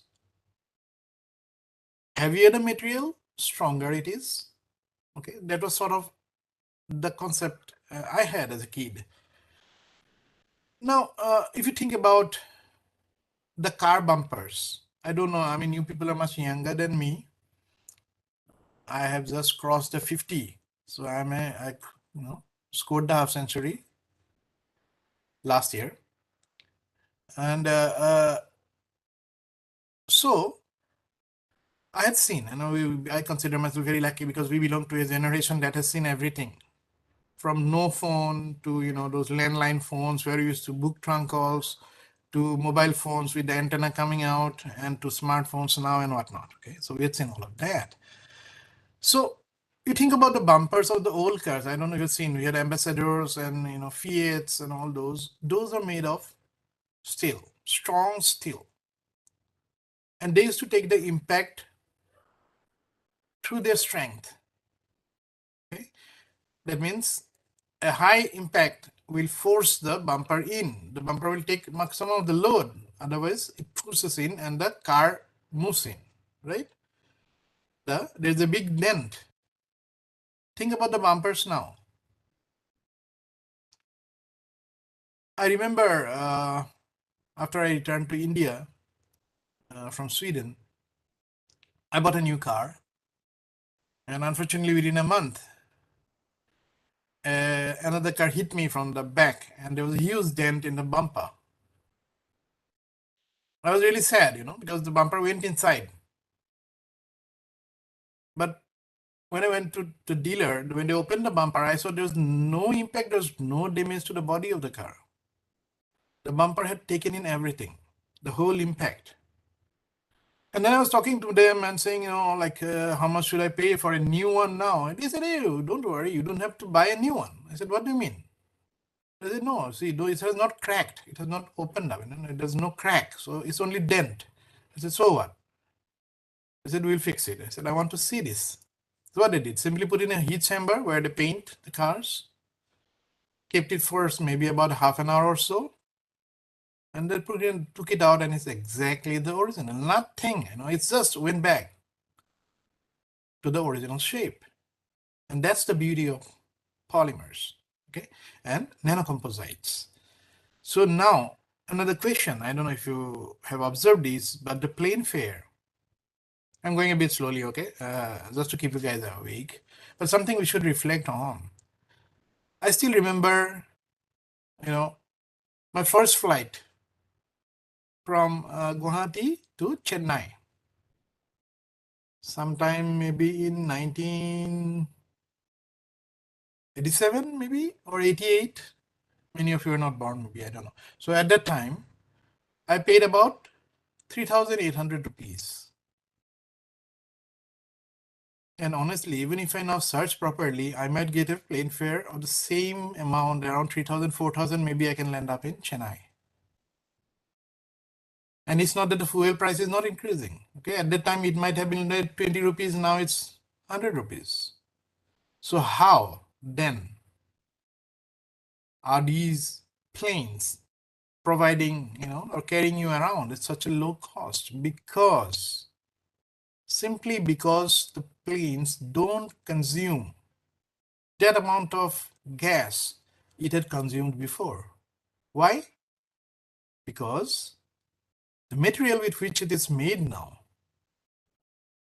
is maybe a few times stronger than the material that was used before, but maybe about 10 times lighter.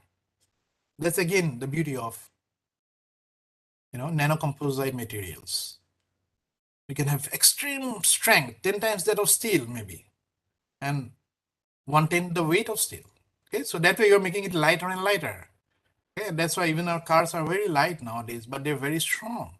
Okay, so that's why, there's just one example I'm giving you, which is like you experience every day. This is something that is happening in front of our eyes. And so a lot of possibilities of these polymer nanocomposite materials. And durability is another point. Okay, so very highly durable. So this I picked up from Physics World, these pictures. So that is basically what is a nanopolymer. Okay, we have these nanoparticles, they are nanoparticles, and we have certain connections in between, holding them together. And this is not just a concept, okay? This is, like, of course, a schematic diagram that you're seeing. The author drew this to make you understand, but this is actually possible and this has been done, okay? So basically, it's all about having some molecules as sort of like encapsulating molecules for your nanoparticles. And these molecules have certain free bonds and they bond to each other. We call them as linkers, right? So they are referred to as ligand molecules, okay? So the ligands can interconnect them and we can have something like this. I think I have a picture to show you, of course. So you see here, this is a transmission electron microscope image of nanopolymers. Okay, and you can see them, right? And if you look at this one, it's a zoomed one, okay, magnified one, all those are nanoparticles, and you can see nicely they have been interconnected together like a long polymer chain. It's like atoms in a polymer. Okay, but these are not atoms, these are nanoparticles, maybe 5 to 10 nanometers in diameter. Okay, and they have been nicely connected through interlinking. Okay, and then of course you can think about the applications. You can do a lot of stuff. So how are we making these nanopolymers? What are the techniques that we can adopt? Well, a very generic one is, of course, vapor condensation. That means you directly vaporize the material and then condense it. Okay, during the condensation, of course, you have certain conditions that you can set. And during the condensation, the nanoparticles are formed. Okay, and mostly for this process are used for ceramic material like metal oxides, maybe zinc oxide, tin dioxide, okay, tungsten oxide. This type of materials, okay, are mostly done by vapor condensation process. Then another one is called vacuum evaporation on running liquids. Okay, personally, I have not used this technique. Okay, but I know this is a very unique way of making nanopolymers. Okay, long chained nanomaterials. That means one dimension is at least less than 100 nanometers. The other dimension maybe can go into micrometers or even maybe millimeters. Okay, if nicely done. Okay, and even in the third process that we're saying, electrospinning, okay, there also we can produce nanofibers. That means, again, like I said, in 2 dimensions, they are very small. X and Y may be less than 100 nanometers, but Z or the Z direction may be micrometers or even millimeters. Sometimes even centimeters is possible, okay, very long. So electrospinning is a process of doing that.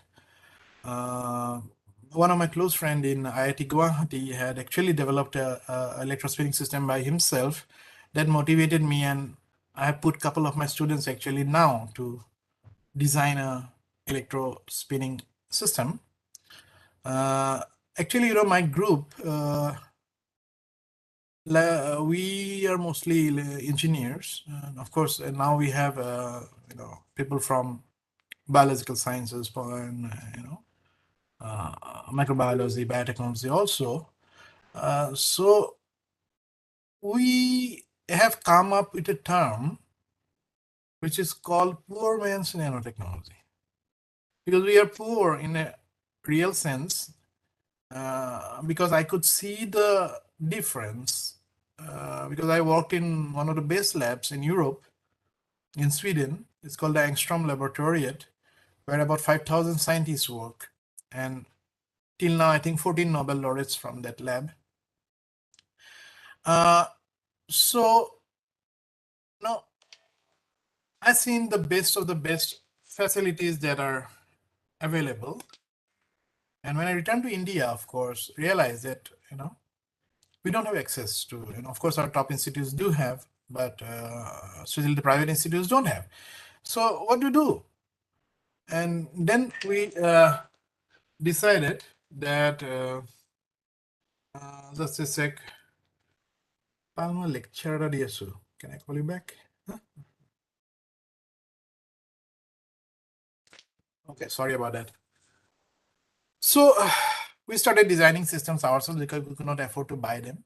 And sometimes if you visit this part of the country, do visit my university also. I'll show you all those small setups that we had designed and made ourselves at prices which maybe 1/10 or 1/15 the price of the commercially available ones.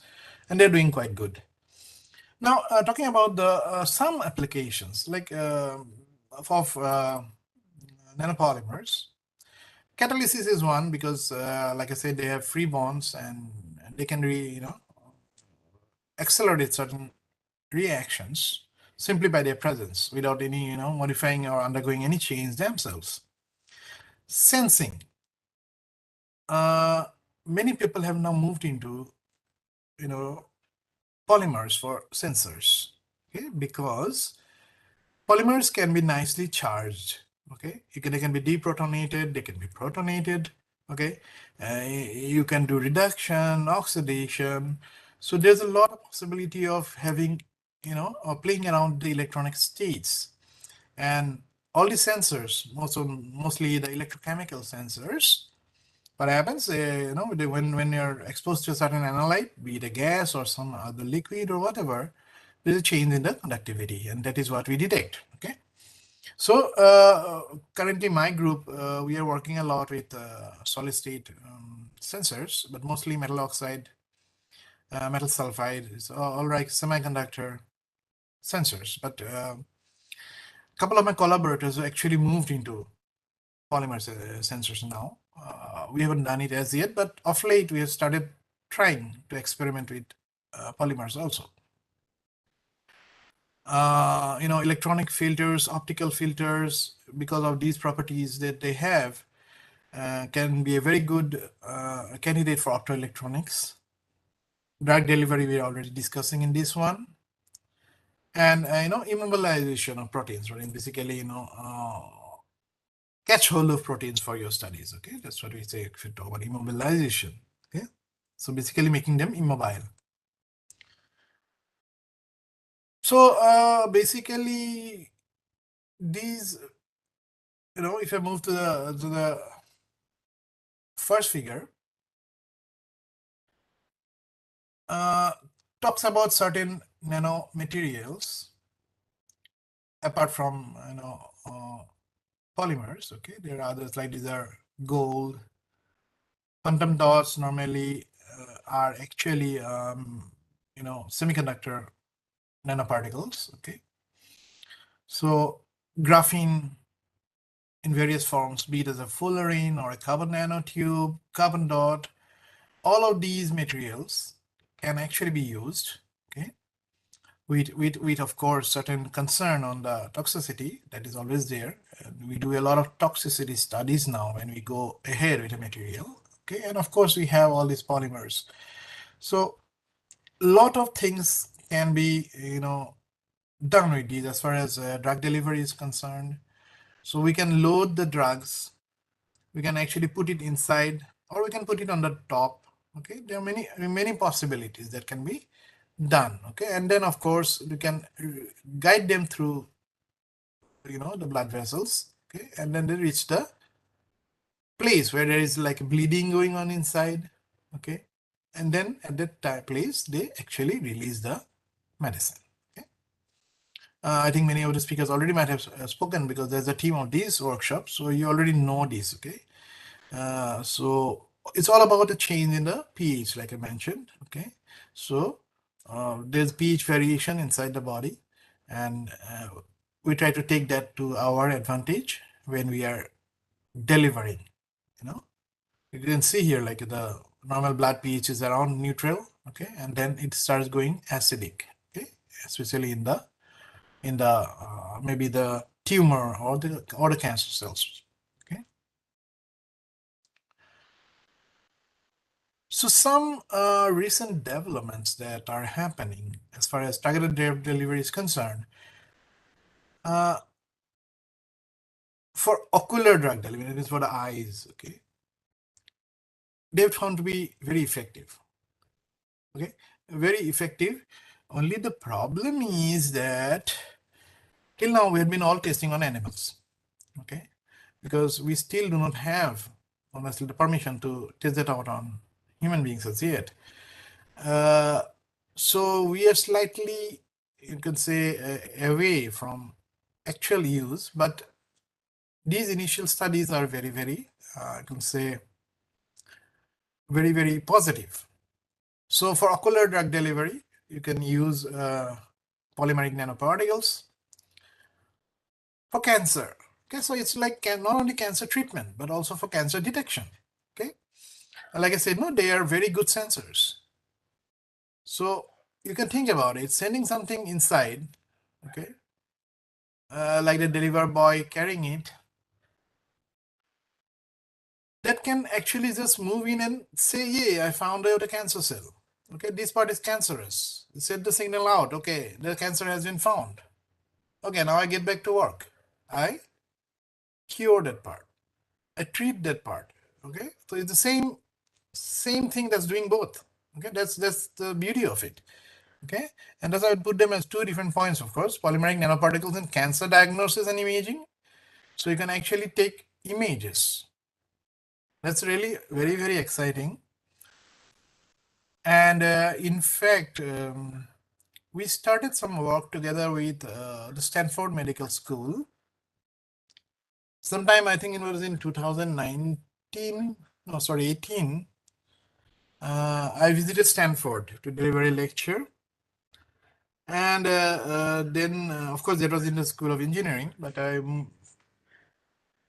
met a professor who was working in developing nanobots. Nanobots mean nanorobots that can actually take images as it moves inside the body. Okay, that means it will have a camera fitted onto it, and it will keep on imaging and this is moving. And my group, 3 of my students actually are working. One completed his PhD. They're working extensively in the development of nano antenna. Okay, that means small devices that can transmit signals. And the professor, she was actually looking for somebody because he's from a medical school. Okay, so he was not into electronics. So that came up as sort of like a discussion that led to a joint project. We started working on it, but it's not so easy, of course. So the responsibility given to us was to developed the system to extract the signal from the camera that is loaded onto a small nano robot. Small means about maybe 100 to 200 nanometers. Okay, think about it. 1 nanometer is 1 billionth of a meter, and they are going all around taking pictures. Okay, so that is the level of imaging that is possible now. So once you have an image, diagnosis is so easy. Okay, you take photographs, go around, and then you say, okay, I found one area that may have some cancer cells. That's why the third point I put it as oncologic treatment. That means treatment of cancer. Okay, so one is detection, and then of course the diagnosis of it through imaging and the treatment. Then nowadays, polymeric nanoparticles are actually being considered as nutraceutical agents, okay, to provide nutrition to the body. Nowadays, many people are sort of getting conscious and are trying to make up for the damage that had been already done with our lifestyle. And many big companies are cashing money, trying to sell these products, and people are buying also, getting convinced we don't really need that. Honestly speaking, I'm not against those companies, but actually nature has provided us everything. If we had done things correctly, taken the right things at the right time, we really don't need these extra, nutrition sources. But anyway, nano polymers are now being used for, carrying herbal medicines, or what you can call it, nutrients, So all these fortified foods nowadays, they have all these nanoparticles. They can carry the material and deliver. So a lot of things are actually being studied now. People are not really very keen at the moment to honestly put in all these nanoparticles inside the body, until and unless we convince everybody as to what we'll say, no toxicity. So till then, this might take some time maybe, but believe me, many research groups are working on this. Many people are working on this, and it's actually a very big research area at the moment. Nutraceutical agents using nanomaterials.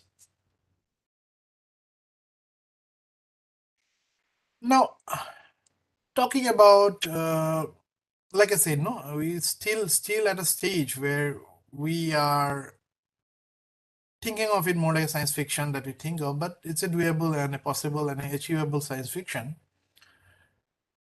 So some challenges I jotted down that came to my mind. So as of now, nanoparticle-based treatments are not perfect. Not perfect in the sense that they do not give the same results every time when we're testing on different rats. Okay, the rat model is followed, and there are still a lot of challenges we need to consider and conquer. So the number of polymeric materials that are currently available also limited for what we call as drug delivery systems is limited, and people have started working on that. They're making, like I said, they're coming up with even artificial polymers. A lot of study on the development of molecules. The third point is the ideal adjustment of the delivery conditions. Okay, so like I said, there is an internal condition near the point of delivery that will have to open up the capsule, okay, or the carrier.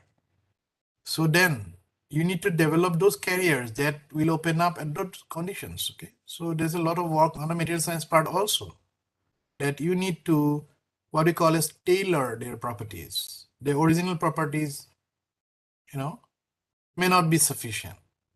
It's like buying a piece of cloth. You can wrap it around you, but you take it to a tailor. The tailor will make it in the right size, and it will be very comfortable for you, right?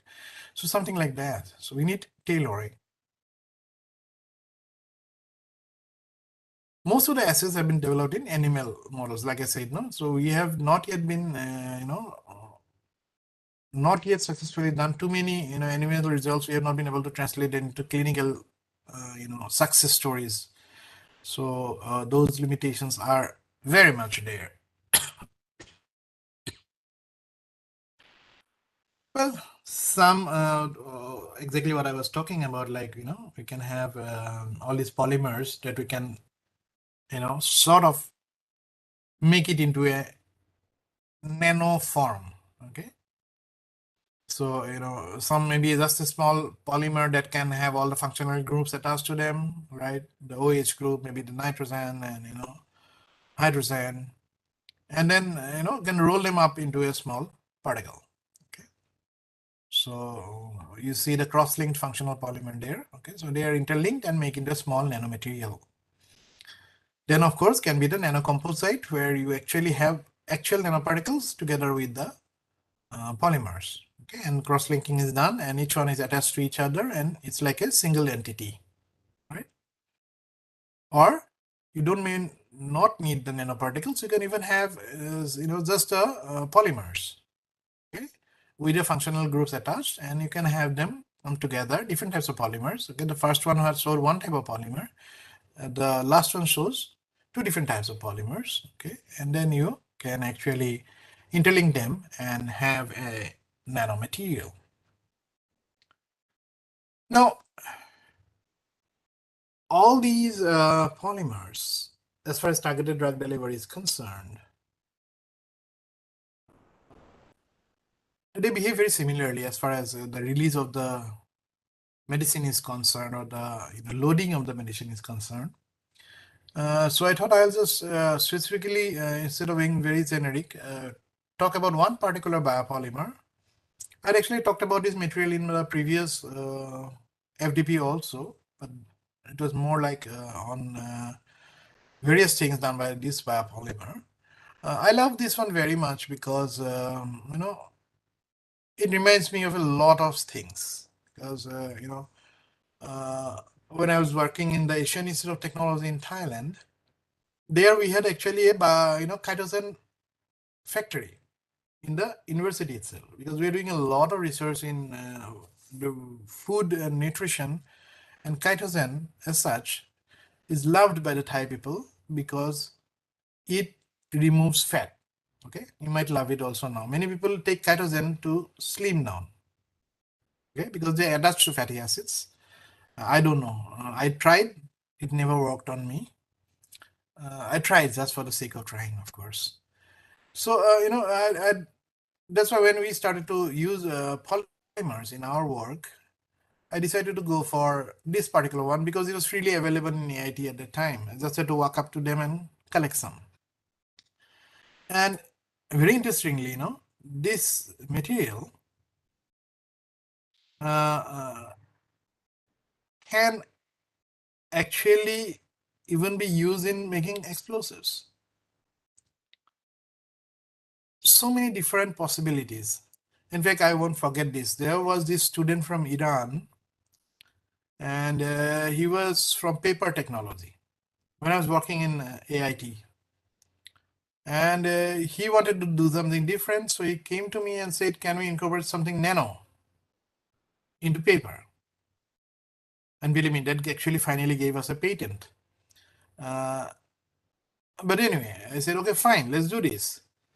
Now, me being a nanotechnologist, we work in very, very small areas, okay? We don't really, because the experimental work we do in very, very small research.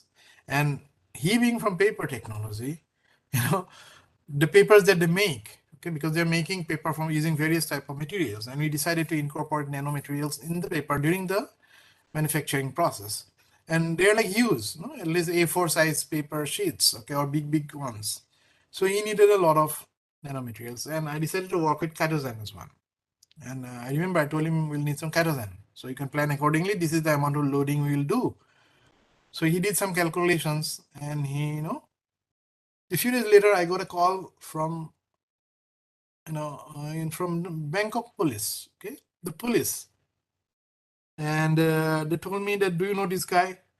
The English is not very clear, but then they asked me, his name was Raza Imani. Do you know Raza Imani? Not Raza, Reza Imani. Do you know Reza Imani? He said, of course I do. Why? We have just arrested him. I said, why? So you have to come to the police station and we can discuss here. So, you know, it's like almost 45 kilometers to Bangkok from my university. And I rushed there. And do you know why he was caught? Because he was carrying 10 kilo of chitosan. And as you know, like I said, chitosan can be used to make explosives. And his name also sort of, you know, was worrisome for the police, and they caught him. You know, it took me some time to explain that we are actually doing experiments. Okay, and you know, it is not for making explosives. Okay, so just a minute. Who am I? So can I call you back? Can I leave? What also? Or anyway, so I was just straying off a bit. But you guys are there or not? Are you listening to me? Can somebody respond? Or am I just talking to the screen? At least one, say yes. Yes, sir. Not you. Okay, Mahalakshmi says yes. Fine, fine then. All right. Now, another reason why I love this material is that it reminds me of my favorite Thai dishes. Okay. You know, I don't know how many of you have tried Tom Yum Kung. Okay. It's a very spicy soup, very popular in Thailand. Okay, it's a Thai soup anyway. And Kung is like shrimps. Okay. And you can see the shrimps there. And of course, lobster. They make awesome lobster. Okay. I miss Thailand. I stayed there for 7 years. Okay. And the crab curries was awesome. Okay. So chitosan reminds me all of these because chitosan is made from chitin. Okay. And chitin is a derivative. Okay. Basically, it's a it's a molecule that is found on all these shells of all these crustacean animals. Okay. And chitosan is like any other biopolymer. If you take out any type of biopolymer, you will find very similar properties. So chitosan, because being a biopolymer, okay, and it is like approved by most of the legal bodies, okay, for use as a food, because like I told you, people take it to lose weight, right? So it is consumable. Okay, and you use a consumable material to deliver drugs. What more can you think of? That's just ideal. You don't have to worry about it. So that's fright of putting in a foreign material inside a body, because they say after the delivery, what will happen? After these carriers go and give the delivery, what will happen to the carriers? Okay, will they create problems inside the body? So those are things that you worry about. But like I say, being a biopolymer, it is like acceptable by the human body. It won't have any problems if we eat it. Okay, so chitosan actually has been extensively used for drug delivery. Okay. Oh, sorry, my throat is giving me problems. Right. So I'll try to explain to you a little bit about how chitosan actually being used, so that you can relate to other biopolymers also, or maybe nanopolymers. Okay. So basically, we just remove the acetate part from chitin, and we get chitosan. Okay, as simple. I'm not a chemist, but this is not a very difficult process to do. Okay, with a little bit of chemistry that I do, so we can do that. Now, chitosan is a very sought about biopolymer because, I think I showed this slide last time also. Showing it again for those who are new. If somebody was there before also in the previous one, maybe they've already forgotten about it. So it is said to have certain properties that can, control blood pressure, decrease cholesterol. Okay, if you have high cholesterol, it can bring it down to, and obesity, I already said, people take it to reduce weight. And interestingly, it has wound healing properties. Okay, so that's where one of my PhD students is working on now. We're trying to incorporate nanoparticles of chitosan together with nanoparticles of silver, because silver is known to be a very strong, antimicrobial agent. So this chitosan and silver nanoparticles, we are trying to deposit on bandages through a layer-by-layer deposition technique. And we are going ahead with the testing of wound on rats. Okay, so this just started our work. Hopefully we'll be coming out with something unique there. Already, however, this is being used by people for wound healing, okay? Because they can quickly clot blood.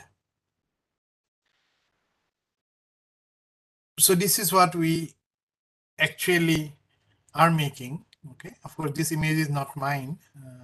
This is from this paper here. Because I haven't yet done the SEM image of the particles that we are making. I'll do that very soon. But the optical studies we had done, and we know that we had been able to make this type of nanoparticles. Of course, if you look here from this paper, the size consistency is not there. I mean, you have big ones, also very small ones, you can say very wide particle size distribution. Okay, so that's why we are trying to come up with very, very, you can say, compact and very, very similar size particles. Hopefully, we'll achieve that. We already done it, but we haven't done the imaging. So very soon we'll get to know if we've done this. But anyway, it's not very important that we have to have exact size. But of course, controlling of parameters is very important. So the moment you have, you don't want too many variables in the work you are doing. Okay. So, considering these particles, if you try to load them with drugs, so all the particles will have maybe different drug loadings because of their size. And of course, that will relate it to the porosity of the material also. And that's why, this is very important for controlling the size. But anyway, I'm showing this same image to show you how these particles can be very spherical in size. Okay, so just perfect to carry and move on. So simple way of making chitosan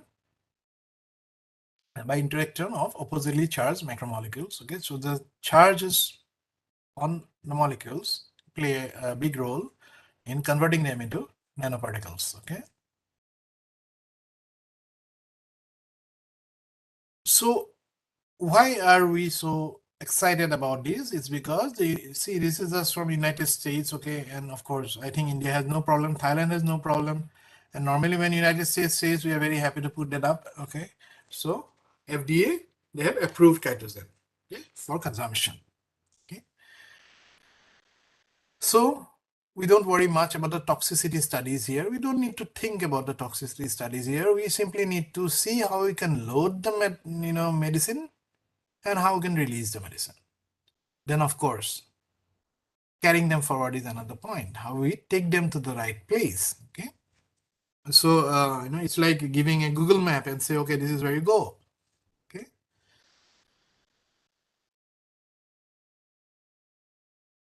so the loading can be on the surface, or it can actually move inside the nanoparticles through the pores. Because like I told you, it's a very porous material. There are a lot of holes through which these medicines, the drug molecules, can go in. Right? So we say two different types of loading. One is called the entrapped drug loading, and the other one is called the surface absorbed drug loading. Right? So no matter what type of nanomaterial you have, these are example of nanocapsules and nanospheres. Okay, no matter what, the process is very similar. Okay, so we have a mixture of the polymer and the drug. Okay, and then we create the nanoparticles. So during the process of formation of the nanoparticles, the drug will be either sitting on the surface or it will be inside the particle. Sitting on the surface release process is easier, but of course, the volume of drug, okay, the amount of drug that can be put on the surface is much less as compared to inside. Okay, so it all depends upon how much of loading you need to do. And typically, the particles that have been studied as found to be ideal for delivery are approximately about 100 nanometers in diameter. Okay, so it's all about you could say chemical interactions. Okay, different types of bondings, the van der Waals forces, all these help in keeping the drug attached to the nanoparticles. Okay, and then of course you proceed with the movement of the particles. Okay, where we try to take into advantage the magnetic fields, and then okay, once it reaches the pH will do the work there. Okay, so all these drug delivery systems that we talk about using nanoparticles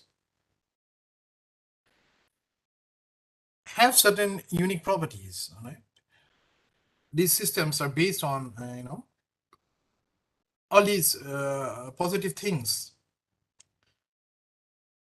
So one is a blood circulation, the extent of blood circulation. Okay, basically trying to open up blocks, enhance penetration into deep tumor tissues. Okay, that's a problem if you go for a regular way of oral drugs. Then they're on the surface of the tumor, but nanoparticles can actually move inside and then release the medicine. Okay, enable controllable release of the payload into the cytoplasm. Okay, so this controllable release, this term is of importance. Okay, because the biggest problem with cancer treatment as of now is that the medicines that are being used are extremely strong and they affect the good cells also. Okay, and that's why people have so many side effects. People they become so weak and they're not they will huge damage to the otherwise good part of the body just to try to treat the bad part. But for targeted drug delivery, that possibility is not there. Okay, because they won't release the medicine unless they reach the cancer cells. Okay, overcome multi-drug resistance. Okay, so this condition of resistance to multiple drugs can be overcome because they will specifically carry the drug and deliver at the right place. Okay?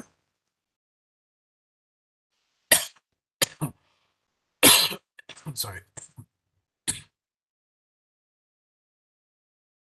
So how all these chitosan particles actually go into the right place, okay, deliver. So this schematic diagram, it shows the sort of thought of mechanism. I cannot be exactly saying that this is the mechanism. This is possibly, you can say, the mechanism of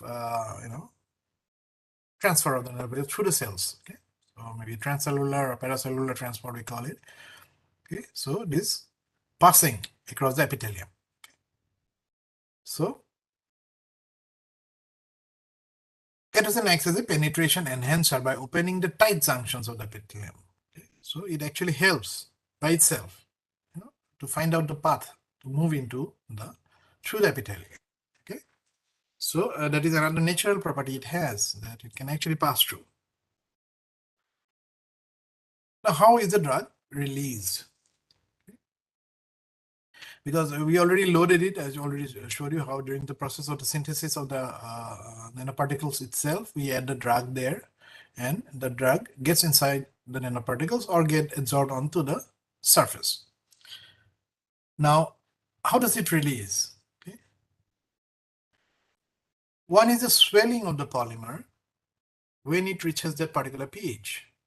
When it swells up, then of course you can understand, no? Something swelling up means even the pores will open up, they will be bigger, right? If the pores are bigger, then the medicine will try to move out, right? Because of the concentration gradient, okay? And they will start coming out. That is one process that's shown in the center one there in the figure. The other one is the diffusion.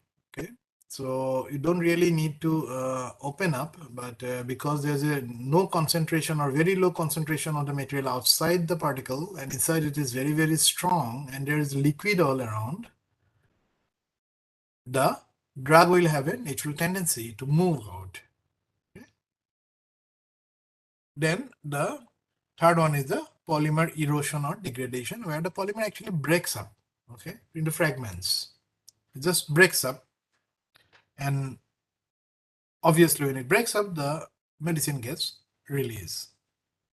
And sometimes it can be a combination of both erosion and degradation. Okay. So erosion, it gets eroded away. Okay. Slowly it gets eroded away, and of course breaking up to release the medicine.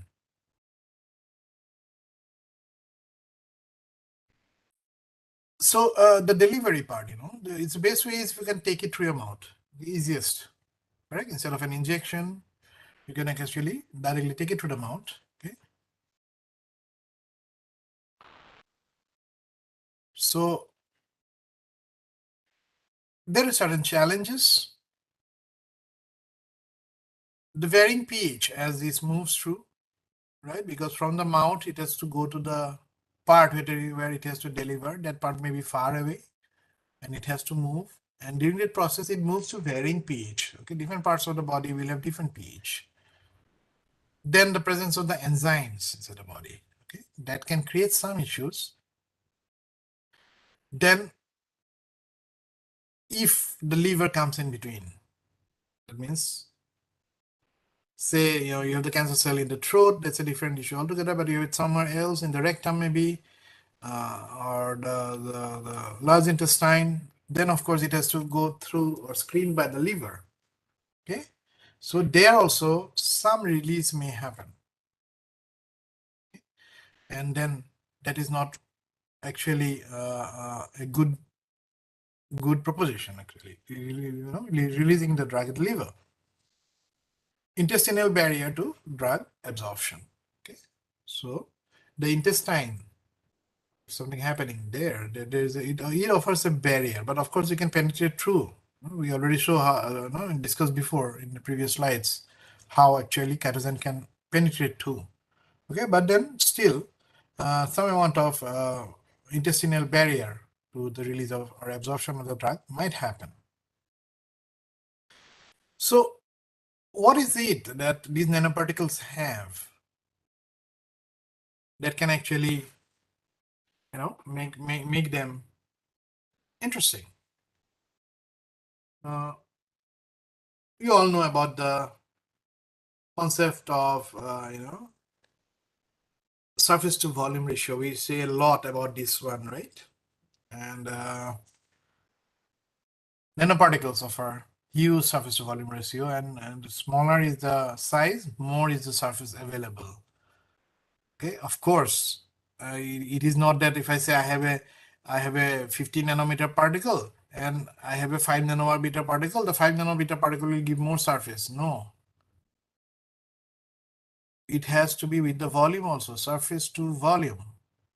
Okay, that means if that 10 nanometer particle can have a surface available which is X, then that same 10 nanometer, if you break it into small particles, then the combined all of those particles we make from the 10 nanometer particle, if you're talking about, say, about 2 nanometer particles, then the surface area of those combined will be more than the surface area of our better 10 nanometer. That's what we talk about. All right, so smaller it is, more surface area available. And of course, the possibility of playing around with the surface, because then when we decrease the size of a material, the number of atoms, I'll say the fractional number of atoms sitting on our surface will go on increasing.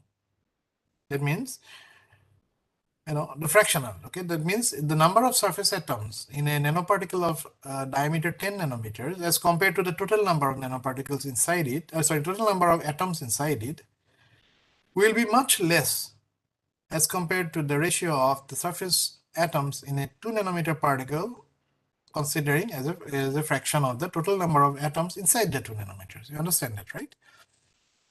The small particle size is well known to increase the dissolution rate of drugs. Okay, that means the dissolving, when you're finally releasing, okay, the dissolution rate is higher when we have smaller particles. Okay. Nanoparticles can increase the gastrointestinal tract stability of, we can say acid labile drugs. So basically that, act in acids, okay, as compared to drug delivery systems such as liposomes. So liposomes are actually another form of nanostructures where it's more like a big molecule just covering up something. Okay, so they are also extensively used for carrying drugs. Okay, so liposomes are like one type of system, and nanoparticles are another type of system, but both do the same work, right? So liposomes are basically molecules. Talking about chitosan in, like we already talked about oral things, there are certain problems if you take it in through the mouth. Can it be done through the nose? I remember once my mother had, orthopedic problems, osteoporosis, and the medicine that was prescribed. When I bought the medicine, I was reading through, and they say spray into the nose. Okay, I was like, what is going on? I mean, she has bone problems, and how can spraying into the nose do it? Okay. Then, of course, I start studying a bit about it and realize that, yeah, nose is actually a very good way of, intaking medicines. So that's what we call as nasal delivery. The physical characteristics of drugs that govern nasal absorption include molecular weight, lipophilicity, and charge. So lipophilicity means you can say love for these liposomes that we're talking about. The drugs that do not cross the nasal membrane undergo mucociliary clearance. Okay. So all these, like all these you can see here, the figures. Okay. So because doctors will easily understand. For me also, it's not really very much understandable, but we understand that, all these obstructions that we have in the nose or the nasal, cavity, okay, chitosan is able to overcome that, okay, because it nicely, sort of attaches and then releases. So chitosan is biodegradable, biocompatible, and exhibits low toxicity, adheres to the mucus, and opens the tight junctions of the nasal membrane. Okay? So it actually goes in. It's like forcefully going in. I will open up the hole, make it bigger, and then I'll go in. Okay, that's what chitosan does. So, especially for treatment of or passing medicines to the brain, okay, the nasal pathway is a better option.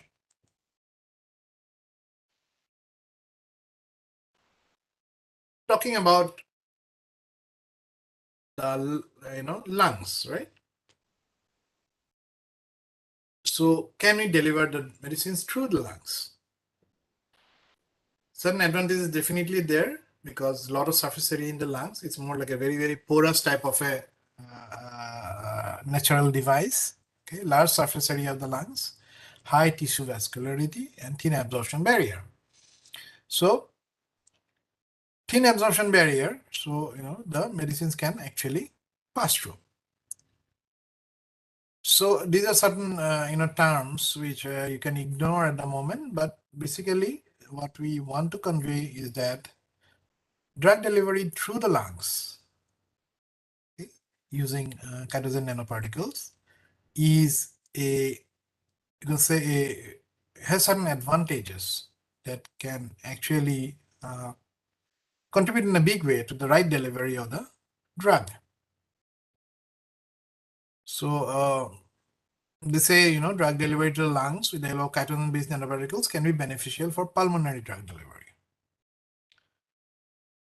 And like I said, the chitosan can be nicely made charged. Okay, it's not a very difficult process. So the positive charge is by default positively charged, okay, because of removal of the certain you can say functional groups. So the positive charge on the surface of the cytosine provides mucoadhesive properties. Okay, that means adhering onto the mucus. This adherence to the lung mucosa increases the potential for drug absorption. So the lung can take in the drug. Positive charge on cytosine has been previously shown to open the intercellular tight junctions of the lung epithelium, thereby increasing the uptake. So we already talked that through the epithelium, the nanoparticles can move in. Actually, the charges on the cytosine also helps in opening up the holes in the epithelium. And apart from that, cytosine possesses antibacterial properties. Okay, so that means it can be used for, that means the carrier itself. See, we are putting the medicine inside the cytosine, but the cytosine by itself also can actually treat the bacterial infections that can happen in the lungs maybe or the intestines. Okay? So a lot of positive things that can happen, and that's why I think cytosine is the most studied biopolymer for use in targeted drug delivery. Am I exceeding the time? No, sir. It's up till 4:30, sir. What is the time now? Okay. Sir, now it is 3:47. Okay, you are having. All right, fine. Because my throat is giving, but maybe I won't speak so long. But let me see. I wanted to tell you a little bit about the use of kerosene that we have been doing apart from drug delivery. Like I said, no, I love this biopolymer. So this is the schematic diagram that shows this mucoadhesion thing. So you have this mucus layer above the epithelial cells, no? So this mucus layer is like a sticky layer. So it has negative charge.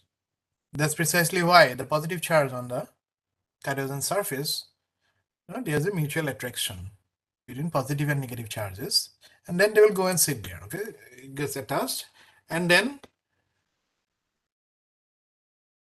you see this going inside the mucus layer. Okay, so I'm already decreasing the gap between the nanoparticles and the epithelial cells. Okay, so the transfer becomes easier now. Okay, you can quickly transfer the drugs to the epithelial cells.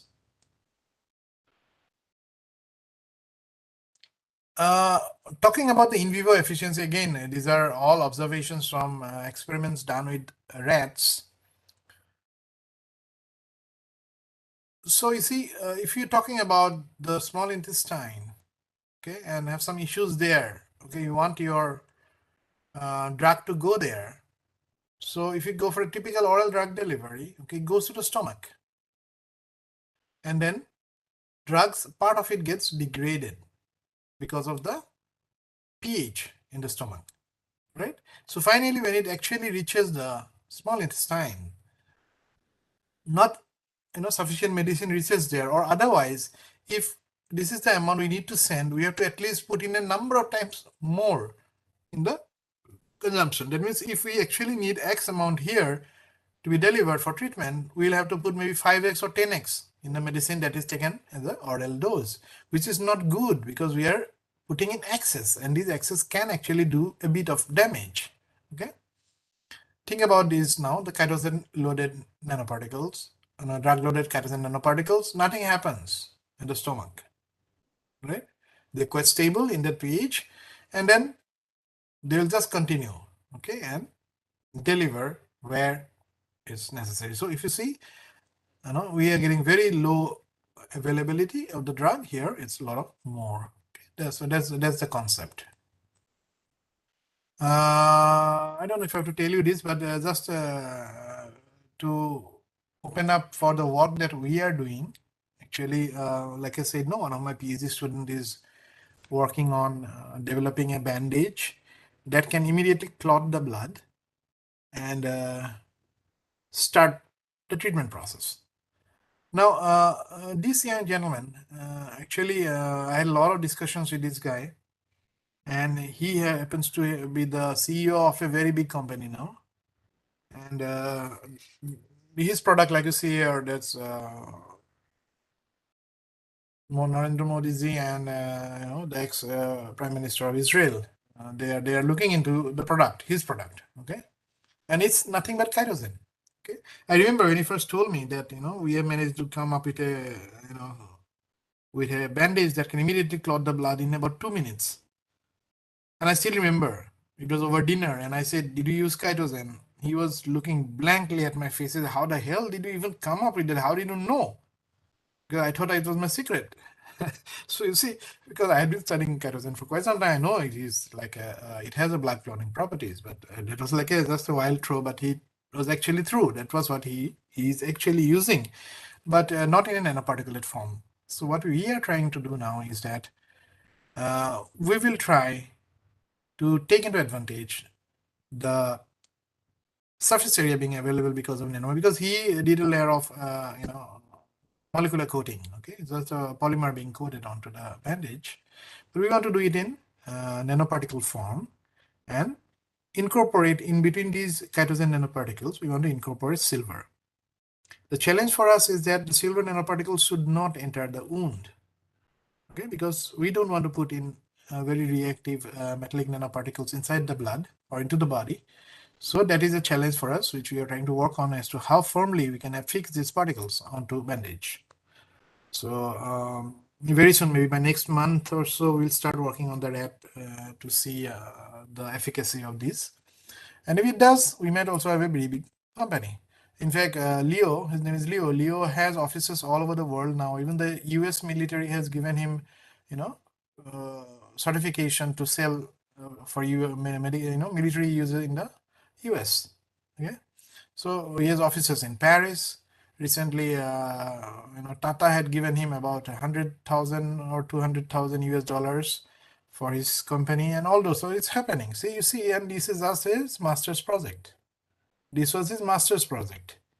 Okay, he's a bachelor in fact, his bachelor project. He's not even a master's degree holder. Okay. So the idea here I'm going to convey to you is that, like you have your own students working, and doesn't necessarily have to be PhD students, okay? Even master students can come up with very good work. The idea is to see how we can actually translate that into a product, okay? And both he and his supervisor, they formed the company, and they are now like doing very well, extremely well. And this is his product, okay? So you put the kerosene on the wound, and the moment it puts in, it starts clotting immediately. And he actually shared a certain instances with me. It seems in one of the terrorist attacks somewhere in Kashmir or somewhere, his this wound dressing managed to save the life of two Jawans who were very critically wounded, and it was far away into the mountains, so had to be brought down. But when they reached the base camp, the blood had already clotted. Okay, so that's what he says. I don't know details about it. Anyway, my throat is giving me a problem.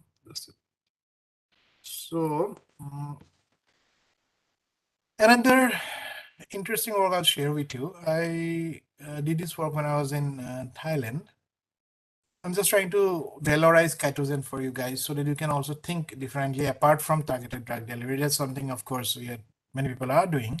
But this biopolymer is very, very, you can say, it's a wonderful material that can be used for so many applications. Okay, and again, this one was an accident. There are a lot of things that happens as accident in the laboratories, and I was actually coating some gold nanoparticles with kerosene. There was a different application I was working on that. And, I happened to drop some. When I was pouring from one beaker to another, I happened to drop some on the white, we had the table had white mica. So naturally I wiped it off. And when I did that, I noticed something that some part was not getting wiped. It's still there. And when I look closely, it appeared to have some certain patterns. And then I used a microscope, not a microscope, sorry, a magnifying glass, and I could see these are fingerprints. Okay. And it was so interesting. I tried to wipe it off. It doesn't get wiped off. Of course, finally with soap, I could manage to get it off, but it stuck nicely. And I don't know whose fingerprint, of course, somebody's fingerprint was there and the gold nicely attached to it. And that again set some thinking. It was, how did this happen? And then we started a series of work and we actually came up with a unique way of, that can be used for forensics, where, because you see the way that currently fingerprints are looked into, people look into the salt, okay, that is released through the pores. And naturally, as you know, salt dissolves in water. So under very, I can say, humid conditions, or if there is a rainfall, you won't find the fingerprints after that. But what was interesting here is that the chitosan that was there on the gold nanoparticles, the chitosan actually attached to the fatty acids that were, left behind by the finger. And this firmly attach. Believe me, they firmly attach. And this actually went up to a very good paper, but there was one Pakistani student who was working with me at that, and actually a master student, I had put him to work on this one. But of course, after the publication, he returned to Pakistan and it's lying like that. I haven't picked this up again because I couldn't find any student to work on that. But you see, certain things that you don't even think of, and then, it might just come out. So the thing is, you need to observe and, like I say, not keep exploring the possibilities of using different new materials for various applications. Jyotika, it's almost 4. I will maybe speak another 5-6 minutes, okay? And then if you feel like we can have a discussion, otherwise we will stop because of this throat problem. So this is, you see this red thing, this is the gold. I told you, I was working with capping of gold using chitosan, okay? And the reason was a different application altogether. This fingerprint thing just happened, okay? It was like a bonus, okay? So I'll quickly show you actually what I was trying to do when I was capping the gold nanoparticles with this beautiful biopolymer. So chitosan, you see that's for detection of heavy metal ions in water. Okay, so that means as a sensor. So if you remember uses of chitosan, I mentioned there as a sensor.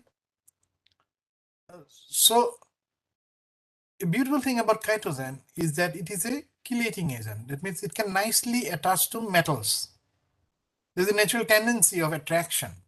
Okay, so chitosan nicely attaches to metals, and that is something we try to take into advantage. When I was doing this work, I was in Thailand at the time when I started this work, and what we did was, you see, I'll just keep all this unnecessary stuff. This is all about why this is important, why we need to check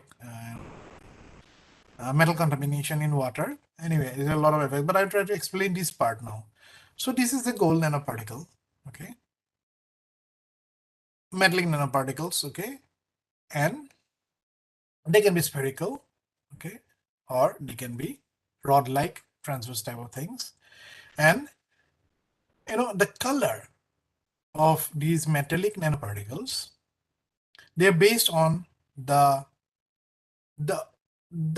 frequency oscillation of the electrons on the surface. These are metals, right? Metals will have a lot of free electrons because of overlapping of the valence and the conduction bands. So there's a lot of free electrons on the surface, all right?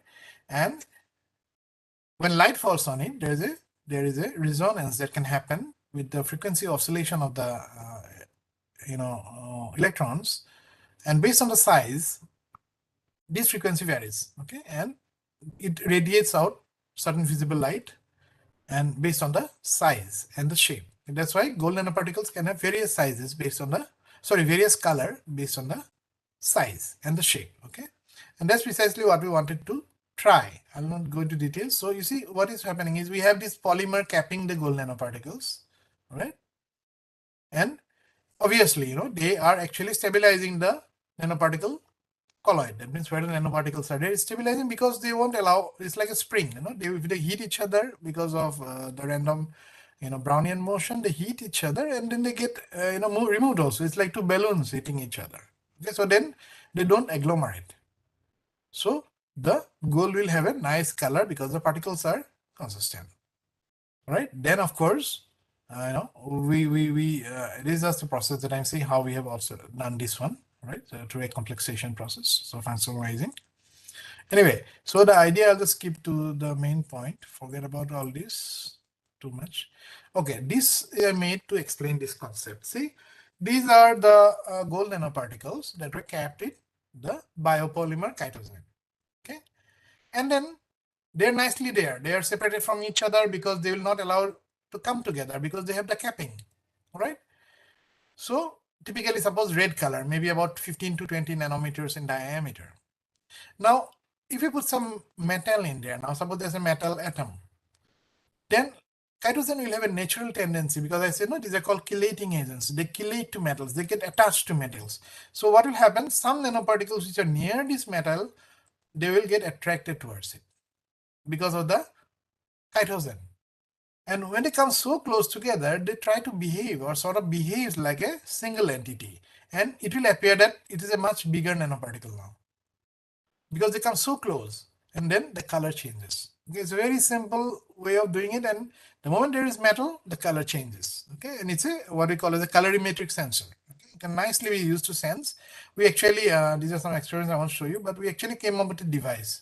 Okay, this is a small device we made. In fact, that took us into the newspapers also. I think this is from, I don't know which name, I think it's Sentinel.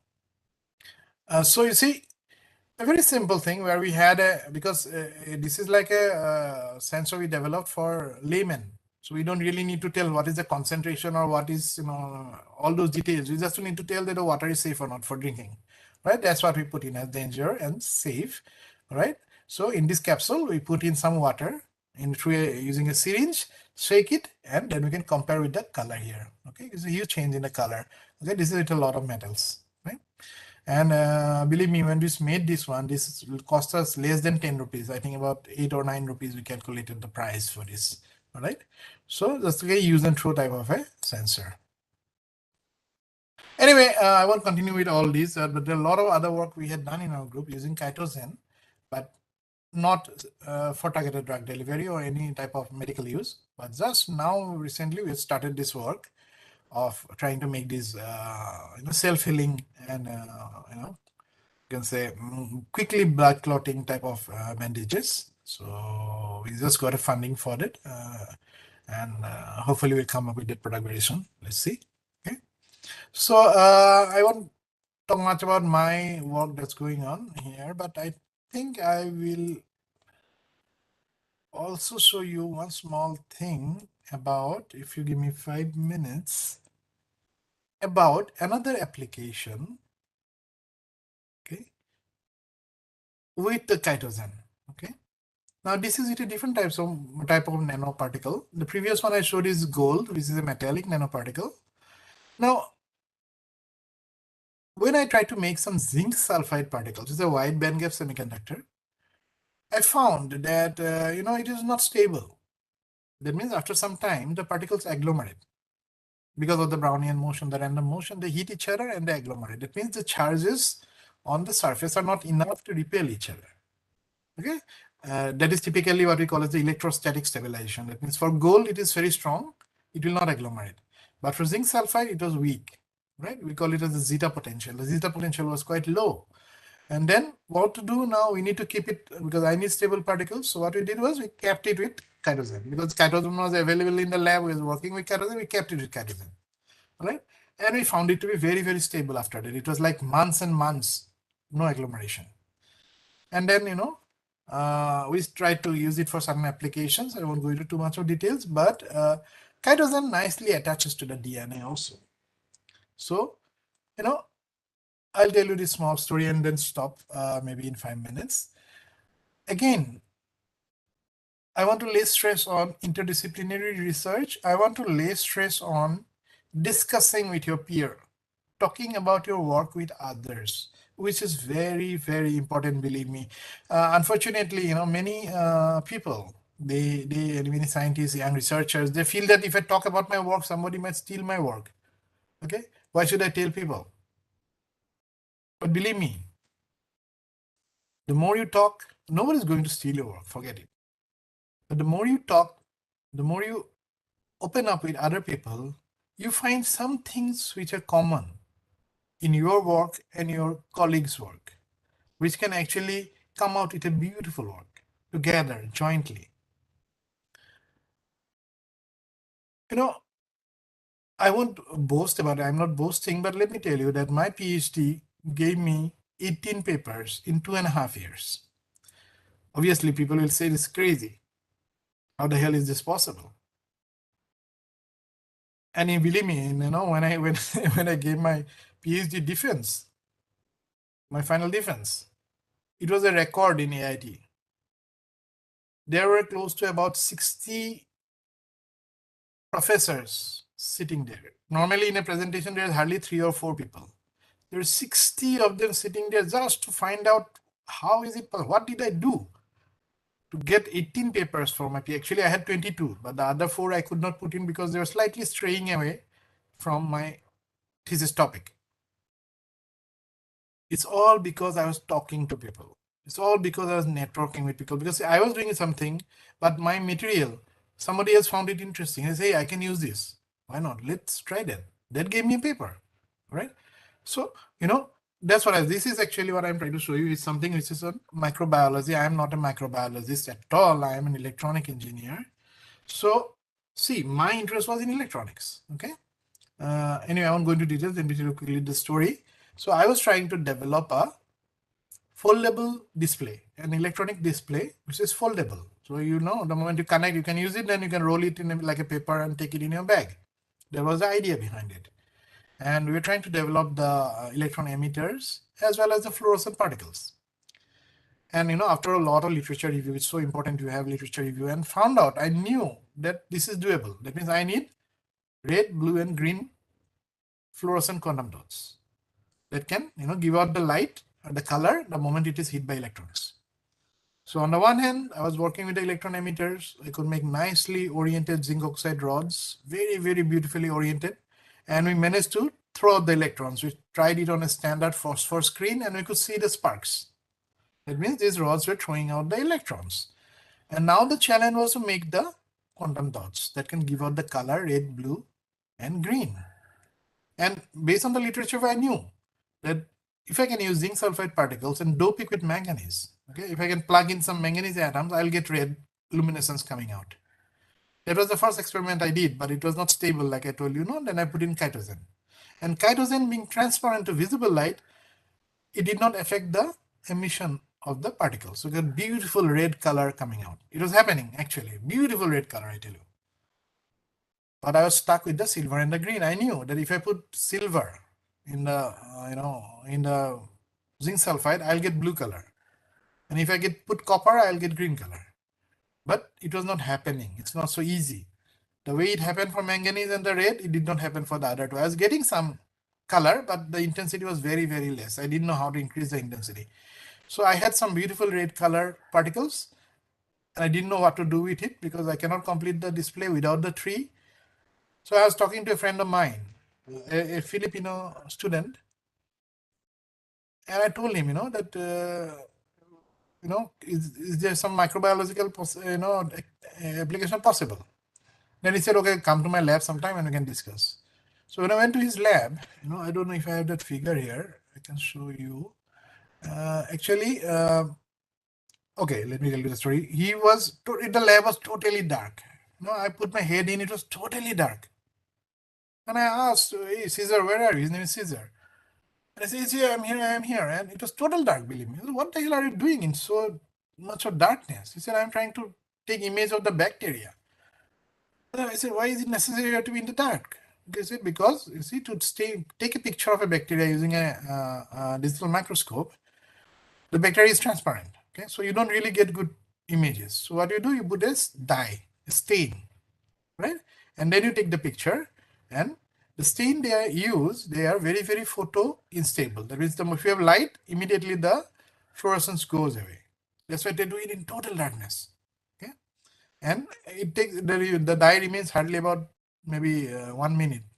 After that, you won't get the luminescence out. Okay, they use a standard dye called DAPI.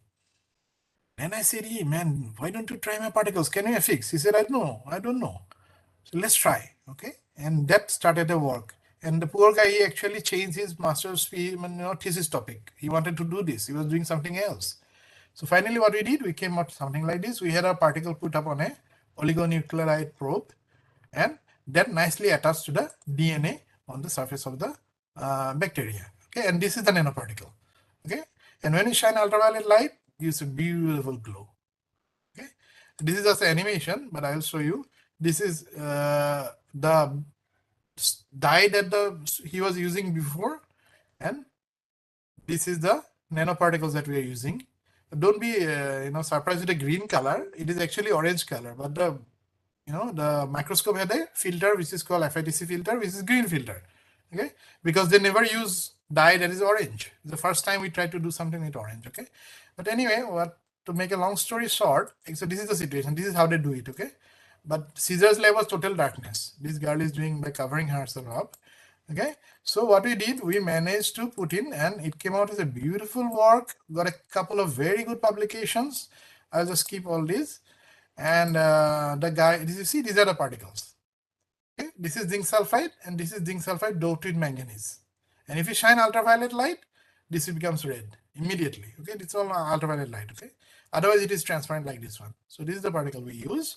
Okay, and these are the TM images of those particles. Okay, so chitosan helped a lot in attaching these to the DNA. Okay, so anyway, I don't think I'll keep on talking much about it. It is giving me a real big problem, but let me. So these are all the processes we had done. Okay, the animations, how this is done. We had actually managed to put it inside also. Okay, inside the bacterial cell, all these nanoparticles. Okay, it goes inside and gives a beautiful glow. And the best part is that we took image even after a few months. The dye that people use is for 2 minutes, and these after a few months, same imaging, because these are solid state materials. There's nothing like photo instability there. Okay, so these are all those through a FITC filter. Anyway, these you see all these images. These are our nanoparticles. Of course, the filters are blue and green. That's why you are seeing, but actually this is orange in color. All right. So see, so many things possible. Okay, when you can we are starting working with a material, you keep your eyes open, you read a lot, and then you come up with wonderful ideas. Okay, so you see here, this is just a comparison I'll show. This is in 3 minutes. Okay, you see 3 minutes. The bottom one is the dye, is already fading out, and the top one is our nanoparticles. It's the same, right? So anyway, let me just a quick conclusion of today, whatever we talked about. Well, the toxicity associated with certain drugs, like we say, the typical cancer treatment, that it harms the good cells also. That's why that has accelerated the research in targeted drug delivery or drug delivery systems. Okay, and polymeric nanoparticles, I already said, because of certain advantages, they have been most sought after till now on being used for drug delivery. For cancer diagnosis, okay, various techniques are being currently used, but there are certain drawbacks in because many of the cases they go to a certain level only, then they are detected, and once they are detected, it's already too late. That's why we need more precise detection at a very, very low, infection level. Okay, so we need some good diagnostic tools. The simultaneous use of one single nanoparticle for detection as well as drug delivery. I was telling you, that the same thing, we can use it as a sensor, and then once it senses, it releases also. Okay, so that's just perfect. If you can really do it, theoretically it is done. Some lab experiments show that it is doable, but we still have to go to the clinical trials. And regarding the nanoparticle pathways for drug delivery, so you say passive diffusion, active targeting, as well as stimuli responsive systems have been proposed. So 3 different types of stimuli responsive means that's why we're talking about the pH opening up. Okay, so there are different techniques that actually govern the whole process.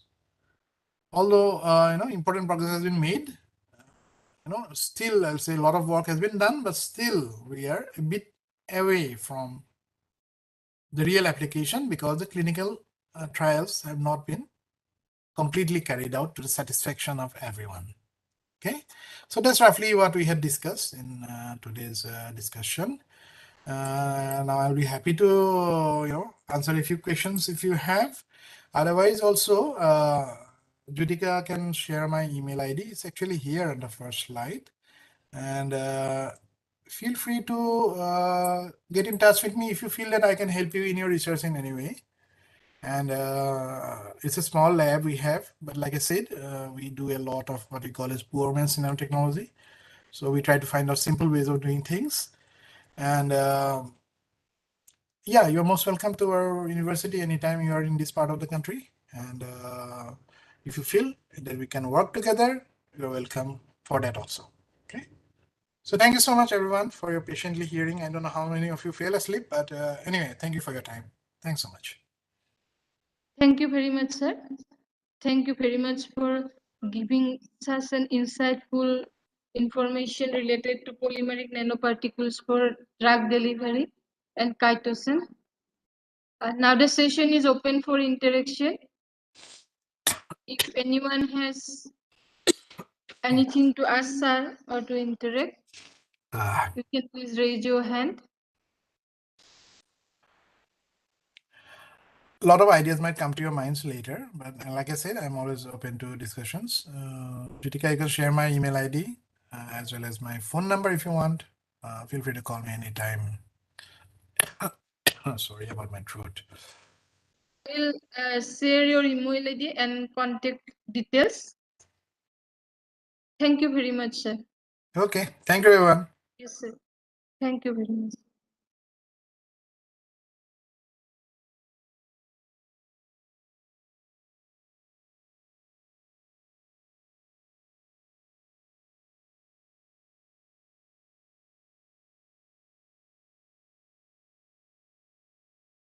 You can leave the meeting, sir. If Yeah, I'm going. Yeah, bye. yes, sir.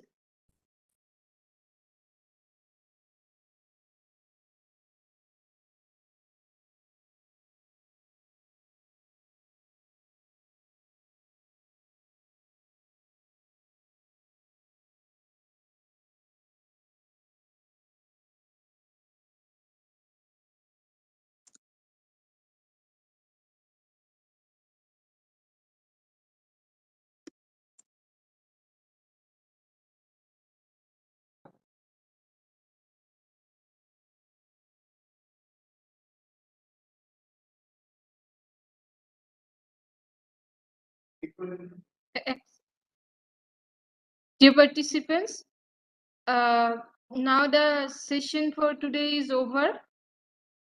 Tomorrow we will meet again at 9:30 a.m. Tomorrow at 9:30 a.m. Amit Alexander from CIPET will deliver his lecture on polymeric materials and pharmaceuticals.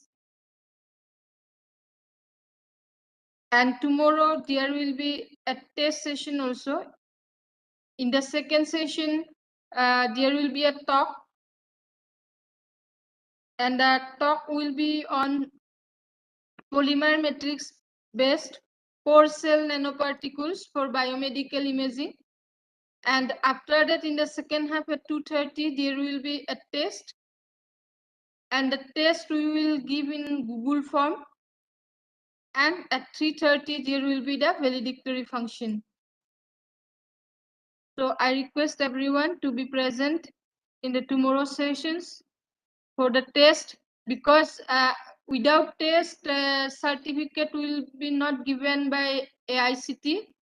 So everyone, those who have attended all the sessions till now, so tomorrow also you attend the session, and after that go for the test, and then after valedictory function, the session will be over. So tomorrow we will meet again at 9:30 a.m. Link will be same. And the study materials already uploaded at Otol portal and in the group also. Thank you very much.